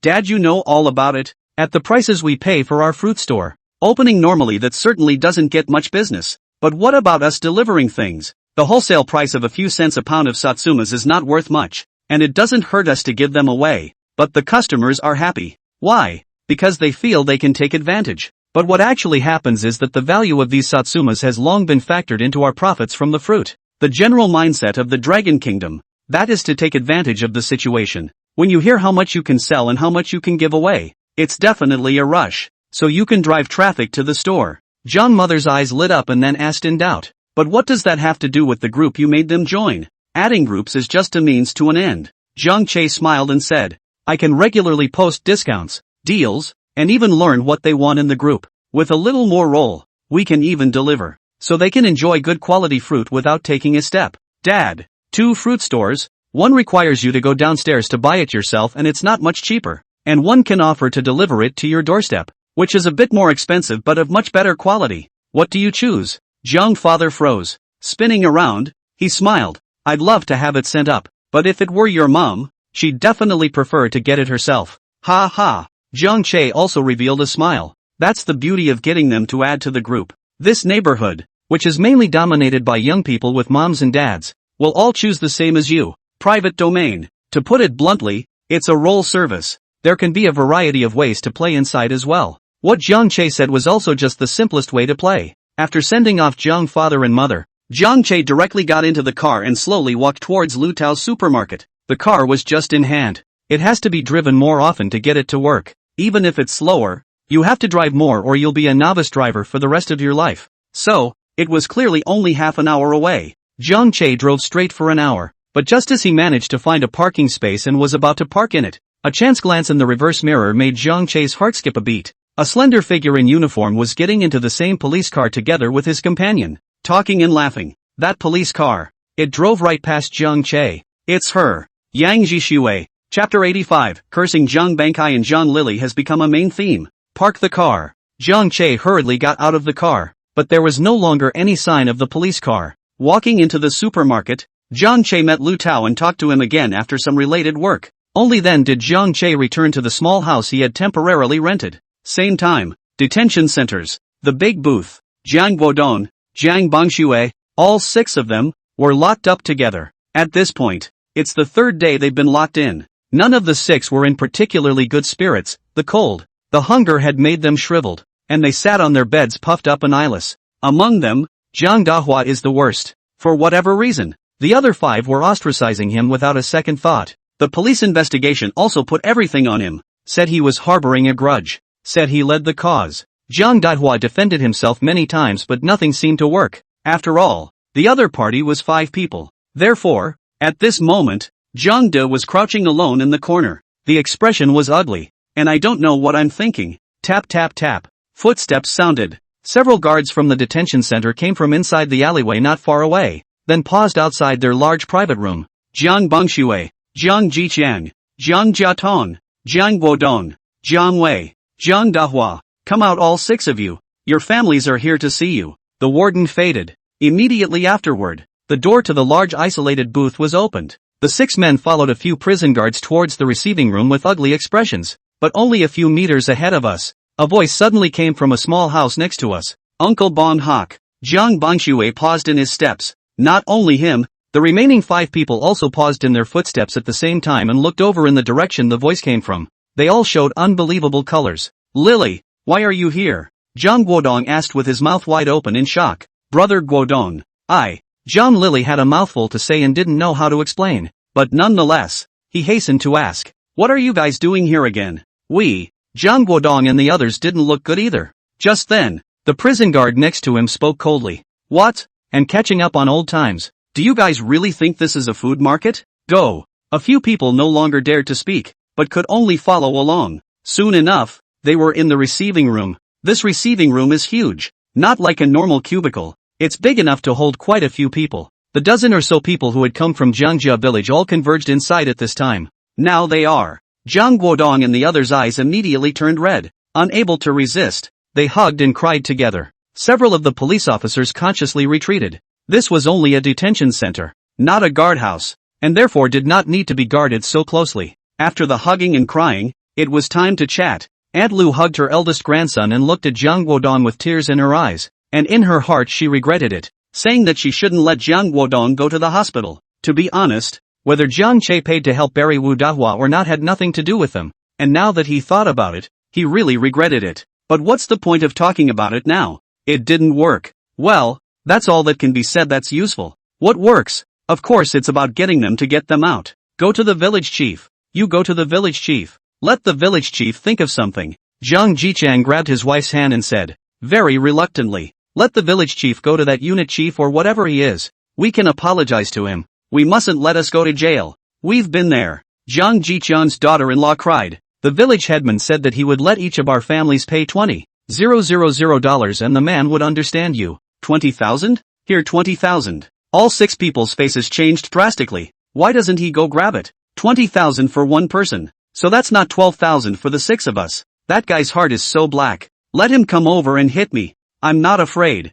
I don't want him to pay for it either. And there were people yelling at the top of their lungs. Then there is nothing else the village chief can do? Zhang Dahua looked at his own old father. Of the 6, his family was the poorest, and to give 20,000 at once, I'm afraid even his parents' coffin money would have to be emptied. No. Zhang Dahua's elderly mother was in tears. I pity how can you be so unlucky? $20,000. This is to kill us. Mom. Zhang Dahua was also saddened and felt remorse in his heart. What? Just then, Zhang Bangshue's daughter-in-law glared at Zhang Bangshue and asked loudly, you said you just saw that Zhang Lily in there? Bitch? Zhang Bangshue froze. I don't know what kind of madness his mother-in-law was in. Why she suddenly cursed Zhang Lily like that, and cursed so badly. But Zhang Bangshue's daughter-in-law turned her head at that moment and looked at the others and said, you see, I didn't lie to you. Did the expressions of the rest of the people go to the extreme? Among them, originally there might still be people who didn't believe in the words of Jiang Bansai's daughter-in-law, but at this moment, they had to down-believe. Jiang Lili is really in the detention center. Then Jiang Bankai is telling them lies. Jiang Bankai had explained before that the village rumors about Jiang Lili's arrest were all rumors, and that Jiang Lili was in the city talking business with a big boss. He's just trying to rip us off. Use our money to compensate the city manager and gain his understanding again. Jiang Bangshue's daughter-in-law said through clenched teeth. Right, definitely. Aunt Lu's gritting her teeth, too. Thanks to that, I've always thought that the village chief and Jiang Lili are both good people. I didn't realize that they were all the same as Jiang Che's kind, and even more detestable. Once again, the 6 men were puzzled by this. After some inquiries, it was only by the understanding sister Jiang Bankai daughter-in-law to explain the original story. At once, all 6 were furious. Brown. I didn't expect Jiang Bankai to be someone who said one thing and did another. Two-faced. Yin and yang people. I'm a good person when I talk about what's good for the village, but in reality, doing disgusting things behind my back. They thought that Jiang Bansai's father and daughter were really that kind and were contributing to the village. But I didn't realize that it was also about making money. Serves you right. Really deserved to get caught. Just now, she had the nerve to say hello to us? I shucks. Asterisk. Shameless, black-hearted rotten-ass thing. In the receiving room, there was a flurry of curses. It was as if cursing Jiang Bankai and cursing Jiang Lili had now become the main task of their meeting. On the way back again to the large private room where it was located, the 6 of them, still filled with angry expressions, still made their way to the small private room where Jiang Lili was. Brother Gordon. Jiang Lili rushed out again, picking at the fence post and yelling, "Have you guys seen everyone? What do they all say about what's going on with my dad right now? My dad, how long will it be before he comes to rescue me?" Jiang turned and glared at her. I shucks. A mouthful of thick phlegm directly spat on Jiang Lili's face. Jiang Lili was dumbfounded. Chapter 86, The Moldy Satsuma Orange Causes Big Trouble Again. South City. Fraternities. It's a small organization in the South Side Underground. The number of people is not large, only 20 or 30 people mixed together, usually live by hogging a few streets under the protection of his men. At the head of the group was a man named Ho. If Jiang Yaozu was still out there,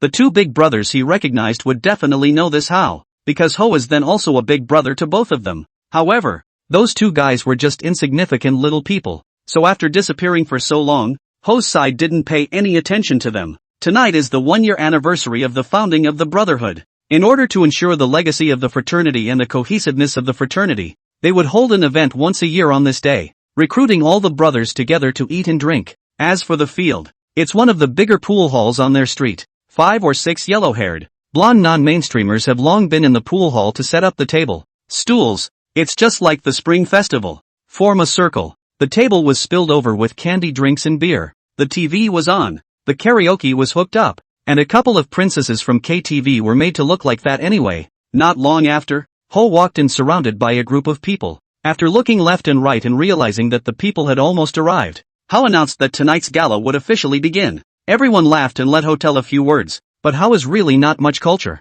In addition to chopping people, play with women, that is nothing. We'll speak a hammer. Take the mic and start reminiscing about the old days, when you first got on the road. Listening to the crowd of red-haired golden hairs, but the blood boiled. It all feels like it's the jungle, fast and furious. And then Ho said, "No more speeches. Brothers, just eat and drink well. Our brotherhood starts tomorrow. It's a new year, and we're going to build on our success." Good. The crowd laughed. Beer and drinks all over the place. Melon shells, peanuts, little snacks thrown all over the place. Ghostly songs followed in quick succession. But it has to be said that the non-mainstreamers know how to provide emotional value. It doesn't matter how well you sing. If you want to sing, if you dare to go up and sing, they will give the loudest and fiercest applause. Especially after several KTV princesses appeared one by one. It lifted the party to the peak. Finally, the crowd of nonconformists shouted in unison for Ho to have one too. How can sing hammer songs? Straight up. Penis. You do it. The oldest too.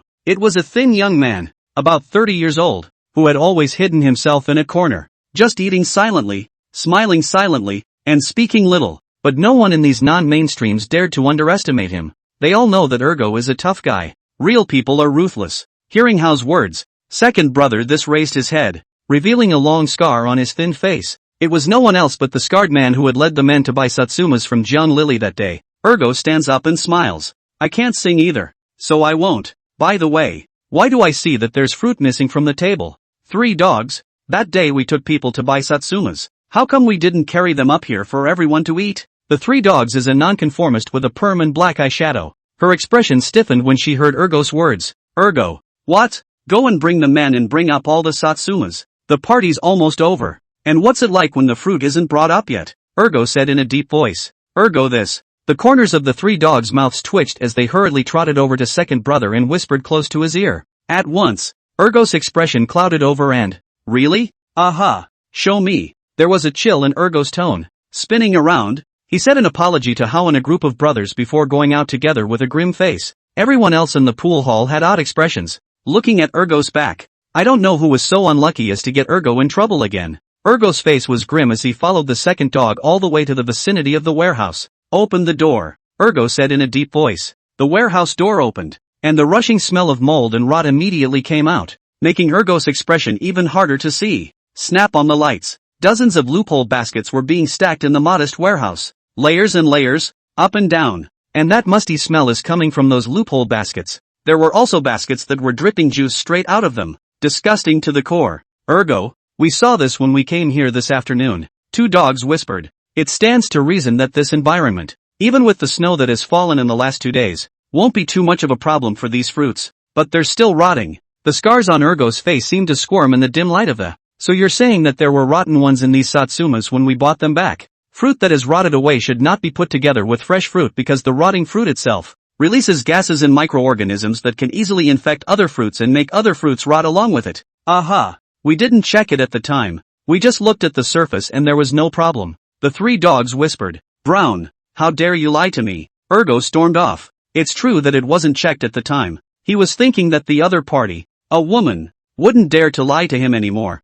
Unexpectedly. Let's go. We'll settle the score with that tomorrow. Ergo turned away, his face grim as he retraced his steps toward the pool hall. But he had only just taken 2 steps when his footsteps momentarily stopped again. Turning to the 3 dogs who had followed him, he said, go ahead and find a supermarket near you and have them deliver the fruit. Brown, don't you dare lie to me. Jiangjia village, right? Old man, remember that day. Jiang Lily, in order to be able to sell these 5,000 pounds of Satsumas, but he said where he came from. It's the local fruit of Jiangjia village. The next day, the weather is sunny. It is appropriate to go to jail. Waking up from a rental house, the time was already 7 in the morning. After washing my face with cool water, my entire mind was instantly and immensely clearer. After breakfast, Jiang Che drove to the store first. 100 Fruit Exchange has officially opened. Lu Tao they also came over early to support the scene. All kinds of Mercedes-Benz, BMW, for laps valued at more than $400,000 or $500,000 parked outside the store.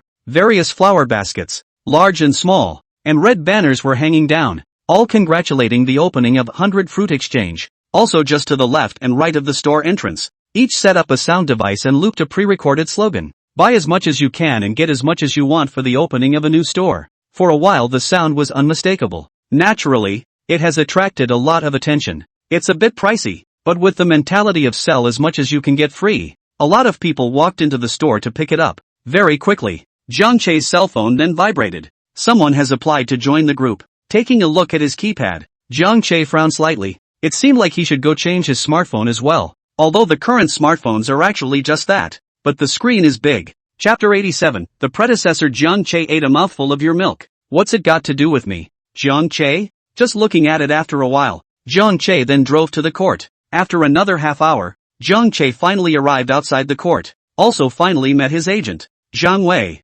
Nice guy. The name doesn't ring a bell. Mr. Jiang Che? Attorney Zhang Wei. Hello. After the two shook hands, lawyer Zhang Wei took Jiang Che to one side. Mr. Jiang Che, what about the case itself I'm probably aware of? This side still wants to be clear again about your claim. Lawyer Zhang Wei looked at Jiang Che and asked. It's simple, make them pay me back with interest. Jiang Che said. What about the defendant's case? I've also done backtracking. I'm afraid they have the money. This is something lawyer Zhang Wei can rest assured. Jiang Che said with a smile. We're all from the same village. Who doesn't know who? Except for Jiang Fugui's family, which is really difficult. The rest of the people are more or less a bit of family money. At least a couple $1,000s is perfectly affordable to pay back. The reason why it has been delayed until now is also just that they don't want to pay it back. Okay. Attorney Wei Zhang nodded his head. You also don't need to be nervous. Today is just according to the procedure we'll have out-of-court mediation. Tomorrow is the official start. At that time, if you really don't want to face them, you can also apply for recusal. I am your attorney. Just leave everything to me. No need to recuse yourself. Jiang Che smiled. I'd like to see their faces then. He was actually certain that today's mediation would fail. But according to the program he had to come again. The two men walked toward the courthouse, but only just as he stepped into the hall of the courthouse. There was a clutter of footsteps behind him. Jiang Che subconsciously turned back. Immediately afterward, he saw a dozen people rush up and surround him. Well, little pussy, where have you been hiding these past few days? How dare you really sue us? Have you no shame? We're all neighbors. Why bother? Jiang Che, listen to my advice. Go withdraw the case, or else we won't look good in court. That's right, you're the white-eyed wolf, swallowing our village's money, and now you dare to sue us. The evil one is the first to sue. I'll be damned. How shameless. Shame on you. Why don't you go and withdraw your complaint? Aren't you afraid you won't be able to live in the village? You sent my man in, arrested my son as well, drove my mother-in-law to death, and now you want to sue me. Jiang Che, please be a human being. The visitors were none other than the dozen or so defendants from Jiangjia village. Each of them were furious, glaring at Jiang Che as if he was their father killer. Who are you? What do you want? Lawyer Zhang Wei shouted angrily and blocked in front of Jiang Che. This is a courthouse. Can't you see that's the coat of arms? What do you want? Attorney Wei Zhang. Jiang Che raised his hand on lawyer Zhang Wei's shoulder. They are all from the village of Jiang, which is our defendant. Attorney Zhang Wei has actually been speculating for a long time. Let me do it. Jiang Che walked out and looked at them and said, Afraid? What do I have to be afraid of? I'm honorable. I'm just getting my own money back. What do I have to fear? On the contrary, you guys, you borrowed money and didn't pay it back. You've been dragging it out until now and you have the face to come to court to surround me? It's really funny. A joke. Jiang Che. Auntie Lu composed herself and glared at Jiang Che. My family, Guodong, has been arrested by the police station because of you, and now you're going to sue me. Are you even human? You know that when you were a child, you even ate my milk. Laugh your ass off. Had your milk? Eating a mouthful of milk. You've been remembering it for more than 20 years. Every time we meet, we have to mention it once. There was also the main point that what the predecessor Jiang Che ate was none of his business. Jiang Che just looked at her coldly. So I'll spit it out to you now? You. Auntie Lu was so furious that her hands were shaking as she pointed at Jiang Che. You. Jiang Che, I'm your second grandfather. You're even suing me. Jiang Bangping, with his walking stick, also glared at Jiang Che, his beard flying about. Do you understand a little bit of upbringing anymore? There's no point in honoring old friends anymore. If your grandfather knew about this great unfilial and disrespectful behavior of yours today, he would have to climb out of his coffin and beat you to death. At the end of his words, Jiang Bangping was so furious that he was trembling with anger. If my grandfather really crawls out of his coffin, I'm afraid the first thing he's going to do is beat you to death for being a disrespectful old man. Jiang Che also stared at him and said coldly, You owe money and you're still justified? The more you live, the thicker your skin gets. You. Jiang Bangping glared at Jiang Che. Don't you dare scold me. What an upbringing. If my upbringing didn't allow me to hit the old man, I'm afraid I would have done it long ago. Jiang Che once again disliked him. Jiang Bangping also lost the battle. Jiang Che, if you don't wait a few more days, I promise to pay you back. My son and daughter-in-law will be paid soon. I'll give it to you when it's paid. Okay? It's too embarrassing. Jiang Defa also looked at Jiang Che and begged bitterly. You know shame now. Why didn't you know shame when you went whoring? Still thinking about whoring in your 60s. When Grandma Jo divorces you I promise to send a big gift. Anyway, after tearing his face, Jiang Che didn't care at all. He directly killed madly, and his vicious words came out with his mouth open. Waiting for your son's paycheck? I'm afraid your son and daughter-in-law would divorce if they knew you got caught whoring and gave you money? By the way, if your son and daughter-in-law want to get divorced, I'll send a gift too. May they be put out of their misery. You. Jiang Defa's eyes widened, and suddenly felt his chest was so tight that he couldn't even catch his breath. Jiang Che, I'm wrong.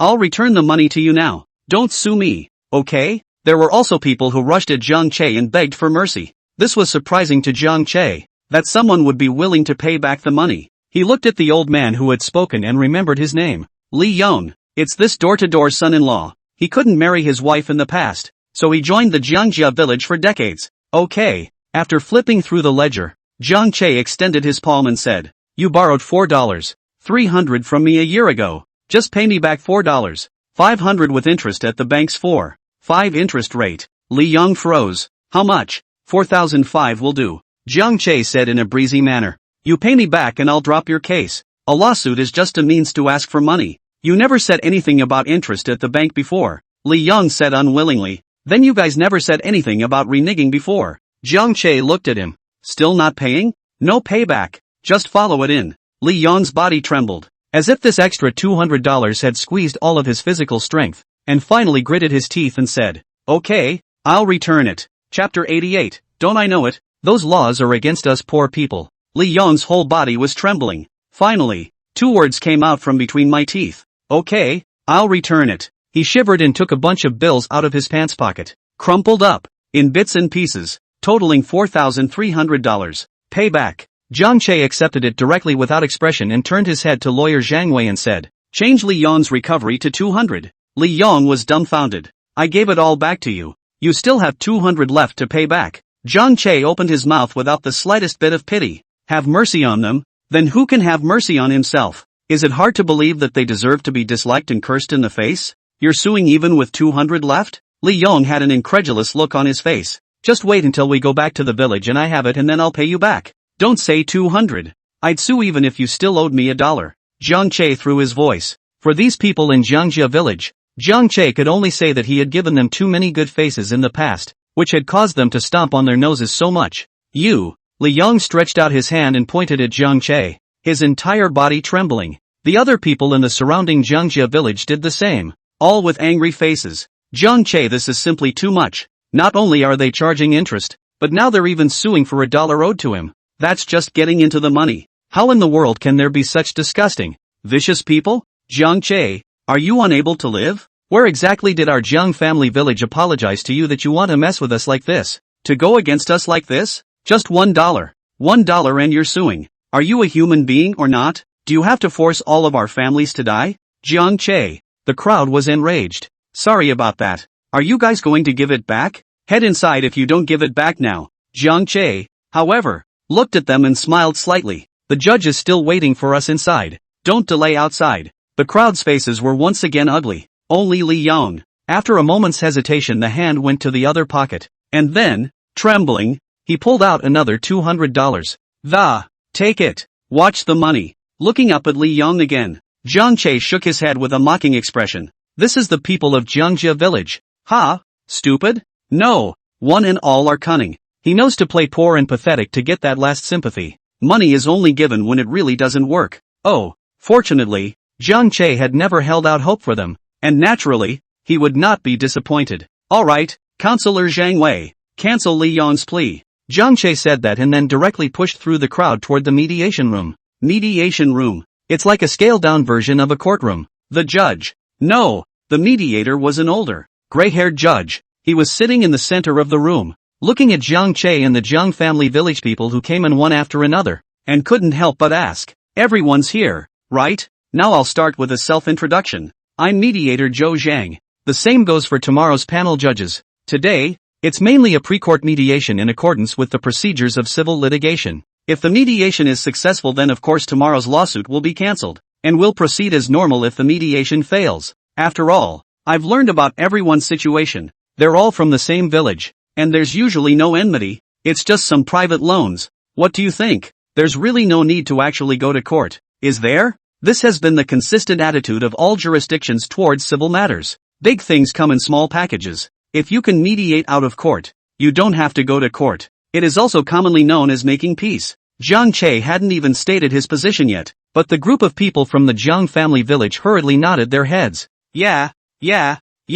Still, Judge, you have a point. Being educated is different. That's right. What's the point of a lawsuit? We're all from the same village. So why don't we just do what's best for us? Why did you have to make such a big deal out of it? That's right. Or Your Honor, you said it with class. Hearing this, Jiang Che only felt amused. These people will always be like that. As long as it's in his favor, they will hold you in high esteem and hate you, but just a little bit out of their league. It would be an immediate flip-flop with no mercy. Plaintiff, what do you think? Judge Shou was looking at Jiang Che. Mediator, I have only one claim, and that is to pay back the money they borrowed from me before. For various reasons, I demand that it be paid back in full, with interest, at the bank's credit rate, and that's my only claim.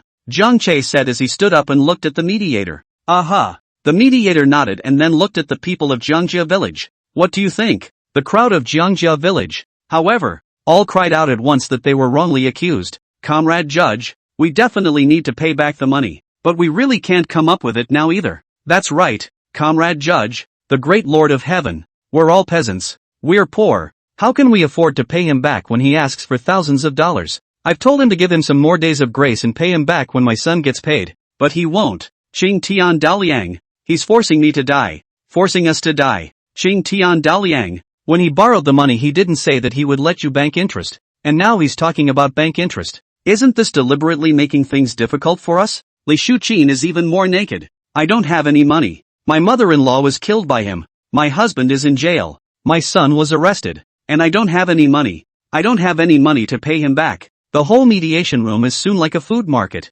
Chaotic up. All kinds of voices. Listening to the judge Zhou Zhang, nerves a burst of jumping. Head is big. Only to hasten to raise his hand in a downward pressing motion.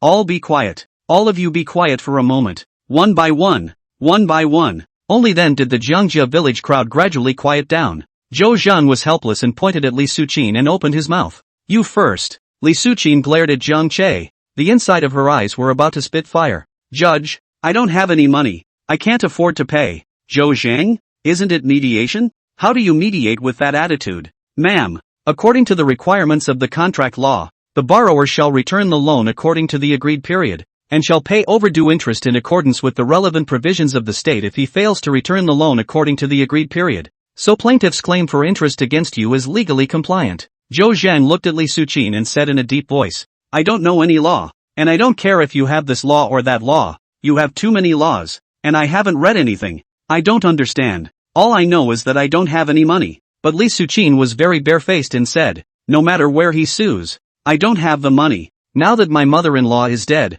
I can't even afford to bury her, not even to buy a coffin. I can't change, and don't you dare tell me about the law. Don't I know it? Those laws are against us poor people. Chapter 89, that's a Prado. The landed price is at least $600,000 to $700,000. Li Suqin has a patronizing attitude. Anyway, it's a bummer. Ask for money, no. Take a life. And even brought that quackery up again. The law is for the poor. The old judge cringed at the sound of it. According to the law, the parties to the civil dispute sued to the court. Our court will first mediate. If the mediation fails, then we can only open the trial. Do you understand what that means? What's not to understand? Li Suqin glared. You also do not give me any official talk. Is not that you want to help him with the help of the law? If you have the ability to arrest me 30. Anyway, my man was arrested. My mother-in-law is dead, and my son was arrested, and took me with him. The old judge's mouth twitched. What kind of hobnails are these? Master, Qing Tian Daliang, it's not that we won't pay it back, it's that we really don't have any money right now. Even if we were killed, we wouldn't have the money to pay it back. Another villager rushed to the judge and cried, Little Chul, Jiang Chul, why don't you just give me a high hand and drop the lawsuit first? Second grandfather Zhang Bangping looked at Jiang Che's old and pitiful tears, and directly began to morally kidnap him. Chul, just drop the charges. We're family. I'm still your second grandfather. Breaking bones is still connecting tendons. Can you bear to see my old man in the dock? Bear with me. Jiang Che nodded his head directly. Second grandpa, you'd better stop. Now finally remember we're still related. And don't try to moralize me, because I don't have any morals. I still love how brash you were when you stood in front of my house the other day, pointing and cursing at me. Zhang Bangping's body shook with remorse. Good to know. Just don't go there yourself. Why did he have to go himself when so many people in the village had come forward? In the mediation room, a crowd of people are talking, but all mainline a reason. No money, can't pay it back, tell Jiang Che to wait. In response, Judge Zhou Zhang could only look at Jiang Che. The meaning was obvious, also wanting to persuade Jiang Che that it would be better to wait. After all, whether it is the police station police or their local court, all the purpose is to solve social conflicts, except for a few vicious crimes of murder and arson. Especially with this kind of civil litigation, the main focus is one that can be mediated, as much as possible. If you can make peace with it, you can make peace with it. I'm sorry, in that case, I'd have to say that mediation has failed. Jiang Che spoke in a calm tone. Really don't think about it? You're still a village after all? Old Judge Zhou Zhang was still looking at Jiang Che. No. Jiang Che got up and led Counselor Zhang Wei out of the room. Comrade mediator, That's all I have to claim. Make them return it with interest. If you can't even do that, then you'll have to fail." The words fell. Jiang Che had then walked out of the mediation room, and behind them, there was a large chorus of curses. Jiang Che's footsteps momentarily stopped and he turned back, looking at the old judge who was still sitting in his seat. "Comrade mediator, you heard me. Feel the need to mediate any further?" "Aha." The old judge sighed. Turning his head to look at the dozen or so people from the Zhang family village, he slowly said, "Then prepare yourselves and come to the court tomorrow to prepare for the hearing." Jiang Che revealed a smile and led lawyer Zhang Wei to walk the court. After saying goodbye to Zhang Wei, Jiang Che got into the car, fastened his seatbelt, and prepared to drive away. However, there's only one exit from the courthouse. That's the one that needs to go around the courthouse door. When Jiang Che drove his white Prado around from the entrance of the court, more than a dozen people from the Zhang family village also came out from inside the court hall with curses. Immediately, he saw Jiang Che sitting in the car, sailed past them. This scene caused everyone to all remain dumbfounded. "Is that Jiang Che?" Second grandfather Jiang Bangping stared with wide eyes, shocked. "Yes, that seems to be Jiang Che. Just when did he buy a car?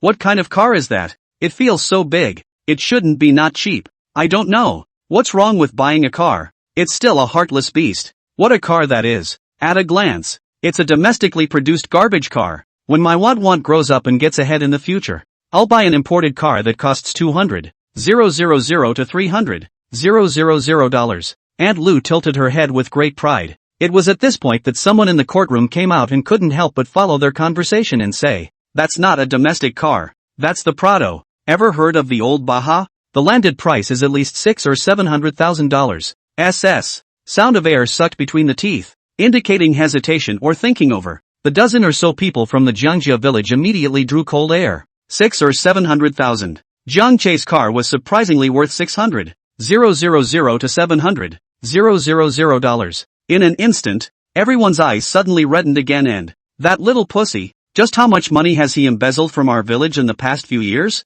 Heartless, so heartless." Jiang Bangping, with his walking stick, was in pain. "He's so rich that he's even thinking of us old guys with our thousands of dollars of coffin money? Shameless, so shameless. Heartless, so heartless. That's it. That money must have been embezzled from our village. It must be ours. He's all that rich and still thinking of taking money from us. I'll be darned. Shame on him." Another person said loudly. Li Suqin was also full of resentment. "I didn't realize he was so rich that he could buy a $600,000 to $700,000 car just by saying so, and he had to arrest my man just for a few tens of thousands of dollars. No wonder all these police stations, courts listened to him. My mother-in-law died and couldn't even afford to bury her body when it was frozen hard, and he had the money to buy a car. Is there any justice in this world?" Said here, Li Suqin violently twisted her head to look at the others and opened her mouth. "I don't care what you guys think, but there's absolutely no way I'm going to pay him back the money. Don't say I don't have it anymore.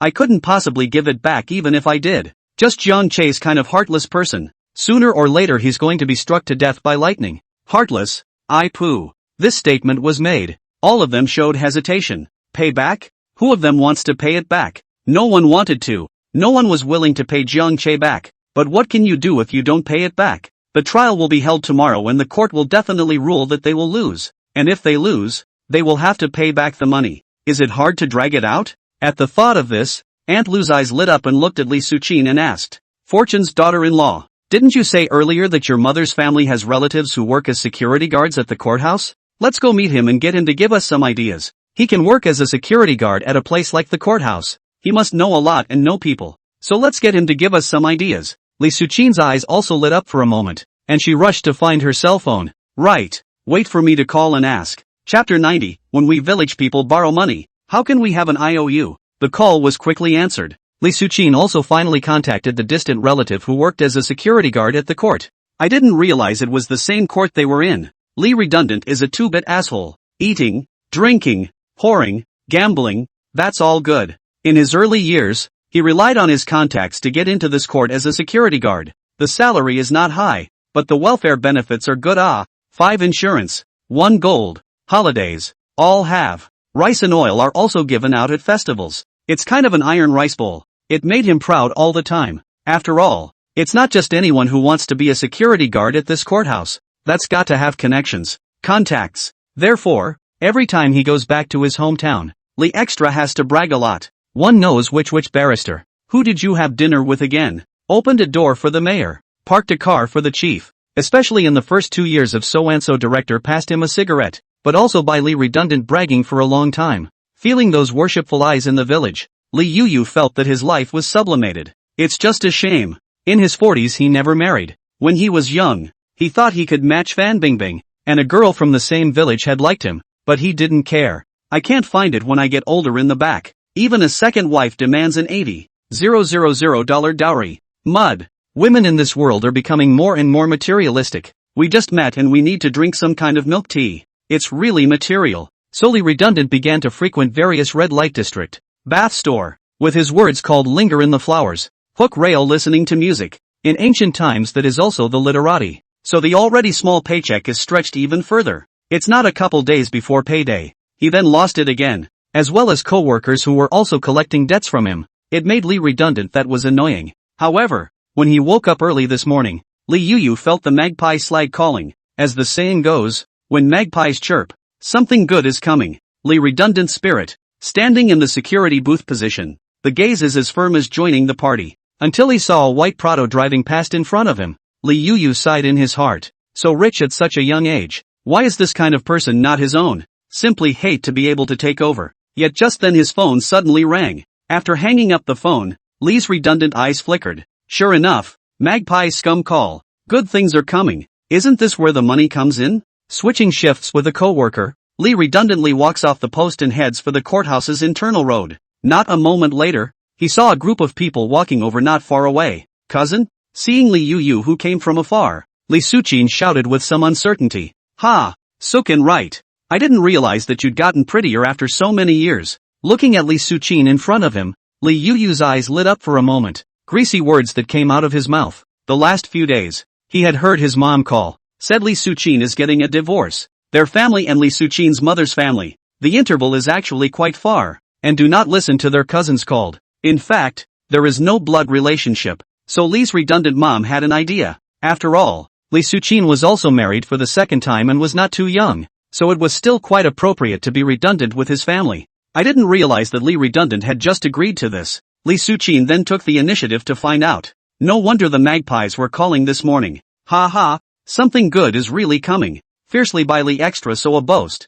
Li Suqin is still a little embarrassed, but after all, is also a middle-aged woman. What do not understand? Then hurriedly digress and said, so what, cousin? We came over to see you today for something, and wanted to ask you for advice. What is it? Li redundantly flung his hand in a flirtatious manner, revealing the silver watch inside. Oops, it's 12 o'clock. Let's go eat first. There's something. Let's talk about it slowly after we've eaten. Row, row, row. The crowd in Jiangjia village nodded along. If Li Yu didn't say anything, they all hadn't felt it yet. But now that they heard that the time had already reached 12 o'clock, they were really a bit hungry. A group of a dozen or so people were heading out to the outside dining hall in great numbers. All the way, Li redundantly points the finger, pointing to the tall buildings around the courthouse and describing, bit by bit. This house is now over 2,000 a square foot. This one is over 1,000. But it's far from the school. My favorite is still that house over there, next to the school and the hospital. So it's a good place to go in the future. Whether it's for children's schooling or for retirement. Listening to Li's redundant words, the group of people from Jiangjia village were just wide-eyed and shocked. $2,000 a square foot for a house. That set must be over $200,000. I can't think about it. I can't think about it at all. Pretty much, a house comes down to a little over $200,000, Li Duo proudly said, as if he had already lived in it, and immediately reaped the adoring gazes of everyone in Jiangjia village. It's just over $200,000. Also just, walk into the diner. Li Extra called the boss. Boss, how many of your signature dishes are on the menu then? Li Extra, how many? The boss was obviously an old acquaintance with Li Duo and asked directly. Let's prepare 13 dishes and 2 soups for 17 of us. Li Yu said directly with a big wave of his hand. Okay, the boss leaves. For their part, the group of people from the Jiangjia village were wide-eyed. 13 dishes, 2 soups, that's a lot of money. Li Suqin also instantly cast a strange look at Li Yu. Is Li redundant having such a good time out there? Soon, a dozen dishes one by one on the table. Li Extra is like a host, one by one to greet everyone to eat. Mouth also said don't be polite and so on. It had even gained a bunch of goodwill from the people of Zhongjia village. Throughout the process, Li Duoyu was also constantly giving Li Suqin food, and all kinds of paragraphs came out of his mouth, making Li Suqin laugh. Only after the wine and rice were full did Li Yuyu pick his teeth while opening his mouth to the people of Zhongjia village. Say, what do you want with me? The crowd all looked at Li Suqin. Li Suqin looked at Li Yuyu and said, with her lips moving, that's right, cousin. We do have something we want to ask you for this time. What is it? Li asked with a surplus of intent. Smashing his mouth, he felt a bit shortchanged by not drinking earlier. It's just that,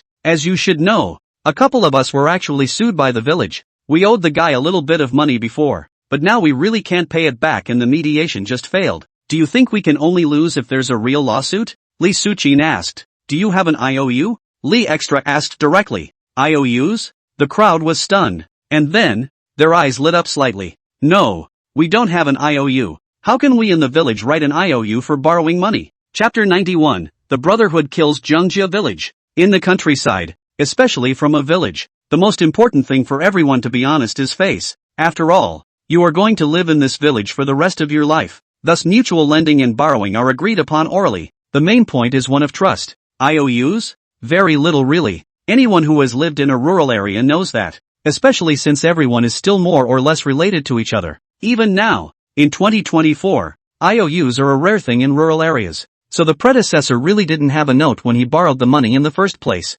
Maybe he never thought this day would come either. There's no IOU, so it's not enough that you guys are relying on it. Without a note, who can prove that you asked him for a loan? Himself? Li Yuyu said carelessly. The expressions of the crowd all changed. Yeah, and no IOUs. How did they not think of that? At the very thought, they instantly rejoiced and, yeah, we don't have an IOU. Even Zhang Bangping was all smiles. Yeah, we don't have an IOU. So what's the point of being afraid of that little pussy? I should have known I would have borrowed more in the first place. Others are regretting that they borrowed less. Seeing this expression on their faces, Li Yuyu shook his head and got up, ready to leave. But just as Li Yuyu was about to walk out of the entrance of the restaurant, a voice suddenly came from behind him. Hey, so what, cousin Sukin? Why did you leave? Li Yuyu looked at them stunned and, what? Anything else? That, pay Someone in the Zhongjia village whispered. Do you order so much food and eat it without paying? Li Yuyu instantly stared at him with wide eyes.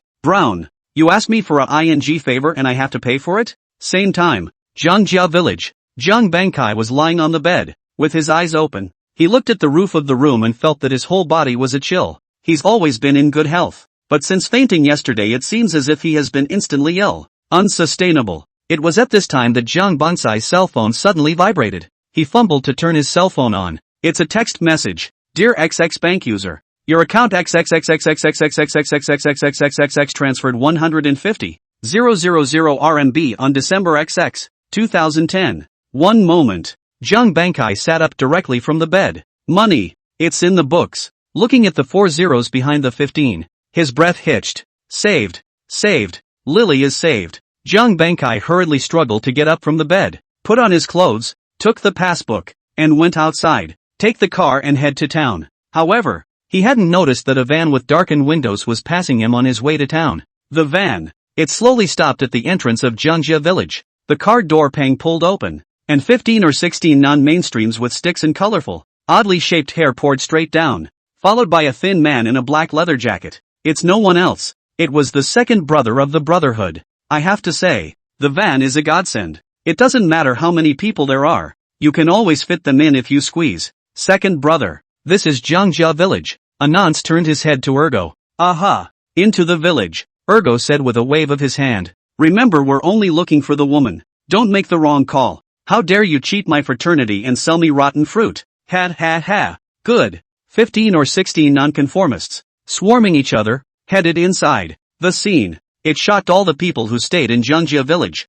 Avoiding it from a distance, he looked at the ferocious 15 or 16 demons and devils. Say, where is that woman? One of the non-mainstream juniors, who just pulled an old man over and asked. The old man pissed himself straight away. His body kept shaking. What a woman. I don't know who you guys are talking about. Ha? Ergo glared at the old man with a grim look on his face and, that's the woman who drives around town selling Satsumas. Where is she? Get her out? The scar on his cheek was hideous. What a woman, the old man said. In horror. We do have Satsumas in our village, But where are the women who go to the village to sell them? Big brother. Social big brother. Are you mistaken? At this point, the number of people who know that Zhang Lily sells Shatsugai oranges in the city and has been arrested by the police station is not that many. So this old man really doesn't know. You don't know? Ergo said coldly. We don't know. We don't know. The old man hurriedly shook his head. The second brother looked at him and saw that he didn't look like he was lying, so he shook his head slightly at his little brother,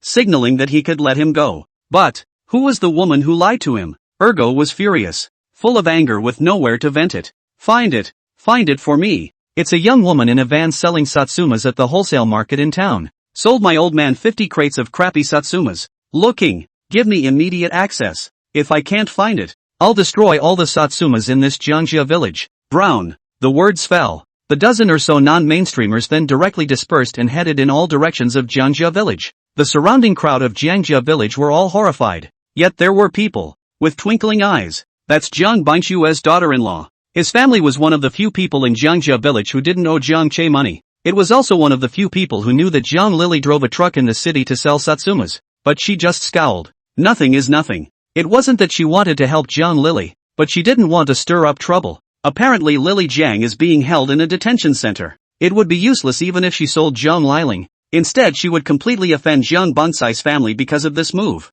Who says the people of Jiangjia village are stupid? They're all smart. A dozen or so non-mainstream Jiangjia village within the circle to find, but also did not find Zhang Lily traces, one by one back to report, but also let the second brother angry. Ergo is also really ruthless and does what he says he's going to do. Straight away, he took a dozen or so nonconformists and killed them in the orchard of Jiangjia village. Countless orange trees with low branches, bare under the winter cold. Go to the car and get the knife. Cut down all the trees. Ergo ordered coldly. This is the social brother. The real man is ruthless. As long as angry, that is regardless of the cost. Chopped. It would have to be cut. It must be given the chop. Understood. A dozen or so nonconformists turned around and got into the car. And soon enough, a whole bunch of controlled knives came out of the van. One for one. Straight into the orchard. This scene caused all the people of Jiangjia village to change their faces drastically. Don't! All of them yelled and tried to rush into the orchard to stop them. But the second brother stood in front of him with his sword.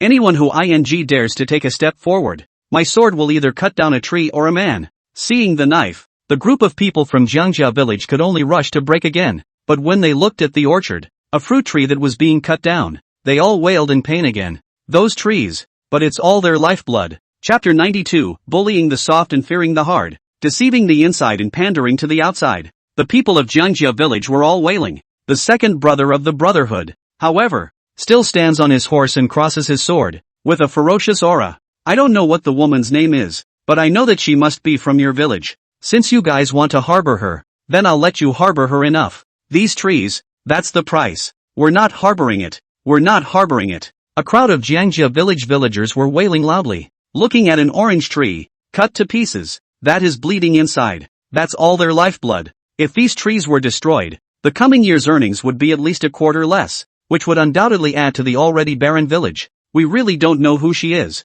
Big brother, we really don't know who she is. No one in our village goes to sell Satsuma oranges. We all pack and sell them directly to dealers in the city. Yeah, big brother, don't cut it. Quickly tell your brothers not to cut it. I know who it is. At this time, Zhang Bangsai's daughter-in-law suddenly couldn't stand up and yelled at her second brother. She had really not wanted to come forward, because if you tell Zhang Lily, you will completely offend the village Zhang Bankai, and you will have to live in this village in the future. In case Zhang Bankai is not corrupt, in case Zhang Bankai has no problems. What about her? How should I live in Jiangjia village again in the future? Of course there was another reason, which was, don't look at all these non-mainstreamers being vicious and swinging their swords to cut down trees, but that didn't reach her family's orange tree, as long as they didn't cut into their own family tree. What's that got to do with you? That's why she was able to stay hidden in the crowd, steady as a rock. But just now, she saw a blonde non-mainstreamer whose hair covered half of his eyes, holding a knife and heading straight to his own land. How could Jiang Bangsai's daughter-in-law still sit still? Straight away, he panicked. It doesn't matter if you cut down other people's trees, but you can't cut down your own, you know? Ergo looked at the panicked woman who rushed out and, who is it? The villagers of Jiangjia village also looked at her. Bonghak's daughter-in-law knows. Who is it? Who dragged the whole village down with him? Why didn't she come forward sooner? It's It's the village chief's house. It's the village chief's daughter, Jiang Lily. Jiang Bangshua's daughter-in-law simply did not hide, directly turned his head and looked at a crowd of villagers and said, "It's Lily Jiang. She wasn't looking for any dealers at all. And take the Satsumas from us for $1.03, and then take them to the wholesale market in the city and sell them for $1.06 or $2.50 a pound. He's just like that little pussycat Jiang Che, making a difference in our hands." This statement was made. The villagers of Jiangjia village all changed color and were all talking with their heads down. What? It's even Lily. Instead of finding a wholesaler, she's selling it herself. Damn. I knew just these college students weren't that nice. Turns out they were trying to make money off of us too. Damn it. It's an abomination. Banksy daughter-in-law. Are you telling the truth? Is it really Lily? I don't think that Lily kid is like this kind of person. It's called knowing people. That's right. That's right. And he's now causing all of our Satsuma trees to suffer. It's really abominable. Ergo's expression was also completely gloomy. Wholesale markets. $1.06. It's alright. It's the woman called Jiang Lily. Where is she now? The second brother approached Jiang Bangshua's daughter-in-law with a knife, the scar writhing on his cheek clearly visible. That ferocious look scared Jiang Bangshua's daughter-in-law, who kept falling back and trembling in fear. She's not in Jiangjia village. She's not in Jiangjia village right now. Where is that? Ergo glared at her, eyes as big as brass bells, and, how dare that lie to me? Sell me the Satsumas that have rotted. Where is she now? She's not in the village. She's at the police station. She's been arrested. Jiang Bangshua's daughter-in-law hurriedly said. Busted? Ergo frowned. The rest of the Jiang family village also had curious faces. Aha, got arrested. He beat up the human city manager outside the wholesale market. Now he's arrested. Jiang Bangshua's daughter-in-law said again. Arrested by the police station. People want $500,000 to understand and get her back. Ergo's eyes widened. Suddenly laughing. I heard a few days ago that someone in the market beat up the city manager. I didn't expect it to be that. She's really tough. She even dares to beat up the city manager. The rest of the Jiangjia village was in disbelief. Go, Ergo, with a whine. That is busted. Let's go. Just take a dozen or so nonconformists and get into the van at the entrance of the village again. Before leaving, second brother also rolled down the window of the car and once again opened his mouth to the people of Jiangjia village.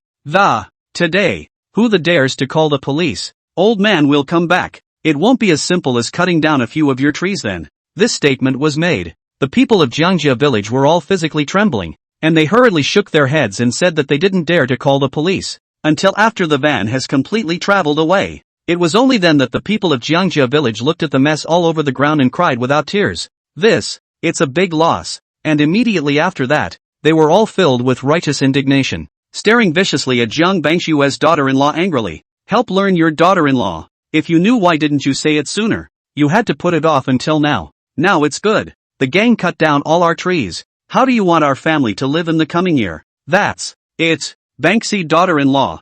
You have to compensate. You have to compensate us. That's the way it is with this group. Always. Each trembled with fear when confronted by the vicious nonconformists, but don't dare stand up and say a word. But they are fierce when facing their own village people. It was as if it wasn't the gang of misfits that had just destroyed their tree, but Jiang Bangshua's daughter-in-law. The bullying and pandering are evident. But the good thing is that Jiang Bangshua's daughter-in-law is also such a person. None of my business. Don't put any on the old lady. Laomiang is not Jianyang's family. Let you bully. Who ing dare to say another nonsense? Believe it or not, Laomiang go home with a knife and fight with you. At once. Everyone is mute. If you want to find it, go find Lily Jiang. She's the one who sold those raggedy oranges to these people. And she's the one who lured them here. So it's none of my business. Brown. A bunch of. With that, he turned around and walked away, leaving these people from the Jiangjia village to stare at each other in place. Suddenly, someone seemed to think of something, and hurriedly called out loudly to Jiang Bangshua's daughter-in-law.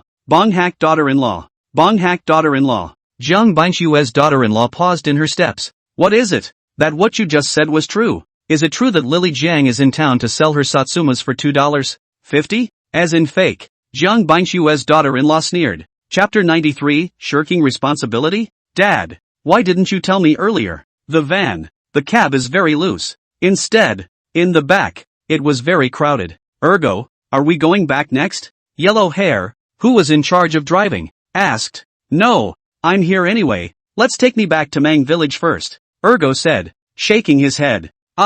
Going back? Yellow hair froze. Then, second brother, why don't you go into the village alone? And we won't go. Okay. Ergo nodded. Continued silence. The atmosphere in the car became oppressive with it. Mang Village. It is a village farther away from Jiangjia Village. The young men inside, all of them rather grumpy and cross, and even less inclined to read. So the first 2 years were spent hanging out in the city. Gradually, it became a climate and formed the present fraternity. Therefore most of the members within the fraternity are from the village of Mang. At least almost all of these nonconformists in the car are. But they can't go back now. At least clean up your hair a bit before you do. And the second brother, Yang Hongwei, was one of the few of them who didn't have his hair in a mess. Ergo, why are you thinking of going home today? Someone in the back asked. My mom said she'd introduce me to a guy and told me to go home and discuss it. And I heard he's a college student. Yang Hongwei was still sullen. Object? College students? The eyes of the crowd instantly lit up. Is Ergo looking for a date? Or a college student? Ha ha ha. A few days ago Crown that Ting Ting even confessed to second brother. No wonder second brother disagreed. It turns out that he's going to have a college student object soon. Ergo is also 27 or 18. It's time to find a date, haha. The van was full of talk. It turns out that Yang Hongwei is only 27 or 28 years old. It's just that the teenagers are so old and unassuming that they only look like they're in their 30s. In the midst of all the conflicting opinions, I don't know who suddenly said, college students? It wouldn't be Yang Jishue from next door to my house, would it? In our village. It seems that Yang Jishue is the only woman studying at the university. This statement was made. The car fell silent again. Yang Jishue, that's a ING police college. Let them gangsters go on a blind date with a policewoman? Even Yang Hongwei's mouth twitched and his face was embarrassed. It can't really be Yang Jishue. Second brother. You never seem to have told your sister-in-law that you're in a social life. Right. The kid driving the car also opened his mouth and said. Ergo grimaced. Of course not. Although the fathers of the family were hot-tempered, they were very old-fashioned and archaic people. So how could they accept their son mixing with society? That's why he's been giving it to his parents. Own business out there. Let's go back first. Yang Hongwei said in a deep voice. South City. Upon arriving in town, Zhang Bangkai went straight for the money. One passbook and one card, adding up to a total of $480,000. Instead, he took only $464,000. Together with the $36,000 in cash in hand, that's a total of $500,000. Why do you only have $36,000 left in your hand? That's because, gave 2 truck drivers $2,000 each, in the hospital ward. Looking at the $500,000 in cash that was taken out, Zhang Bangsai's mind was complicated to the extreme. He knew that once this money was spent, I'm afraid I'll fall into a place of no return. But, he can't help it. She's the only daughter she has. Must be saved. Okay, then why don't you go to the nurse's station and get a pen and paper and come over here, and I'll write you a letter of understanding. The middle-aged woman said faintly after collecting the money. 2 hours later, detention centers. Zhang Lily was finally released. It was a great feeling to see the light of day again. As soon as she saw Zhang Bangkai, she couldn't help but jump into his arms and cried bitterly. Dad, I'm so scared. I'm scared I'll never get out. I'll be locked in there for the rest of my life. Dad. Zhang Bangkai gently patted her back. Lily, it's okay, it's not coming out, Dad? Dad is not coming to save you. Well, Dad, that's very kind of you. Zhang Lily cried in pain again. Let's go back to the village. Zhang Bangkai said softly. Okay. Let's go back to. Zhang Lily had only just agreed, but suddenly remembered something and said in a hurry. No, Dad, we can't go back yet. Zhang Bangkai froze. Can't go back? Why can't we go back? Dad, we're going to the city hall now. What about those 2 big trucks of the city, with our fruit in them? Zhang Lily hurriedly said. Fruit. It's a shame that she's still thinking about those Satsumas. Zhang Bangkai, however, shook his head with a bitter smile. Don't go. I've given the money to the 2 truck drivers and they've ransomed the cars. What about our Satsumas? Zhang Lily asked impatiently. This time, it could be said that it was a big loss. So Zhang Lily very much wanted to make up for it. Trying to get those Satsumas back. It's better to lose a little less. I'll give them a call. Zhang Bangkai shook his head. The 2 truck drivers were nice enough to leave him a phone number before they left. A quick phone call hangs up. Zhang Bangkai turned his head and looked at Zhang Lily and said. Go. We'll go straight to them. Another half hour passed. A dump. Looking at the garbage dump, piles of Satsumas, Zhang Lily paled to the extreme, almost about to faint. Those Satsumas. There were at least another 10. 000 to 20. 000 pounds of Satsuma oranges, but now all of them had actually rotted and become piles and piles of garbage that were piled up inside. All that fruit is here. A truck driver said helplessly. The car was all rotten when we picked it up from the city office. The juices were stinking up our car. And the money for the car wash was even. He's still weirdly nice. Didn't even charge for the car wash. How did it all rot so quickly? How can that be? It's totally wrong. Jiang Lily mumbled as if she had been greatly stimulated. From the picking of the Satsuma oranges, it has only been a few days at most. How could these Satsuma oranges rot so quickly? There are questions. There's definitely something wrong. Lily, don't think about it. Jiang Bankai smiled bitterly and comforted. I know what it is. Dad, what's the reason? Jiang Lily hurriedly looked at her dad. And only then did she realize in a trance that Jiang Bankai seemed to have aged a lot as well. Because those Satsumas you collected from the village originally had a lot of soon-to-be rotten ones mixed in. Jiang Bankai sighed. I don't know what it's about though. Yet know that fruit that is about to rot accelerates the decay of otherwise fresh fruit. It's like a contagious disease. Jiang Lily froze, and incredulously shouted. Dad, then why didn't you warn me earlier? If you'd warned me, I wouldn't have taken those rags. Chapter 94, New Sales Methods. Fruit business on track. Tell you what, will you stop collecting then? Jiang Bonsai's face was ugly. As it was, could we not take it? Jiang Lily's body shook and she didn't speak again. Indeed, collecting and selling Satsumas is just a means to an end. The aim is to become the village chief and take over from Jiang Bankai. And originally, according to Jiang Bansai's plan, even if a little loss does not matter, as long as it can successfully take over his position are acceptable. I just didn't expect things to end up in this situation. For a small profit, Jiang Lily beat up the city manager. It eventually became completely unmanageable. Come on, go back. Jiang Bankai sighed. In the village, there's still a big mess to clean up. Did something happen in the village too? Jiang Lily asked bitterly. Aha, it's a mess. Jiang Bankai shook his head. I don't know when it started. The village is in chaos right now. Park Fruit Exchange. Today is already the second day of opening. Overall, the results were very good. For hundreds of pounds of Satsumas, almost all of them were given away. That is to say, sales have totaled hundreds of pounds over the past 2 days. This is when the power of the private domain comes into play. Jiang Che told them in the group last night. During the opening period, as long as the fixed message forwarded to the QQ space, time for every day over, you can come back to receive a caddy of Satsuma. So a lot of people retweeted it. It also makes Baigua Hui well known again. Today, Lan Lan had already found Jiang Che, saying that there were types of fruits that had already been sold out, and asked Jiang Che to hurry up and start stocking up. Jiang Che's side was ready long ago. Use Lu Tao and their resources to successfully restock for yourself. At the same time, when Jiang Che was free,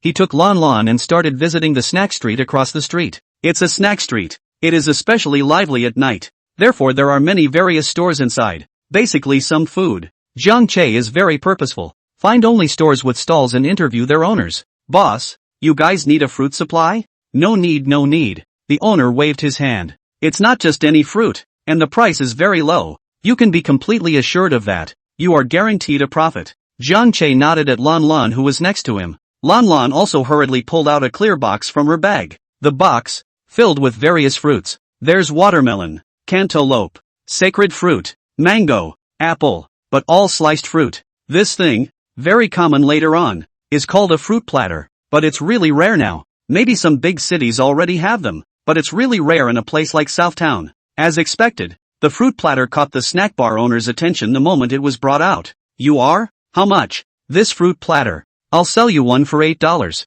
Jiang Che said directly. As to whether you take it over there and sell it for $10 or $15, that we don't care. It's your own business. What do you think? 8? That cheap? The stall owner was surprised. Of course, mutual benefit is what keeps us in business, isn't it? Jiang Che nodded his head. Fruit platter. Unlike traditional fruit sales, the main focus is to get a wide variety of fruits at a cheap price, not just a single category. Let's say normally you have $10 or so. You can only buy a few apples, or watermelon, or mango, cantaloupe, but you can only eat a single kind. Couldn't manage to savor every single one. A fruit platter is different. For $12 or so, you get to taste a variety of different things. Naturally, it appeals to a lot of people's desire to buy, especially single boys and girls who live alone now. You can't buy too much and eat it. This is the best. Your kind, which has obviously been cut, has so little preservation time that if we can't sell it, it won't be in our hands. The stall owner was still a little hesitant.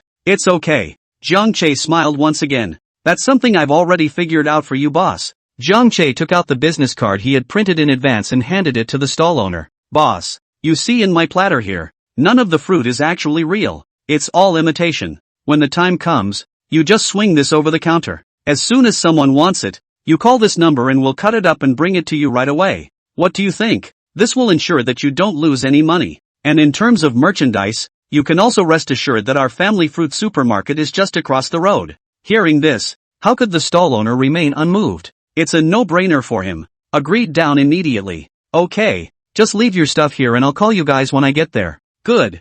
Jiang Che said goodbye with a smile on his face, took Langland into the next stall. Boss, can we make money selling them for only $8 a serving? On the way, Lon Lon couldn't help but ask. Can't make much. Jiang Che didn't hide it. I've calculated that the most I can make is $1 a share. Then why are we going to all this trouble? Lon Lon was a little confused. You live right here in Gangnam Court. Do you know how much foot traffic there is on this street every day? Jiang Che turned over to look at Lon Lon. If half the businesses on this street would sell our fruit platters, have you figured out how many servings you could get in a day? Make $1 a share. What about 100, hundreds, even thousands of copies? And, do you really only make $1 a serving? Do the ones who are the bosses really pocket all the profits for their employees? Jiang Che's fresh food logistics is borrowed from Lu Tao and their channels. That means there is no cost for the time being. All fruits. The pickup price is also the lowest supply price of the supermarket, but then sell it at the same price he makes his fine products at, and the profit can be horribly high.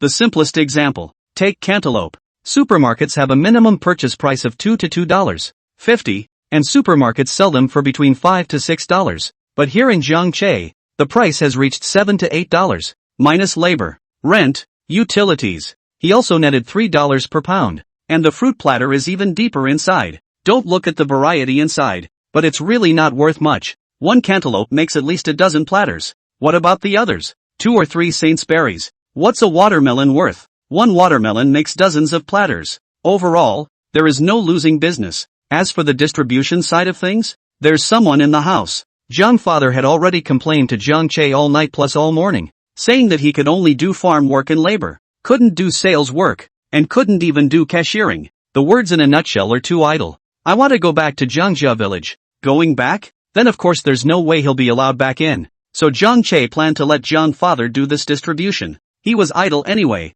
so more work, and he'd stop imagining things. People, it's better to be busy. Chapter 95. What a way to refresh the lower limit again and again. It took a whole half day. Jiang Che finally walked through all the store stalls in the entire snack street, but even though he's on excellent terms, it's almost always a white-knuckle business for the merchants. But there are still people who choose to refuse. After all, there are thousands of people, and there are still some people who consider a lot and think that Jiang Che would not be so kind, in case the fruits provided are problematic. All in all, Jiang Che didn't force himself. Around noon or so, Jiang Che was walking back with Lon Lon. The phone on his body suddenly went off. Attorney Wei Zhang. Answering the phone, Jiang Che didn't even have to think about it to know that it was about the afternoon court session. Fruity. The phone had just been connected, and the voice of lawyer Zhang Wei came from inside. Mr.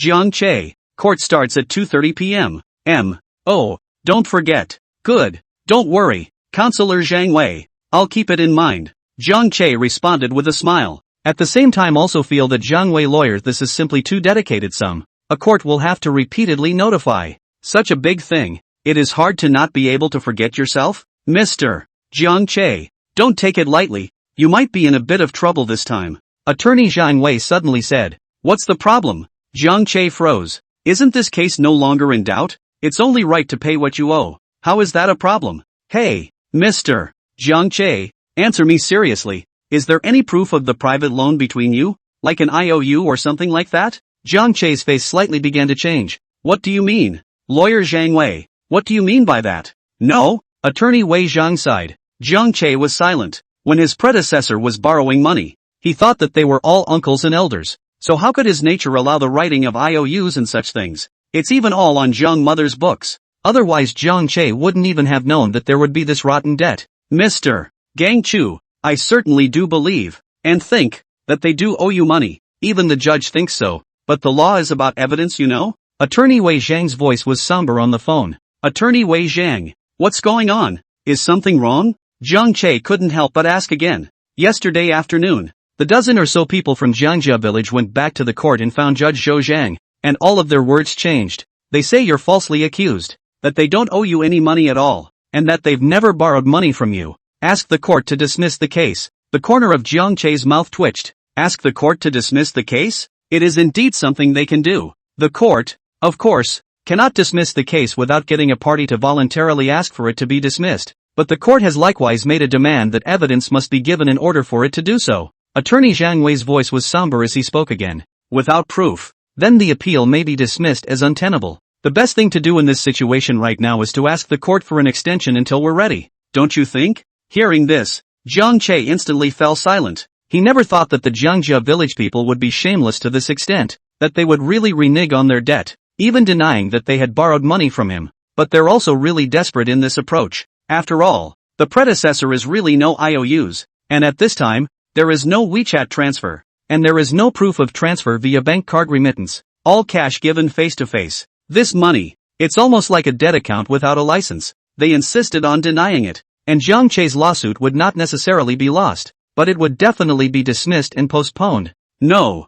Jiang Che took a deep breath and said, no need for an extension. Are you sure? Attorney Wei Zhang asked again. Aha. Jiang Che nodded his head. There was silence on both sides of the phone. Attorney Zhang Wei, if I produce evidence that they're all lying, what will happen then? Jiang Che suddenly opened his mouth. This implicates perjury, as well as fabrication of facts, and refusal to admit it, and refusal to carry out the court's decision, which would likewise affect the sentence, which would be 3 years or more at the very least. Okay. A strange color flashed under Jiang Che's eyes. Then make them all 3 years or more. The phone hung up. Jiang Che had only just returned to the store, had lunch and planned to take a short break before heading to the courthouse. But suddenly, the phone was ringing. Surprisingly, it was Chen Tao. Mr. Chen, Koto, tomorrow at noon, Kintyre Cinnamon House, my birthday. Bring along elder brother Jiang and sister-in-law. Lu Tao's bellowing laughter came directly from inside. Jiang Che then remembered that tomorrow would already be Lu Tao's birthday. Then he really needs to take Jiang's parents to the mall tonight to buy some clothes and gifts. Okay, we'll be on time tomorrow at noon. Jiang Che directly nodded his head. Ha ha, good. The phone hung up. Jiang Che then told Jiang's father and mother about Chen Tao's birthday. They were also instructed to stay put for the afternoon and just wait for their return. The time was quickly approaching 2 o'clock in the afternoon.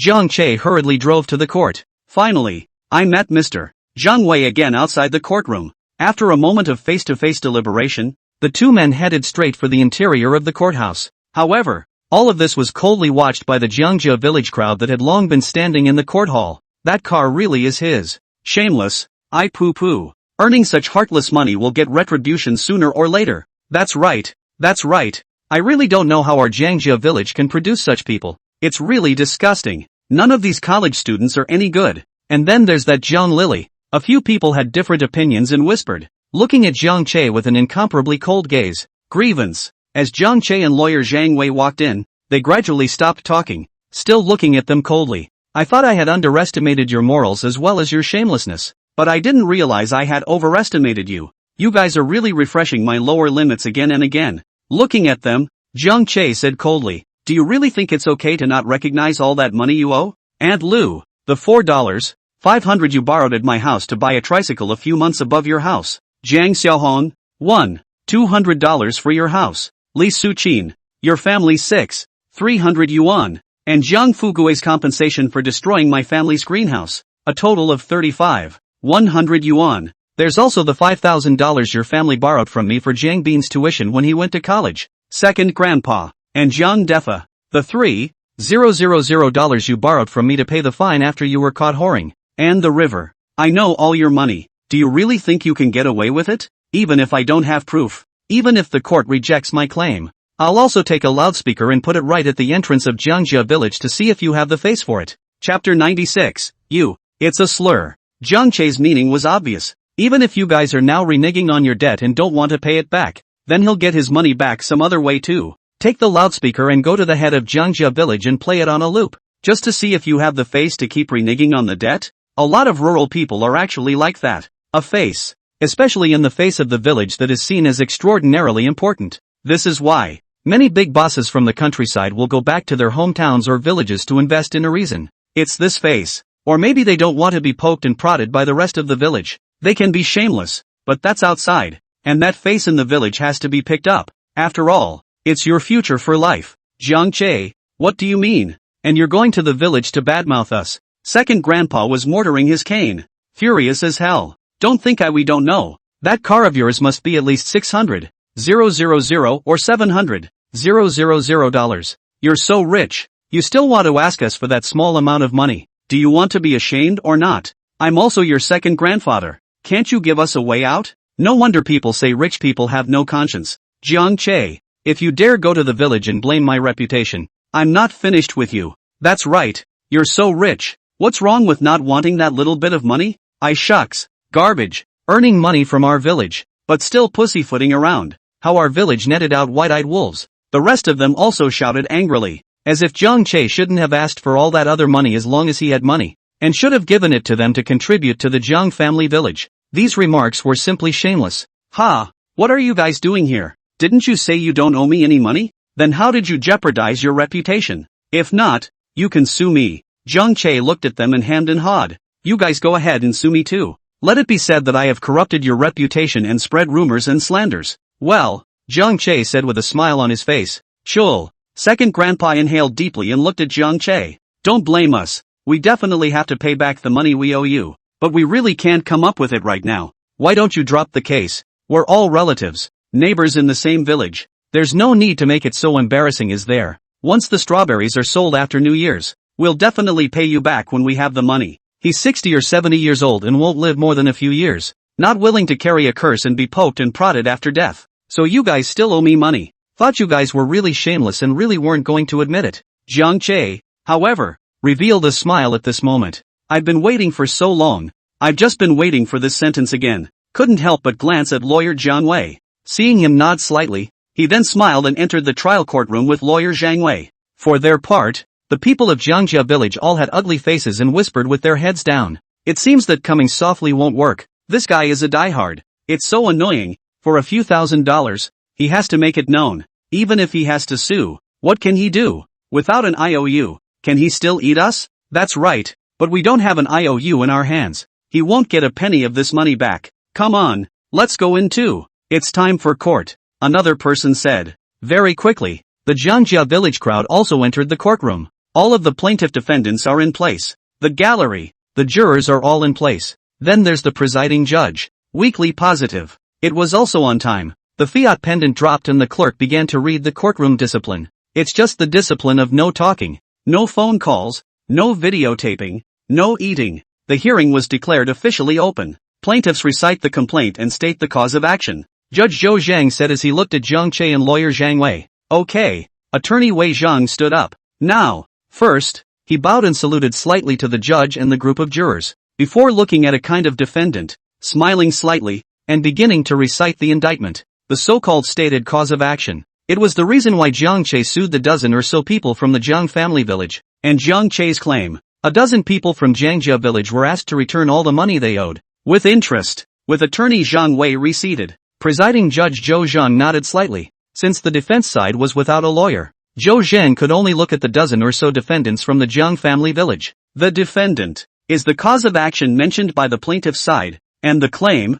consistent with the copy of the complaint received by you and others? The dozen or so people from the Jiangjia village looked at each other in disbelief, and then shaking their heads at the same time. We don't understand. We don't know anything about causes of action, motions in limine, pleadings. That's just it. We don't know. We don't know anything. We don't owe him any money. That's it. We don't know anything. We just know we don't owe any money. A dozen people spoke up, but all of a sudden, Judge Zhou Zhang and a group of jurors felt their heads spinning. But okay, this kind of civil lawsuits they have not received a lot. It can be said that what kind of low cognizance have seen, especially in the first decade or so. This kind of people, this kind of thing abound. It's only in the last couple of years that there's been less of it. The presiding judge, after locking eyes with a group of jurors, went right to the old-fashioned way and skipped. Follow the program anyway. The reason the copy of the complaint on the summons is called a copy is that it must be the same as the motion in limine. Since the indictment and the copy of the indictment by indictment are both identical, let's get right to the presentation of evidence and cross-examination.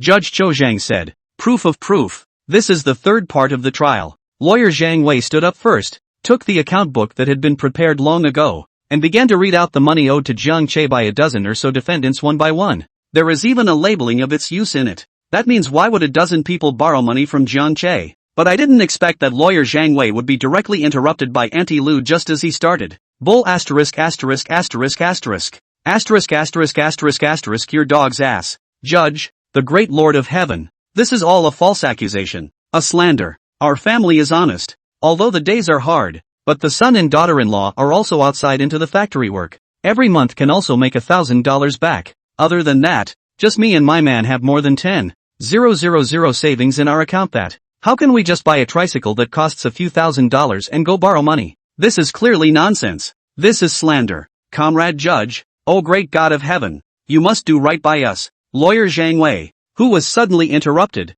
had an ugly expression. Judge Zhou Zhang also frowned and hammered away hard at the. It is now time for the plaintiff's evidence, and the defendant should follow the discipline of the court and refrain from interrupting. Hear the hammer. Auntie Lu was taken aback, but still stretched her neck and said, Grand Master, you must do it for us. He's just slanderous. Chapter 97, choosing to write a letter of repudiation between a divorce by agreement and a litigated divorce. Judge Zhou Zhang, with a pensive face, looking at the crowd of Jiangjia village who were messing around and yelling at the defendant's table. His heart was disgusted to the extreme, just like a clear mirror. These are the same people who were in the mediation room yesterday saying that they would definitely pay back the money. Just not right now. Requesting Jiang Che to be lenient for some days. Just today, he suddenly flipped out and said he didn't borrow the money at all. Did you borrow the money or not? Zhou Zhang has been working in the court for 20 to 30 years. Does he not know it well? Just a quick glance is clear and obvious. Just, who made Jiang Che unable to get an IOU? As for the ledger? One handprint and two no signatures. It doesn't count as much evidence at all. There is no voucher, no evidence, and according to the law, he can only follow the rules even if he knows better. Plaintiff, proceed. No one is to interrupt again. Zhou Zhang twisted his head to look at Jiang Che's proxy, Zhang Wei. Zhang Wei slowly nodded his head before he began to continue reading. A dozen defendants. The entire reading took close to 10 minutes. The defendant's seat on the Jiangjia village dozen or so people have long been impatient to hear. Scratching their hair, picking their ears, skimming their mouths, very disdainful. They don't have IOUs. Just carry the shamelessness through to the end and resist. What can the courts do to me? That's the mindset of all of them. Lawyer Zhang Wei finished reading the account book. Then he continued to bow to the judge Zhou Zhang. Judge, the account book I have just read, which was furnished by my client's mother, contains a clear and unambiguous account of every time all the defendants borrowed money from my client. And it is all timestamped. And the defendant, Li Suqin, is owed $36,000 by her husband, Jiang Fugue, to my client, which was also adjudicated by the court, recognized by the court. Here is the paperwork from the original court decision. Speaking, Attorney Zhang Wei then handed over a stack of files. The jurors nodded after passing them around to each other. It was only then that Judge Zhou Zhang opened his mouth at the crowd of Jiangjia village in the seat of the defense. What about you guys? Is there any recognition of the plaintiff's assertion of hair? Not recognized. Li Suqin was the first to slap the table. Excitedly. I don't recognize it. I strongly disapprove. I've divorced Jiang Fugue. It was Jiang Fugue who destroyed his shed. What does it have to do with me? I'm not going to pay for this money. Even if I have to pay for it, it has to be Jiang Fugue who pays for it. It's none of my business. The rest of the Jiangjia village nodded their heads at the same time, looking agitated and aggravated. We don't recognize it either. That whatever ledger is fake. They forged it. We don't owe them any money at all. That's just it. We don't owe any money at all. So why should we recognize it? Our family is not short of money at all. So how could we possibly go and borrow money? You really think you can falsely accuse us by forging a ledger? Joke. Qing Tian Daliang. You must do right by us poor people. This Jiang Che is already so rich. On what grounds does he still want to slander us? Is it really true that you've already lost your mind and will do anything for money? Shucks. Shame on you. There was a lot of talk and confusion at the defense table. In response, Jiang Che just watched with cold eyes, without any emotional fluctuations in his heart. Okay, don't argue yet. One at a time. Judge Cho is getting a bit of a headache. The defendant, Sukan Li, you said you've divorced Jiang Fugue, then may I ask where's the divorce certificate? Li Suqin was stunned. Divorce papers? She has fart divorce papers. Jiang Fugue is still in jail. If she wanted a divorce, she would either have to wait for Jiang Fugue to get out of jail, or she would have to go the litigation route. But she didn't even. Li Suqin handwrote a repudiation at home. Judge, I don't have a divorce decree, but I do have this. Lu Suqin was prepared for this, and directly handed over her letter of repudiation. I repudiated Jiang Fugue. So the money Jiang Fugue owes Jiang Che has nothing to do with me. Phew, a letter of repudiation? The jurors stared at the restraining order in their hands. Judge Zhou Zhang looked at the crooked handwriting of the letter of repudiation that is also crying and laughing. A letter of repudiation? What a rarity! I didn't expect to see a letter of repudiation in 2010. There was also Jiang Che, who was dumbstruck after hearing Li Suqin's words. Letter of repudiation. He repudiated Jiang Fugue? The choice between a divorce by mutual consent and a litigated divorce was to write a letter of repudiation. That's a nifty talent. Li Suqin is still smug. Right. It's a letter of repudiation. Jiang Fugue, also known as my ex-husband, treated me badly, often beat me at home in domestic violence, and didn't give me food. So I repudiated him. The rest of the Jiangjia village also looked at Li Suqin with surprised faces. Jiang Fugue treats him badly? Hit her? Call him names? Domesticated her? No food for her? Perhaps any other reasons would be believed by the Jiangjia village crowd, but just these points they didn't believe. Jiang Fugue can be said to be one of the few in Jiangjia village who loves his wife. Otherwise that night Li Suqin had appendicitis. Jiang Fugue wouldn't go around borrowing money like crazy. But now, Li Suqin is desperately trying to discredit Jiang Fugue in front of the judge. This, a bit of a bad heart. Li Suqin, your letter of repudiation has no legal effect. Zhou Zhang shook his head and said in a deep voice, in the law, divorce is recognized only by the divorce certificate. And this kind of repudiation has no legal effect. Not to mention that even if you divorced Jiang Fugue, that's now too. And Jiang Fugue's destruction of the plaintiff's private property, which caused the plaintiff to receive damages, was before your divorce, and as a husband and wife, you are still obligated to bear some of the responsibility, especially since your current divorce doesn't hold up either. You should be responsible. Therefore, the plaintiff's claim stands with you, irrefutable and justified. First of all, let's not talk about what kind of joke that paper repudiation is. Even if Li Suqin and Jiang Fugue really divorced, as a former husband and wife, Li Suqin is also obliged to take half of the responsibility, not to mention they're not even divorced. A letter of repudiation? Simply die laughing. Li Suqin stood frozen in her position. What? What do you mean? What's to stop the law from recognizing it when you're divorced yourself? Why should I have to pay for it? For what? By what right do you not recognize my repudiation? This repudiation has been recognized since the beginning of time. It's hard for you to think that only men can repudiate women and we women can't repudiate men, right? I'm telling you, your courts are discriminating. It's discriminating against us women. Li Suqin suddenly became angry. Equality between men and women. Equality between men and women. It's been so many years that places like the courts still discriminate against women. Simply furious. Shameful. Why should only men be able to divorce women? And women can't repudiate men? Judge Zhou Zhang froze again. What do you mean? What's with the gender implications? It made him feel like being a judge was actually kind of helpless. Chapter 98, this court of yours, is it formal or not? The defendant. Please refrain from discussing matters unrelated to this case. Judge Zhou Zhang said in a deep voice. The law hammer was held in his hand. It was neither knocking nor not knocking. It's simply complicated and tangled. What do you mean it's not relevant to the case? I don't understand. I don't know, and I don't want to understand. All I know is that I've divorced Jiang Fugue, and the money Jiang Fugue owes me has nothing to do with me. Li Suqin was still yelling, both angry and agitated. And, what kind of court are you in? Is it proper or not? Why don't you understand anything? You don't even recognize a letter of repudiation? That's funny. Is it hard to believe that your court is also in league with this little pussycat Jiang Che? Good. It's true that you can't sleep with two kinds of people under one comforter. Even the words you say are the same. Judge Zhou Zhang's head hurt even more, and he only had to explain that. According to the marriage law, both marriage and divorce certificates are basic documents that prove the marriage relationship. That is to say, to prove the existence or otherwise of the relationship between husband and wife, a marriage certificate or a divorce certificate issued by the Civil Affairs Bureau must be required.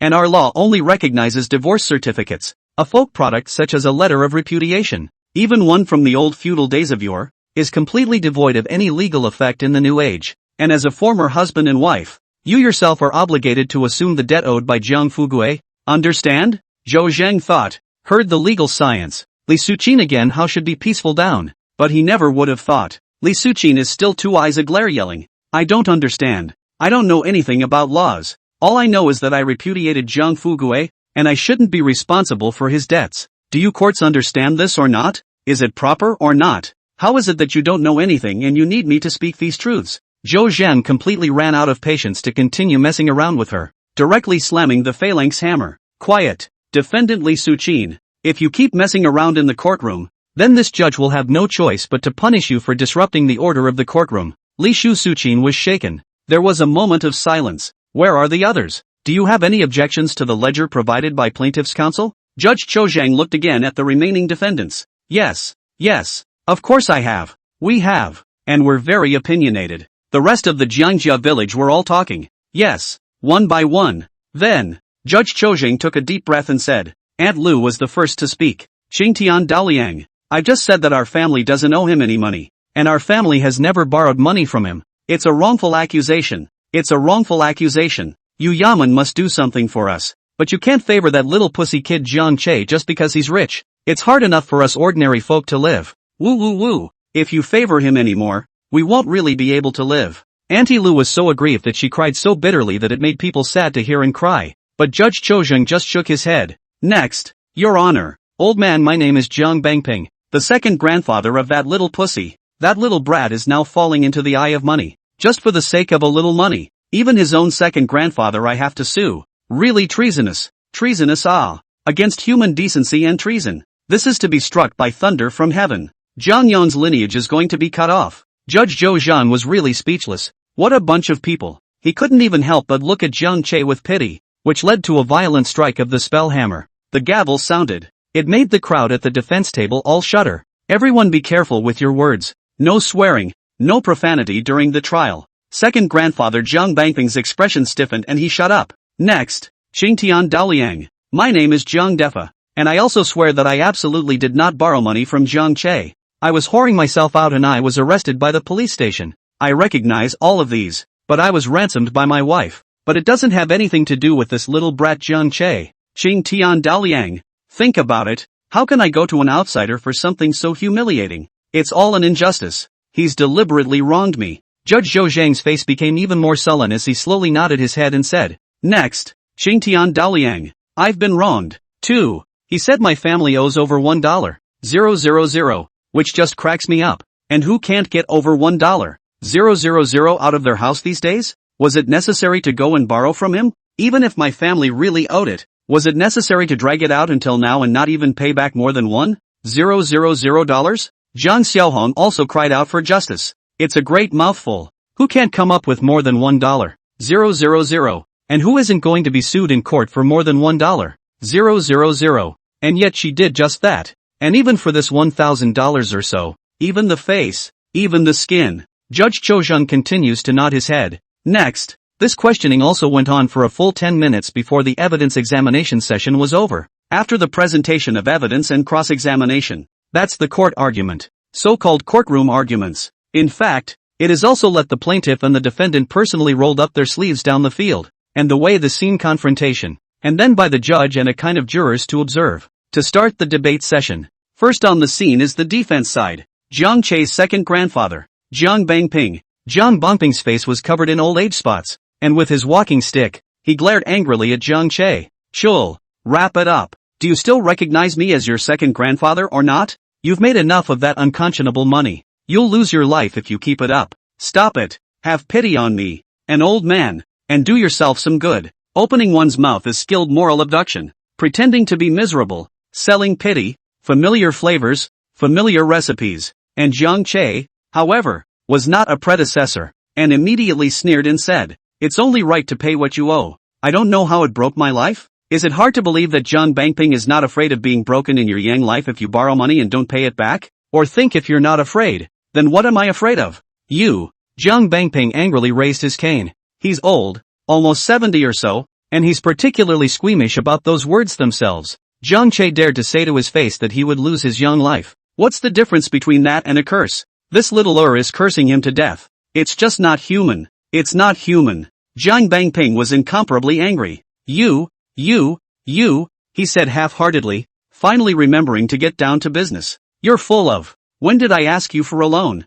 Is there an IOU? What makes you say I owe you money if there's no note? Chapter 99, Courtroom Encounters. Chutzpah. Today's Jiang Bangping. It's the complete embodiment of shamelessness to the fullest. If Jiang's father was here, he probably couldn't even think of how the second uncle, whom he had always treated as a father, could say such brazen words. Lend them the money in the first place. There is no requirement for an IOU. That's all for the sake of being a village neighbor and a relative. But now what? Instead they yelled that it wasn't a loan without a note. It's not straight. It's not strong. It's brazen. It's just brazen. Jiang Che was all pissed off and laughed. I didn't lend you any money? Jiang Bang Ping, and each and every one of you, all feel your conscience and ask yourselves, did I lend you money or not? This is a courthouse, not some other place where you can be allowed to talk nonsense and turn black and white upside down. Look at the coat of arms above your heads. Anything you say here has the effect of law. Think about it. Jiang Che's words were loud and clear. It drew simultaneous nods from the gallery.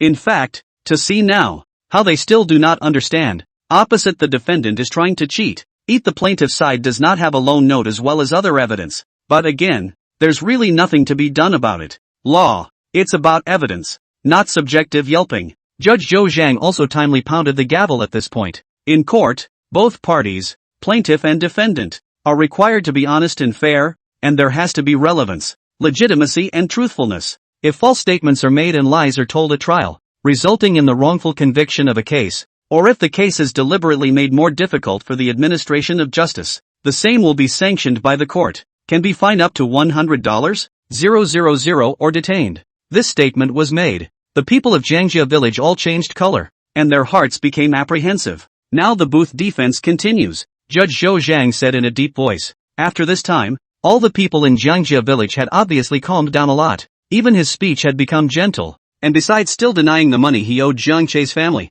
he was just pretending to be pitiful. Until now, everyone was able to get almost clear. A group of defendants in the Jiangjia village are just lying. After the court argument, the next step is to continue with mediation, or sentencing. In the process, Judge Chao is routinely asking plaintiffs and defendants if they want to accept mediation. The Jiangjia village group of defendants shook their heads adamantly. We don't owe him any money, so why mediate? That's right, we don't owe money, so naturally we can't pay it back, so why mediate? Jiang Che also laughed. I don't accept mediation either. Lawyer Zhang Wei also followed closely and said, Judge, I have something else I would like to ask the defendant. Could be. Judge Chouzheng nodded. Lawyer Zhang Wei's face grew cold as he turned to look at the group of defendants from Jiangjia village and slowly opened his mouth. The defendant. You refuse to admit that you owe my client Jiang Che a total of $74,000, right? Note, it also contains $36,000 from Jiang Fugue, not owed. We didn't borrow it at all.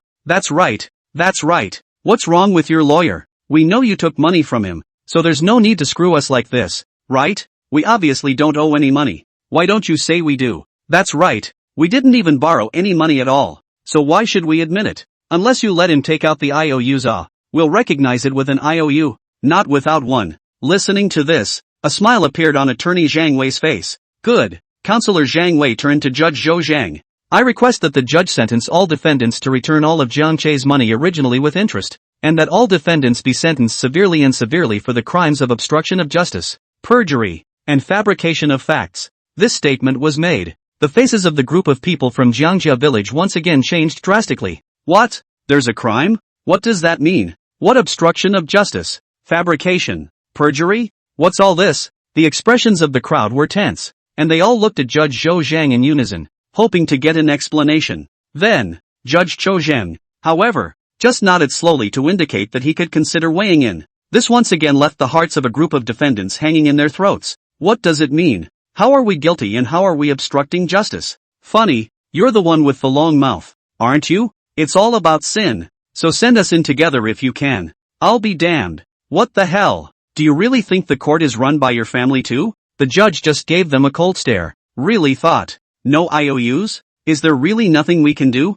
One could only say that these Jiangjia villagers were really still too stupid. How is it possible that the courts, as powerful case-handling bodies, do not have an investigative body? Even just before the trial, they had then contacted the local police station and entered the Jiangjia village to begin their investigation. Even just a short while ago, Jiang Che's attorney, Zhang Wei, also submitted a recording to the court. He couldn't help but shake his head. Some of them are literally killing themselves. The sword of Damocles is hanging over his head and he is still dead and doesn't know it. Judge, I request evidence. After waiting for so long, attorney Zhang Wei is finally going to start shining. Evidence? There's even evidence? The drowsy spectators in the gallery came to life at the same time. Surprisingly, there is a reversal and evidence. The group of defendants from Jiangjia village were all stunned as well. Evidence? What evidence? How could they possibly have evidence? Could be. Judge Zhang nodded. Immediately afterward, Attorney Zhang Wei was seen handing over a recording device. The courtroom staff rushed to take it aside and start playing. Soon after, a voice from not so long ago sounded inside. I thought I had underestimated your morals as well as your shamelessness, but I didn't realize I had overestimated you. You guys are really refreshing my lower limits again and again. Do you really think it's okay to not recognize all that money you owe? Aunt Lou, the $4.500 you borrowed at my house to buy a tricycle a few months above your house. Jiang Xiaohong, $200 for your house. Li Suqin, your family $300 yuan. And Jiang Fugui's compensation for destroying my family's greenhouse, a total of 100 yuan. There's also the $5,000 your family borrowed from me for Jiang Bin's tuition when he went to college. Second grandpa. And Jiang Defa, the $3,000 you borrowed from me to pay the fine after you were caught whoring. And the river. I have all the money you owe. Do you really think you can get away with it? It was Jiang Che's voice, counting over and over again the amount owed by all the defendants in front of him, causing everyone to be shaken to their senses. And all understand what that means? As long as these arrears in the recording are admitted by them, then it's considered evidence. Fruity. Soon the angry voice of Jiang Che's second grandfather, Jiang Bangping, came from inside. Jiang Che, what do you mean? Chapter 100, evidence is out. Killed directly. Ask the judge to be strict and heavy sentence. Jiang Che, what do you mean? And you're going to the village to badmouth us. Don't think we don't know. That car of yours must be at least $600,000 or $700,000. You're so rich. You still want to ask us for that small amount of money. Do you want to be ashamed or not? I'm also your second grandfather. Can't you give us a way out? The whole room was silent. The entire courtroom was also quiet. Evidence. Isn't this coming? There was such a case in the Blue Star before Jiang Che crossed over. Again, there was no note, a WeChat transfer, but the borrower stated in the chat that the transfer was a loan. The debtor didn't respond much either, just left an okay look, until finally, the debtor died for some reason. A civil lawsuit started by the wife and children of a debtor who wanted to renege on a debt on the grounds that they did not know about it. It ended up being just that one little okay look. The court ruled that the fact of borrowing was established. Demand repayment from the wife and children of the debtor. This is a very typical case of private lending disputes. There is no note, no voucher, but just a small expression in the conversation between the parties to form a factual closed loop. And the recordings provided by Mr. Zhang Wei's attorney are replicating that typical case of a private loan dispute. In the halls of the courthouse, Jiang Che deliberately mentioned the amount of money owed by all the defendants and why. It's just hedging. As long as they don't deny it. That's the truth and that's the evidence. Of course there should also be the question of the legality of the recordings involved. And the legal requirements to be used as evidence are many and demanding. But we won't go into that in the book. Gulp. Jiang Bangping swallowed hard. The old wrinkles were trembling, already sweating profusely. The rest of the Jiangjia village wasn't much better. All of their faces changed drastically and their hearts raced. Honorable Judge. Jurors, the taping will take place in the legal lobby just prior to the start of the trial. The original recording was submitted to the Ministry of Justice, authenticated and notarized to ensure its authenticity, as well as its legal nature. Lawyer Zhang Wei looked at Judge Zhou Zhang and said aloud. In his heart, he was breathing a long sigh of relief. After being held back for so long, now it's finally time to fight back. In the content of the recording, my client, Mr. Jiang Che, recited the amounts owed by all the defendants one by one, in full compliance with the amounts on the pleadings, and there was no falsification or misrepresentation, and all of the defendants are also admitting the amount owed. It even put out threats against my client and demanded that my client, Mr. Jiang Che, withdraw the case. People can put themselves in their shoes. If it is everyone present, because of trust, lent money to relatives, friends, this other party not only does not repay, but also repeatedly reneged on the debt, tearing the face of the threat, verbal abuse. You are here in the audience. What is the mood? There was a slight pause in Mr. Zhang Wei's speech. At the trial, instead of any gratitude, the defendants made repeated taunts, refused to acknowledge the fact of the loan, and repeatedly stated that the family was not short of money. It also continues to refuse to repay the loan and refuses to acknowledge the fact that it was borrowed. The culture of society, the trust between people, is corrupted because of such shameless, bottomless people. Here, I continue to ask the judge, it must be dealt with severely and seriously. Return today's society to a clear sky, and return my client Jiang Che a clean slate, strictly and seriously. Boom. Those 4 words ring true. It was like a twilight drum and morning bell smashing into the hearts of everyone in Jiangjia village. It made them turn pale, abruptly pale. The heart beats like a drum. Auntie Lu opened her mouth, her mind in a state of panic. There was only an incomparable resentment staring at Jiang Che and at lawyer Zhang Wei. Never in a million years did he think that Jiang Che would be so insidious as to record his voice during his chat with them. Jiang Che's second grandfather, Jiang Bangping, had his beard twitching and was incomparably angry. The hand holding the cane was trembling. Lost, really lost. Even without the IOUs, they lost. With the submission of the recordings by Mr. Zhang Wei's attorney, the civil lawsuit was almost out of question. The people of Jiangjia village were all as if they had lost their lives. The meat-ache is immense. Payback. Looks like we'll just have to pay it back. Or, as cousin Li Suqin put it, dragged it out. Right, dragged. The big deal is that you're dragging your feet on paying it back. But I didn't expect lawyer Zhang Wei to simply take a break before saying again, Judge, Juror, I have more to say. A group of defendants from Jiangjia village refused to cooperate in court, fabricated facts and obstructed justice. It's been suspected to the point where it's an obstruction of justice offense, and they have a bad attitude. They refuse to recognize their mistakes, and they have no remorse. We again ask the judge with a panel of jurors to sentence a panel of defendants for obstruction of justice, fabrication of facts, and perjury. I'm done. Attorney Zhang Wei took a deep breath before resettling in his seat. The whole room was silent. However, Jiang Che saw lawyer Zhang Wei's fists tightly clenched under his sleeves, trembling. Cool. The thought flashed through both of their minds, unanimously. It's so cool. It's been padded and deliberately channeled all the way through the first part of the book, and it's been suppressed for so long, now finally released. Cool. That's so cool. And according to the eternal law, some people are happy. Some people are violently happy. Then naturally some people have a hard time in their hearts. The ones who were having a hard time were none other than the Jiangjia village crowd. Each is like that. It's almost hard to eat. Especially when they heard Zhang Wei say that he was going to sentence them. They were even more furious. On what grounds? On what grounds are we being sentenced? Big deal. We'll just pay you back. Really? Making so much money from Nima. And still small mileage. No pattern at all. That's right. We are at least your relatives at Jiang Che. Why do you have to be so against us? Have to drive to the end. Angry me. The big deal is to return the money to you on the line. Why sentence? Sentence what? Really sick. Judge, green man, we admit we lied, but don't we really have no money? The big deal is that we return the money to him is not on the line. What sentence? We are all relatives, neighbors, in the village head up to see. This is a direct admission of weakness. There were also people who once again explained their kinship with Jiang Che's family and once again pretended to be pitiful, saying that they really didn't have any money. But just now, they're still justifying it. It's just a few $1,000s. Who doesn't have one now? How could you possibly ask Jiang Che for a loan? It's really just a matter of them growing a mouth and saying whatever they want. Judge Zhou Zhang's face was grim. The law hangs down and rings. Quiet. So defendant, you are now admitting that you owe money to the plaintiff? We admit it. That's it. We admit it. We'll just pay it back. Yes.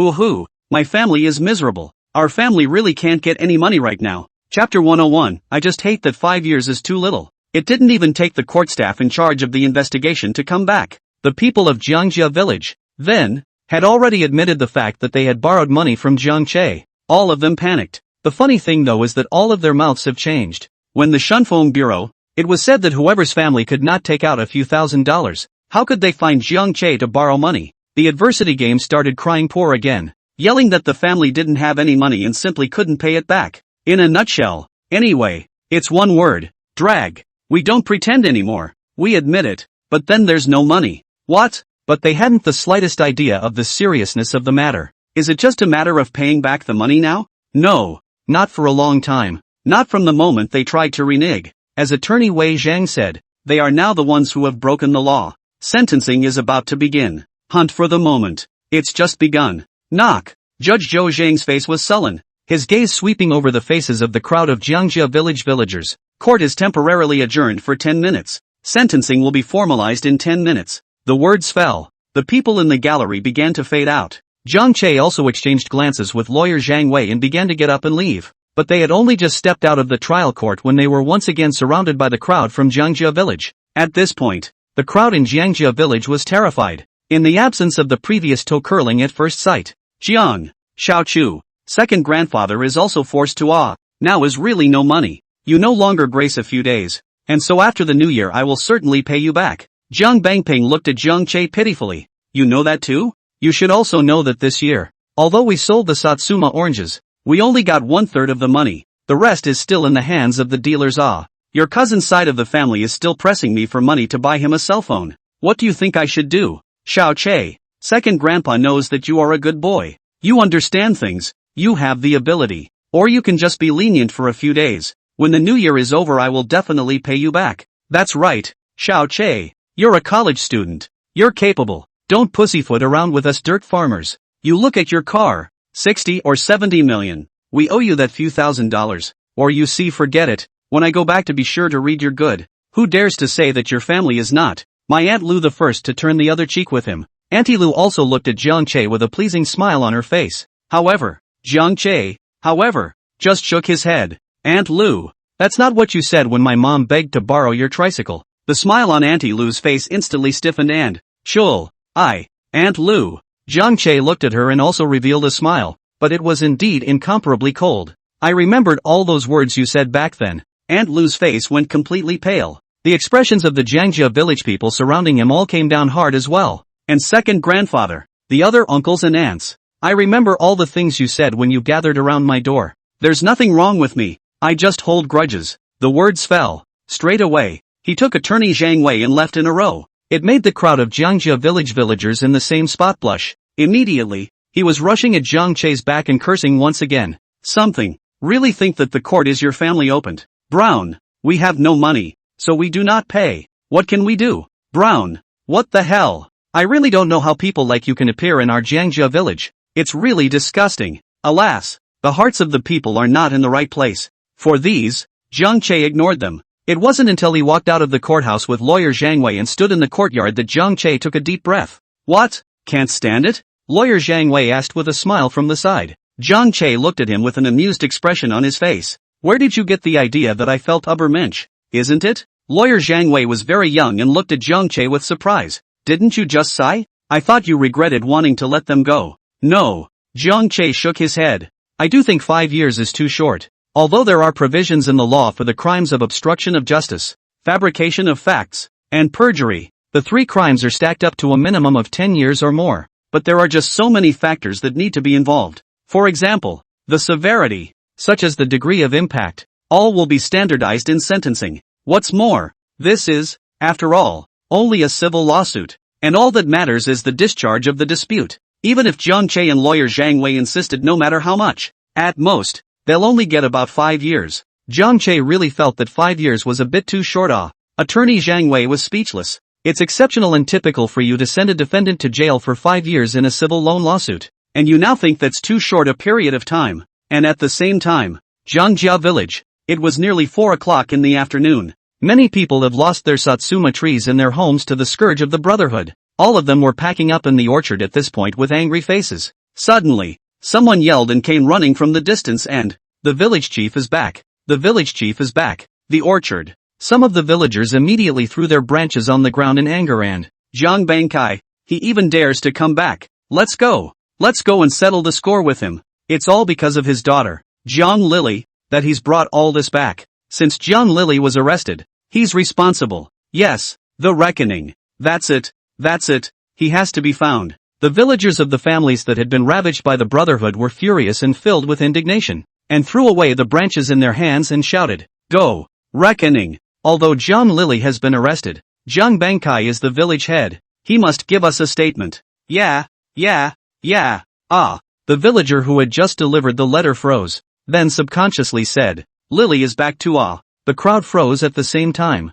Jiang Lily is back too? Jiang Lily is back too? Wasn't he arrested by the police station people? A villager asked suspiciously. Jiang Lily beat up the city police in the city and was arrested by the police station. And this matter has become a consensus in Jiangjia village. Now how come it's back all of a sudden? How should I know? Anyway, I saw Lily following behind the village chief, and she even greeted me just now. The villagers who reported the news also looked puzzled. Go! You go and get Bang Shue's daughter-in-law. A villager rushed to urge. There's a problem. Problems? There's definitely something wrong. Jiang Lily was obviously arrested, and the other party also demanded $500,000 in compensation. But how did she suddenly come back and act like nothing's wrong? There are questions. There's definitely something wrong. Okay, I'm on my way. The man who had reported the news ran away again in a puff of smoke. Chapter 102, Two kinds of people can't sleep under one blanket. Li Suqin makes a fuss in the court. 10 minutes passed quickly. Zhang Che re-entered the trial courtroom with lawyer Zhang Wei.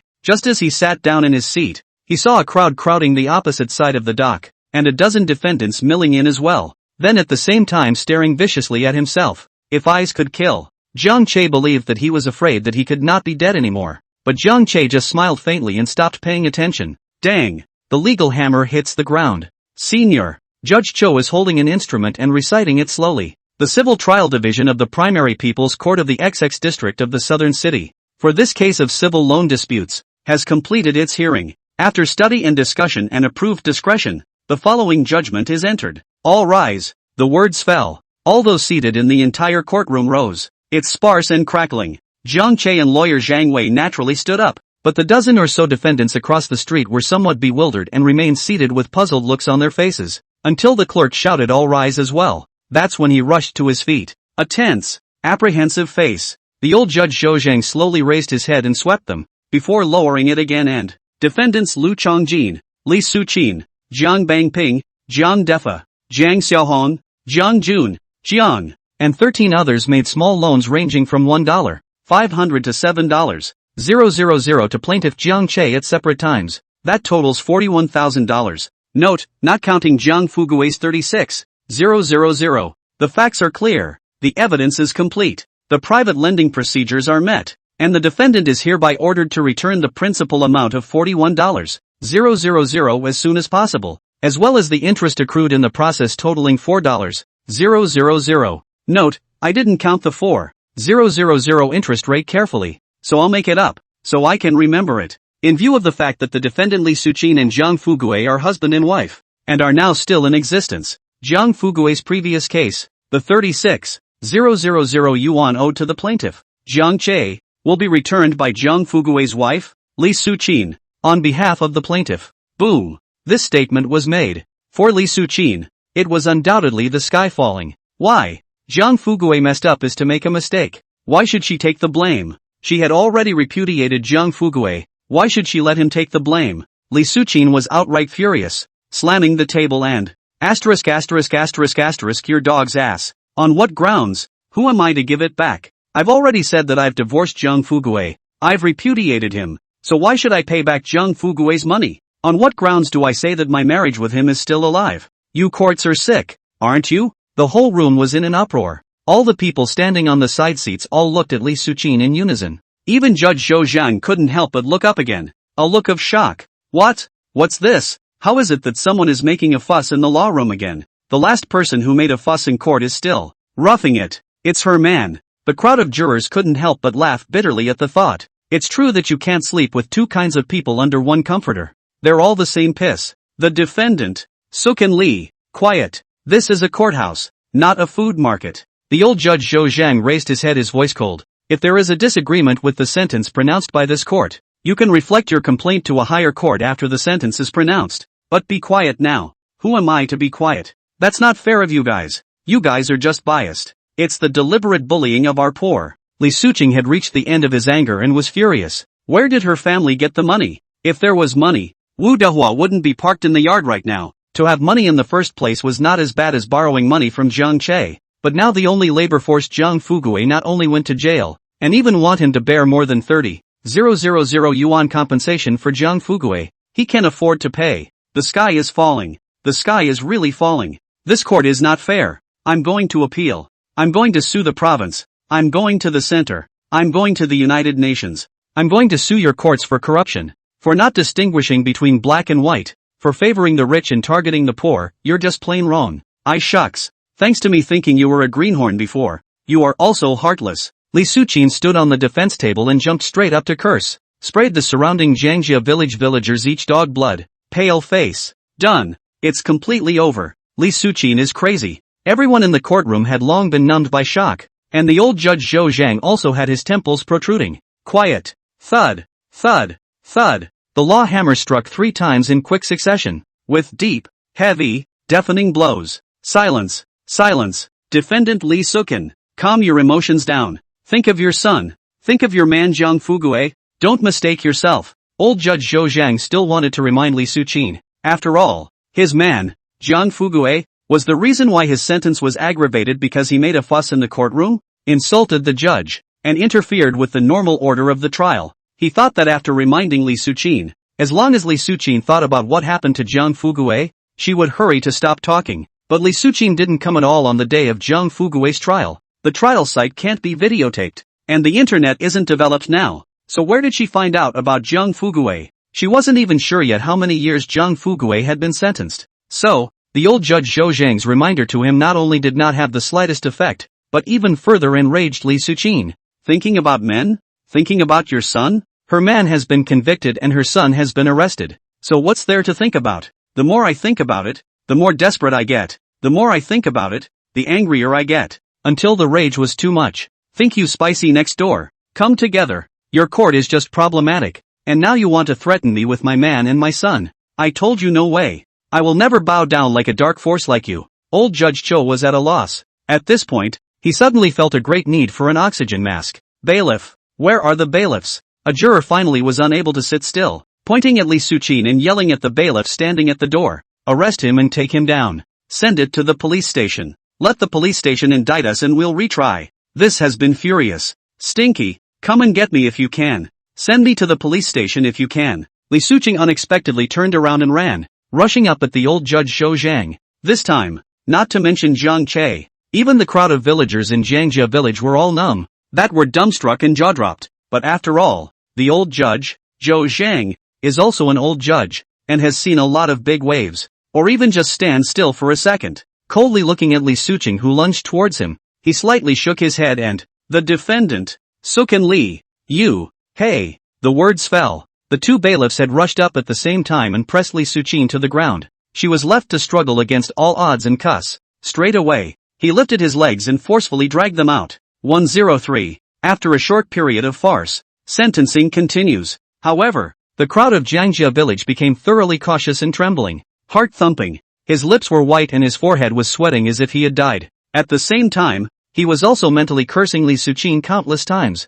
What a? How can you do such a thing? Yelling at the judge in the courtroom? Can't we talk privately about what's going on? Now I'm afraid I'm going to have to drag them down with me. Remorse, fear, and uneasiness spread among them. If I could do it all over again, I'd choose Li Bai. Nope. The conversation went off the rails. If they could do it all over again, they would definitely prefer to pay Jiang Che back the money directly, rather than holding their breath until they went to court. It's okay now. Straight up by association. It was only after calm had been restored once again that the old Judge Zhou Zhang slowly opened his mouth. Now we proceed to the sentencing. Sentencing continues. Sure enough, there is a follow-up. The hearts of the group of villagers in Jiangjia village were as if they were dead, completely desperate. Defendants Lu Chongjin, Li Suqin, Jiang Bangping, Jiang Defa, Jiang Xiaohong, Jiang Jun, Jiang, and 13 others. False lawsuits, distorting facts, intent to mislead the trial. According to the provisions of Article 305, Article 307 of the Criminal Code, fabrication of facts, obstruction of the judicial order, the existence of false proof in the case congregation, serious infringement of the legitimate rights and interests of others, obstruction of justice, fabrication of facts, perjury,